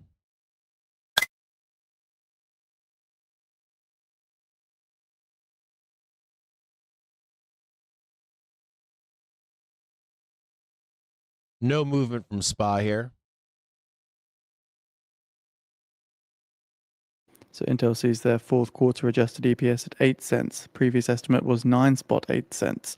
Adjusted gross margin for the fourth quarter seen at 36.5%, which is a miss on the prior estimates of 37% as well. Trump says we're not happy with Venezuela.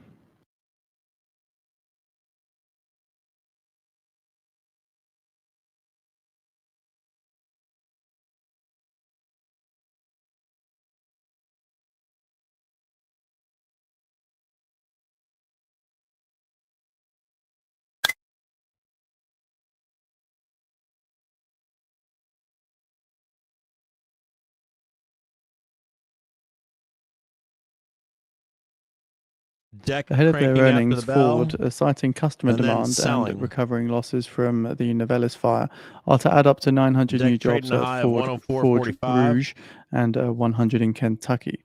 They plan to boost F-150 and Super Duty truck Nothing yet on production.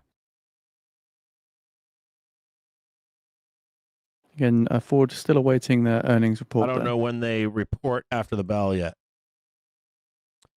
INTC blasting higher now, tagging the second target here of 40.26. 42 still available. 42.50.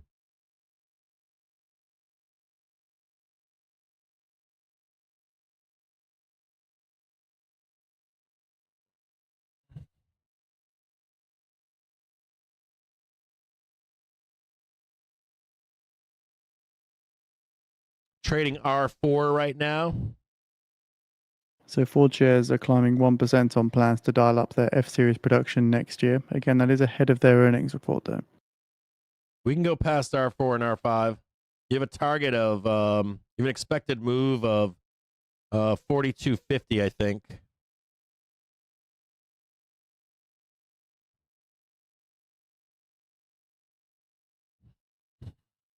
Trump says China is using Have Venezuela not traded for past fentanyl R4, smuggling. R5 yet.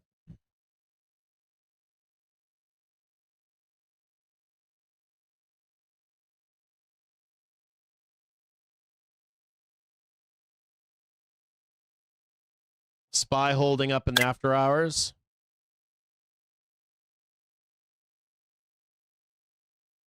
After the bell, SPOO's up 0.6%. Coming up into their 5-minute trigger right now. Price target upside. Get ready your after hour Seeing calls. 0 Ford to 8s on earnings are SPY coming through at now. 67204. Adjusted EPS a beat at 45 cents on estimates of 36 cents.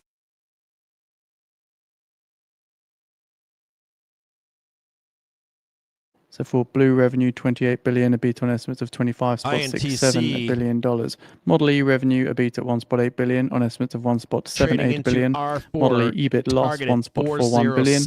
The estimated loss was 1.24 billion, so it's a deeper than expected loss. Ford Blue EBIT 1.54 billion, a beat on estimates of 1.2 billion. Ford Pro revenue 17.4 billion on estimates of 16.43 billion. Pine trading higher right now. So they still see their fiscal year adjusted EBIT at 6 to 6.5 billion. They saw 6.5 to 7.5 billion before, though. Deck cranked and then sold. And they see 1.5 to 2 billion adjusted EBIT Deck hit in 2025 from the Novelis fire. Then blasted to the downside. Ford shares falling 3% on their forecast cut in their earnings report here. I think this was the squeeze trade. I'm not sure. Oh yeah. So I think Deck was the squeeze trade. They traded right up into near where they should be. They're in decline right now as a company. They traded up into 107.34 and were immediately sold.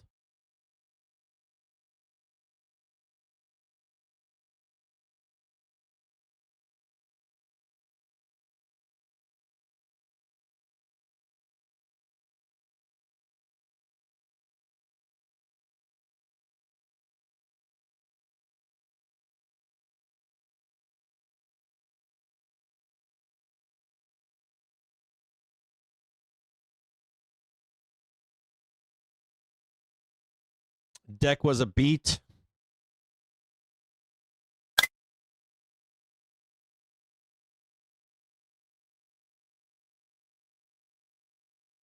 Deck EPS 182 versus actually EPS is 182 versus the 158 estimate. They beat by 15%. And they beat on revs by 1%.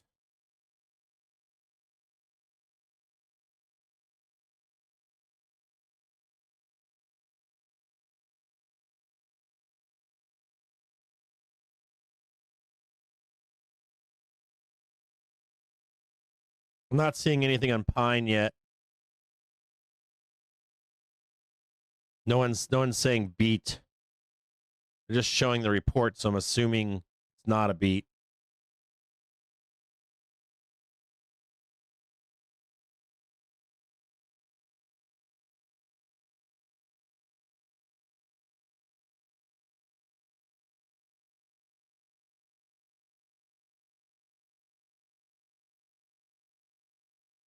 Their guides are good. Their Q3 net loss attributable to Pine of 1.31 million.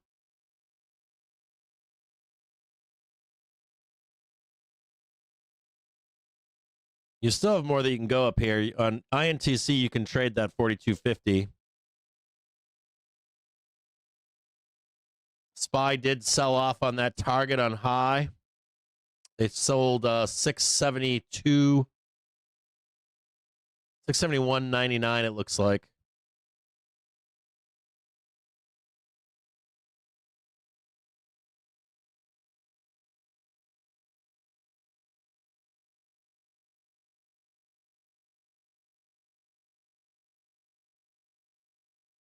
I'm not quite understanding Pine right now.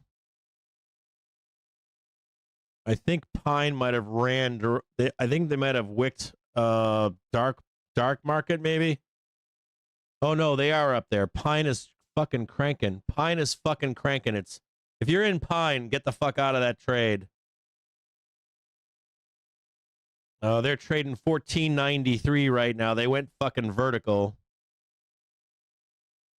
Deck got hammered. They went up, so I think Deck was a they were looking for liquidity. Yeah, that's the one that's fucking nasty. They got immediately sold down Deck, and they had a beat, by the way. Deck had the beat. Pine did not, it looks like. But Pine is cranking right now.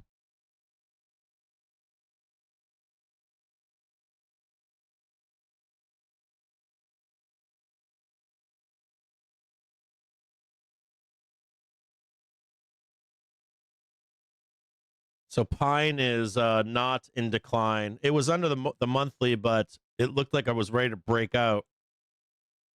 I think Deck was the one that looked like shit.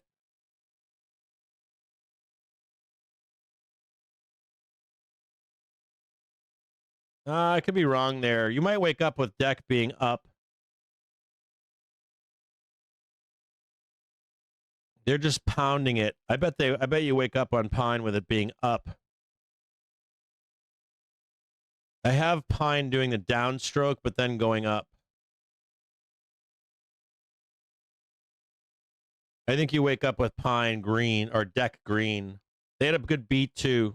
Pine did not. Pine missed. Pine's cranking right now. Still looking for Intel to put in a new high into the close. It's now 4:11. 4 minutes left.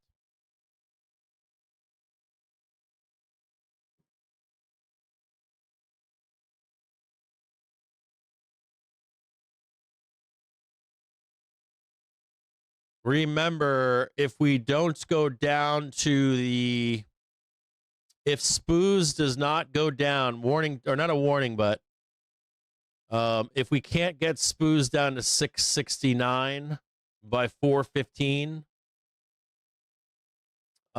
you may want to buy the close to trade 673 on open tomorrow.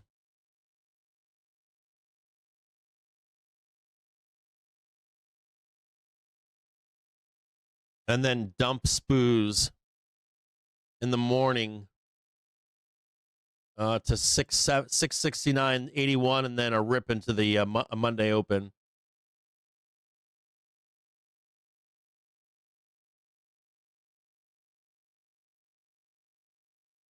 We're still parked on that. In the 415, we're still parked on that 671.61, or maybe that's the CPI bullshit. They jackknife us down in the morning to 670, and then it's our face ripper.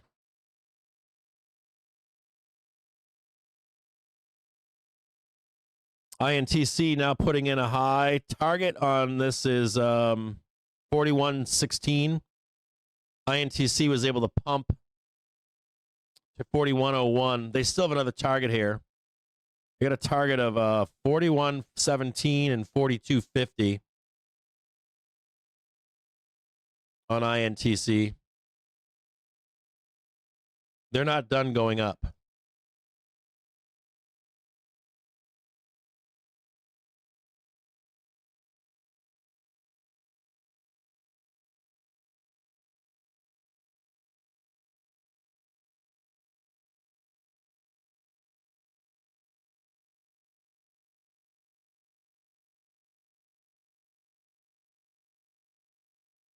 Here's INTC so you can watch it.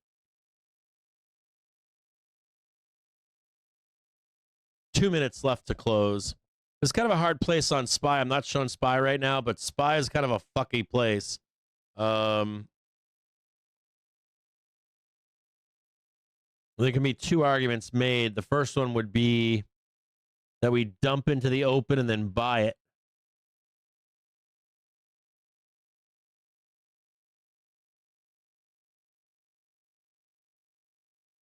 You do have data tomorrow, CPI, so let's go look at SPY really quick.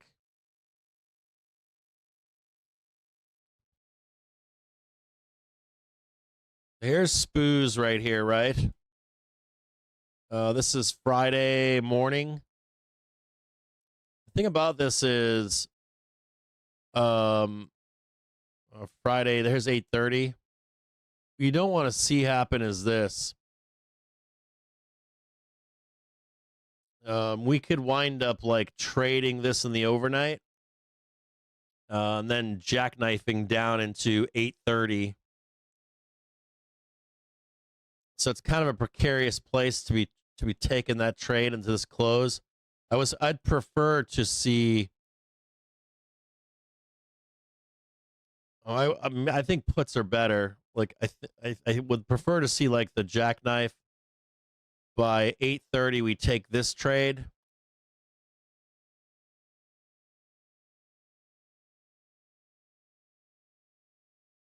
Into Monday. Here's Friday. It was like Friday morning, afternoon. Like if they jackknife us down in here and it's just like this, and then you're like buying this Friday to print Monday. That's how I would do it. Be careful of this like CPI bullshit. Not only that, I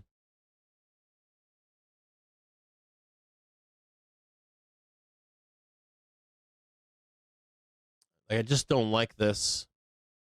Like even if you hit that, they're gonna sell on you. So it's a hard trade as a bull. Like as a buyer, you can go up here in the middle of the night and they'll just fucking unload on you.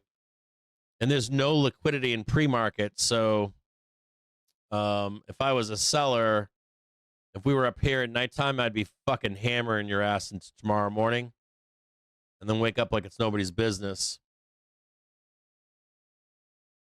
This is SPY, by the way. I'll go back to INTC right now. INTC is still pumping right now. They have a target here of 41.16. They still haven't ticked it yet. And you still have the target of 42.50 over here.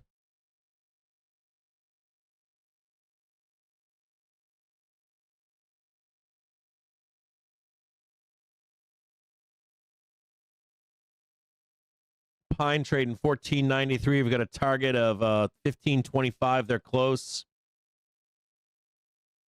And Deck, they're auto selling this shit. But I've got like Deck coming down, and then here I'll go over here and I'll show you Pine and Deck.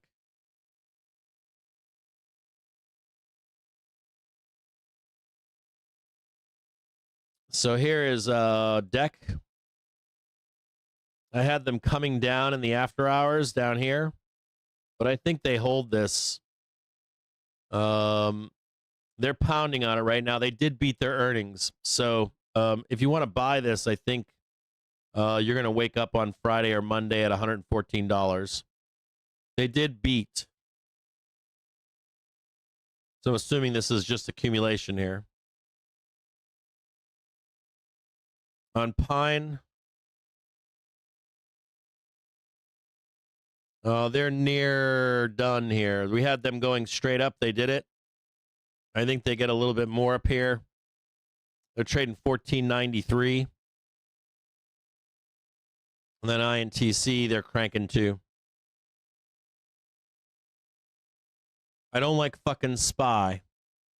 I don't like it. I don't like the setup. I think you're just going to give your, even if you were to win it, I think you don't have any edge. I didn't like Ford coming into today too, and I want to see what Ford did. It's like Ford's kind of funky too. Actually, Ford looks good. So Ford blasted down. They did everything they needed to do in the bottom here. They had a low of 1165, but it was all bought back up. I actually like Ford right now. They satisfied what they needed to satisfy. So maybe, maybe we are. Yeah, this matches. This S&P matches for this upside move tomorrow. I should restate my thoughts on this one. There is some good news here. I'm going to pull this higher. I want to show you Ford really quick. So this is Ford. They normally follow SPOOs. Sometimes they'll go a little divergent, but what I want to show you here importantly is I didn't like Ford because I thought they would do this downside move, but they're immediately being bought up right now. This implies, in my view, that what you'll see is you'll see this up move in SPOOs tomorrow. So it's like a dealer's choice. This would be the upside move in Ford opening. Maybe you get the jackknife here, but the other thing too is you're going to put in a new 4-hour. This 4 will become a 4.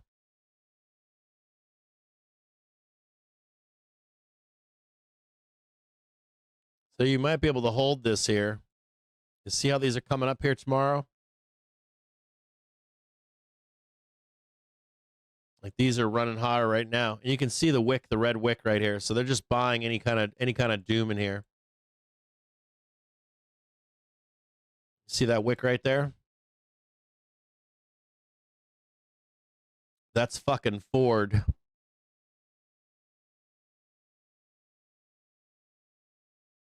You see it right there. That's Ford saving Spooz's life. Ford has a fuck ton of shares. Going back to INTC.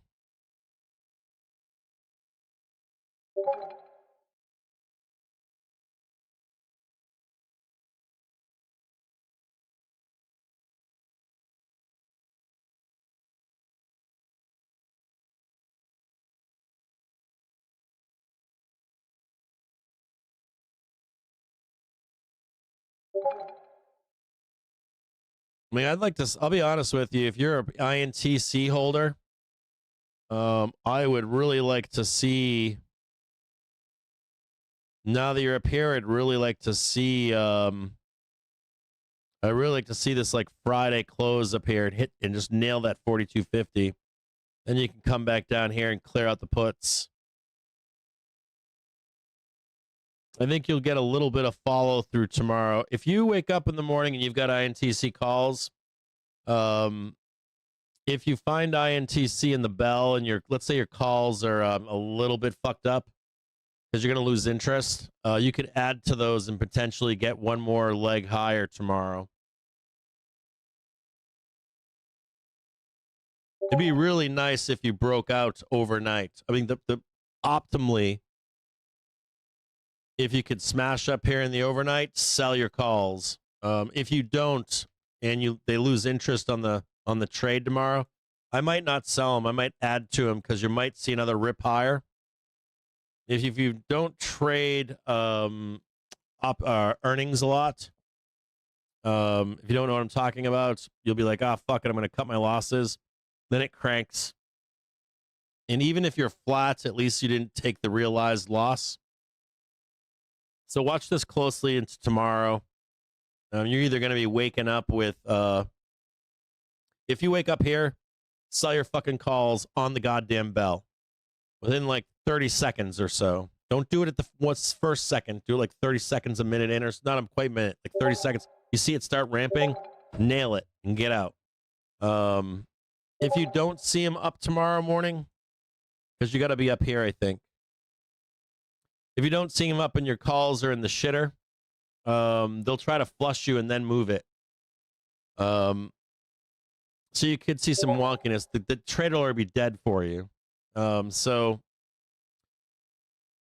don't take the L on, don't take the murder bot on your calls. Just leave them on. You could add some more. Maybe you break even.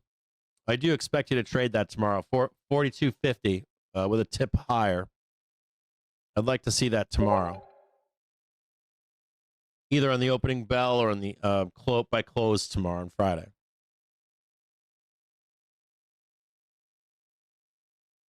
The only other thing I would say to you on this is be careful of this one here. The moment these fucking guys get out of this trade, it's going to go right down. I'm serious. It's going to go straight the fuck down. So just be careful.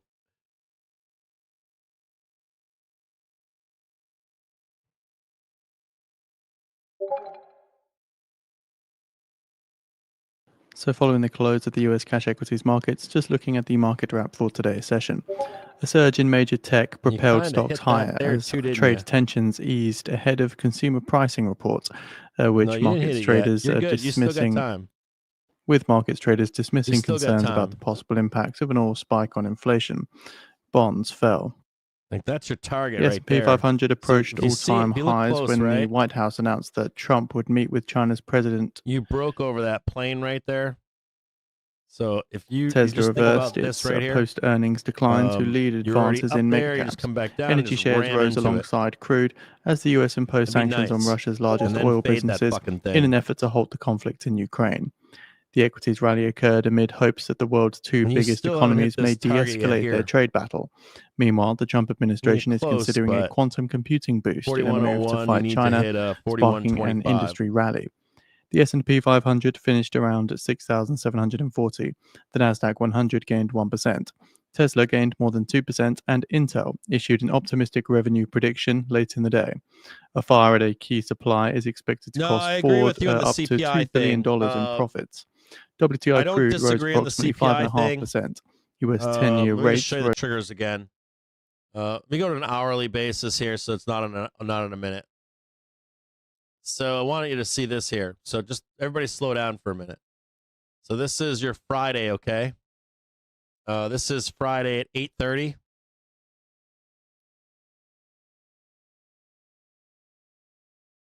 And I want you to remember that you got to take a little bit of a chill pill here. So you ever hear David AMS say something like, no one remembers the wicks? Everybody remembers the body, right? The candle. But the wicks do the damage. So you can easily pop this up in the morning, jackknife this down, and be right back at like 9:30 here. Like nobody's business. And what will be left behind would be a wick. So you'd see something like this. And then tomorrow's candle would be like fucking that. You get what I'm saying? Like pop it up in the overnight, down, up, and then up that way. I don't know if that makes any sense to you guys, but like, see this right here? This is always where the damage is done. No one ever remembers this, though. This is where all like oh my God, everything's terrible, comes right back. And people only remember this. They never, ever think about the wicks. That's true. People only look at like stuff like this. Only looking at the fucking candles. When you're looking at this shit, you're like, oh yeah, bro, it went down, it went down, it went down. They're never talking about this stuff here. So there can be damage done tomorrow morning. But if you were to look at it from this perspective here, I had this originally down here, and I moved it up. And the reason why I moved it up was because you're probably not even going to notice it. You know, they come up here, get some, and they bought this too. You can see that wick right there. So they're just buying the fuck out of this. This would be Ford. This would be INTC on the opening bell. Jackknife this shit down, or they would be up on the bell. And they would remain there, and SPY would roll down at 8:30, and then at 9:30 rejoin INTC, Ford.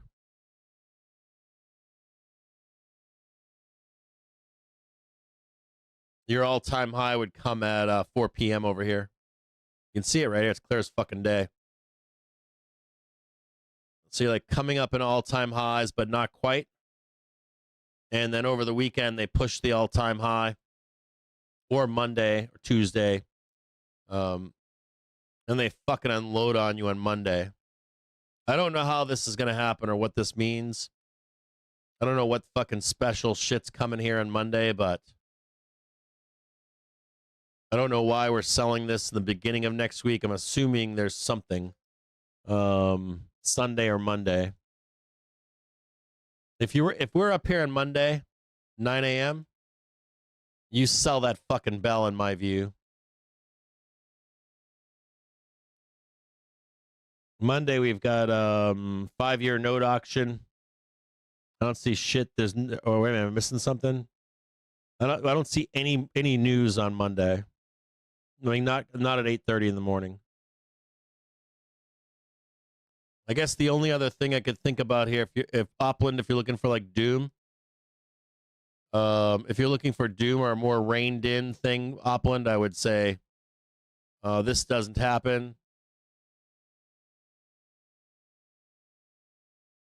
And you're just going to wake up on Monday down here.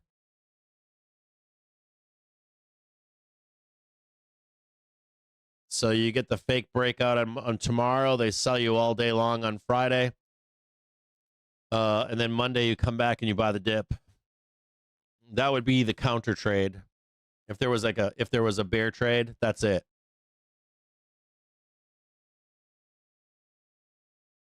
This is the counter bear trade or whatever. But I don't see that yet. I got a problem with the reason I'll tell you guys why I don't like it is because of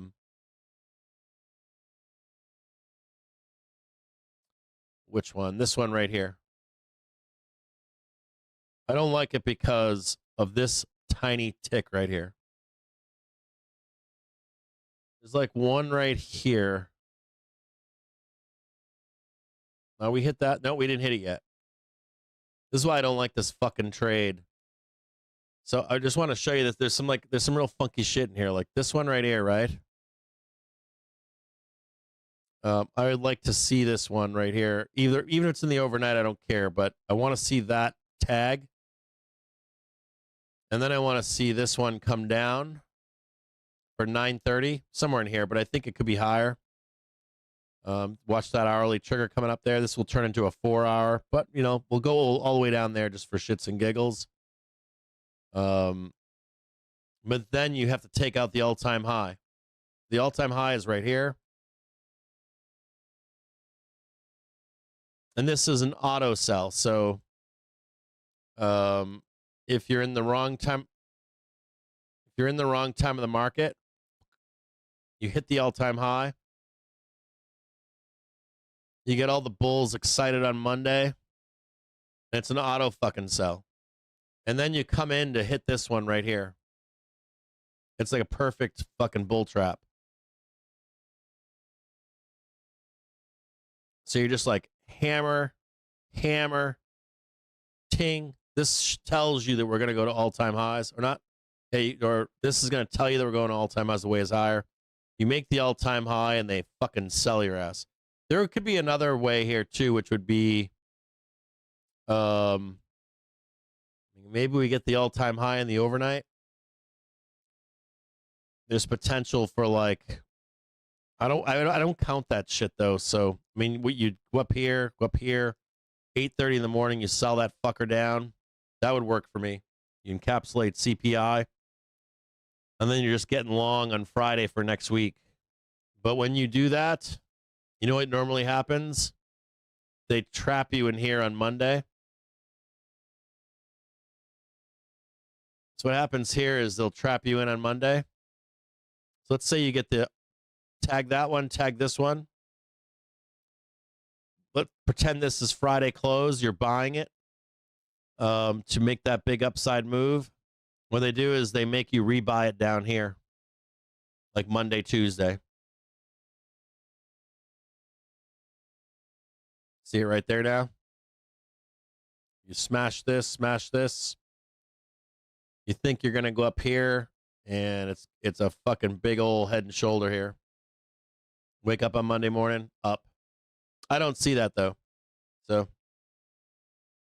I think tomorrow's going to matter. I think like the morning. Tomorrow's Friday, so I know everybody wants the same Friday as last week. You guys are all looking for this. You guys are hoping for that shit tomorrow. I know what you want. I know what you want. You want the fucking death on Friday. I don't know that you're going to get a repeat of that. We're not set up for it. So, yeah, if you want like the death and destruction, that's what you want tomorrow. We can trade it. They start selling INTC. They start selling Ford. CPI blasts us down or some shit, jackknife down. It's possible.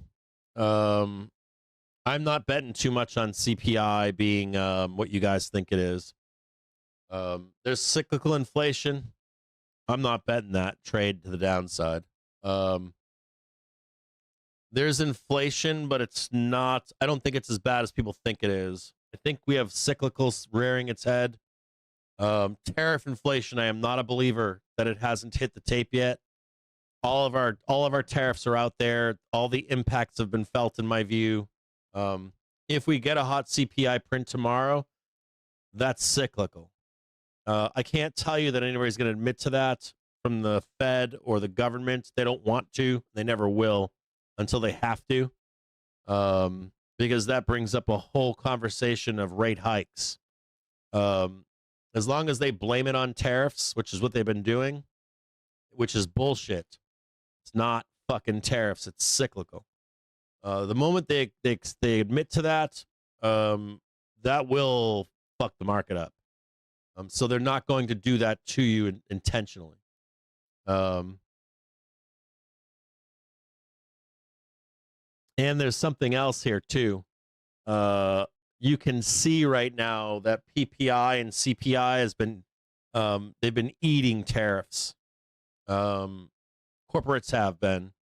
They've been eating fucking tariffs. You can see it in their non-financial core profits are in the fucking dumpster right now. So you got corporations that are eating this shit. So if you do see it in CPI, that means it's cyclical. It's not tariffs. Anyways, I don't want to explain that right now. That's a whole long ass conversation. I don't have any time for today. Check out Wolf Richter. He'll explain it too. He's got the data on it. But we're definitely like the bad word in this market. In this market right now, the bad word is cyclical inflation. And you won't hear that mentioned from anyone. Like not even a whisper. They won't even deny it. They just won't acknowledge it. Until it's an actual problem. In my view, they won't acknowledge it until it's a problem. Not for what they're trying to get done and rate cuts and all that other noise. But if they ever do acknowledge it, this fucking market will jackhammer down. It'll be a bad day. When people say like data should be, well, data can be bad for the market. The time when we finally get data will be bad. It's when they acknowledge cyclical inflation. That shit is fucking insidious. But I think you have to have the admittance of it in probably 3 months of data, 4 months, 6 months of data to proof it. It's there though. You can see it in the data. You can see it.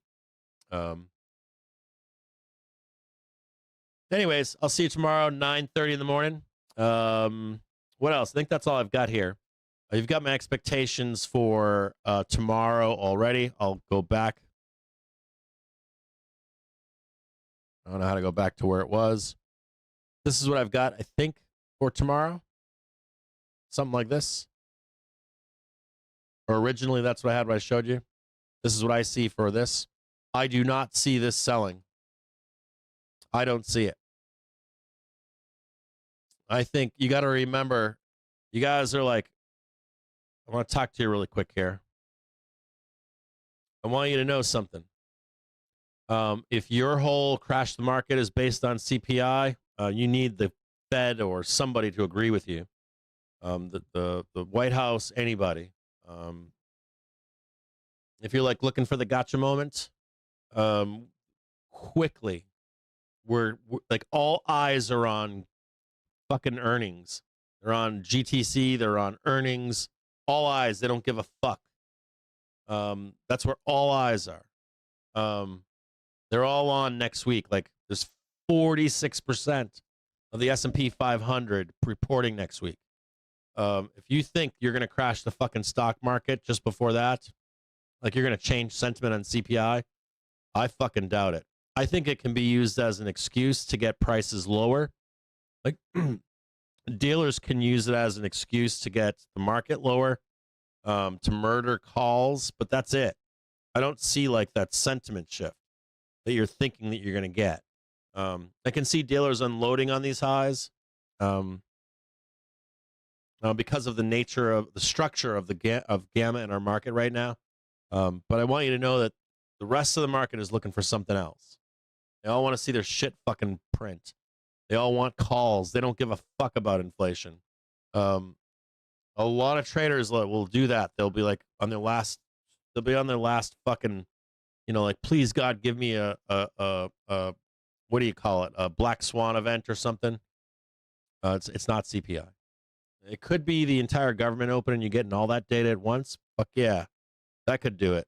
But like we're like 1 week away, so I would expect that the best you can hope for is dealers putting some supply in the market and just trying to keep it down as long as possible.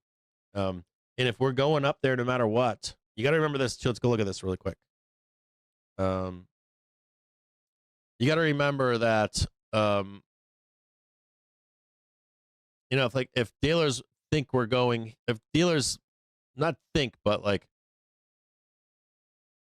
hammer this shit down, right? And then it's like they fucking get you the all-time high up here.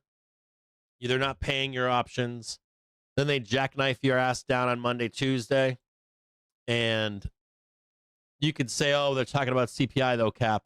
Yeah, but the mechanics are not because of CPI. It's because of we're definitely or more than likely going up there. The market is geared to go up there. The options market is geared to go up there. So like you'll be told it's because of this, but in fact it's just a fucking dealer trying to murder your ass. So they don't have to fucking pay you until after. You know what I mean? Like it's really truly is like that. Or you're reigniting more buyers, a new bag holder. So you're like, well, Cap, when we go up, it's because you've got more buyers in either the underlying equity or within the option complex. It's like that's why you have bag holders. So you need more bag holders, more buyers, and dealers are never going to go bankrupt, ever. They're going to fuck you everywhere they can. So the two opportune times to do that would be one jackknife down here, and then they know if they hit the all-time high, they can burn your ass over the weekend. They can get you the high that you wanted. You get the all-time high. It's implying that we're going up. Like there's like this whole thing where there's like a fantasy fucking land. It can happen, but there's like a fucking fantasy land. Like, we're gonna crash down here. We're gonna go into earnings. They're all gonna be bad, and we're going down. If that's the case, the sell is here. Not fucking here.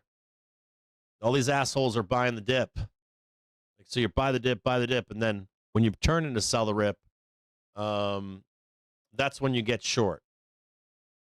You're like working against trend, sentiment, all this other shit, and focus on something completely different. So let's say CPI actually did matter. The trade is still not here. The trade is the new low over here. Remember that. It's important for you to remember that. The same example is right here. We're going to crash. And I was like, fuck no, dude. You got to reject that first, then get a new low. And all these people got fucking annihilated. So stick with your rules. That's the fucking rule. Stick with your rules.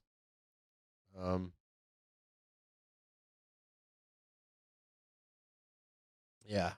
I mean, I don't even care if we went down here. I wouldn't even care if we did that. It doesn't mean anything. I can like go in there and just buy it. All eyes still on earnings and fucking GTC and Trump meeting people and all that other stupid shit. I mean, you got a fucking rate cut. You got all kinds of nonsense. Oh, we got CPI. Maybe the Fed's not cutting it anymore. That's all bullshit. This is an operation in buying dips. When we switch to that sell the rip, that's when you start fucking selling all these. Like it's kind of like when we go to sell the rip, I don't believe the buy the dippers. Like I switched to fuck that bull, you know. I go to the sell side, but we're in buy side right now, and you got to be able to see the difference because you'll get fucking annihilated. You fucking really will. We are in buy the dip. You got to get into sell the rip, and then I would switch my opinion. Then you know what I mean. I would just thesis wise be like, yeah, you know, you're right. We got to fucking like if we're like down here, we're on a new low, we got a CPI. I would be like, fuck those bulls. We're going down. You know what I mean? Yeah, you might get a little bump here, but we're going down. You get my point. They're going to scoop this whole fucking thing up. They're going to scoop all this up. They don't give a fuck. The bulls are currently in charge, whether you like it or not. Have yourselves a great night. I'll see you guys tomorrow morning. I hope you have a great night.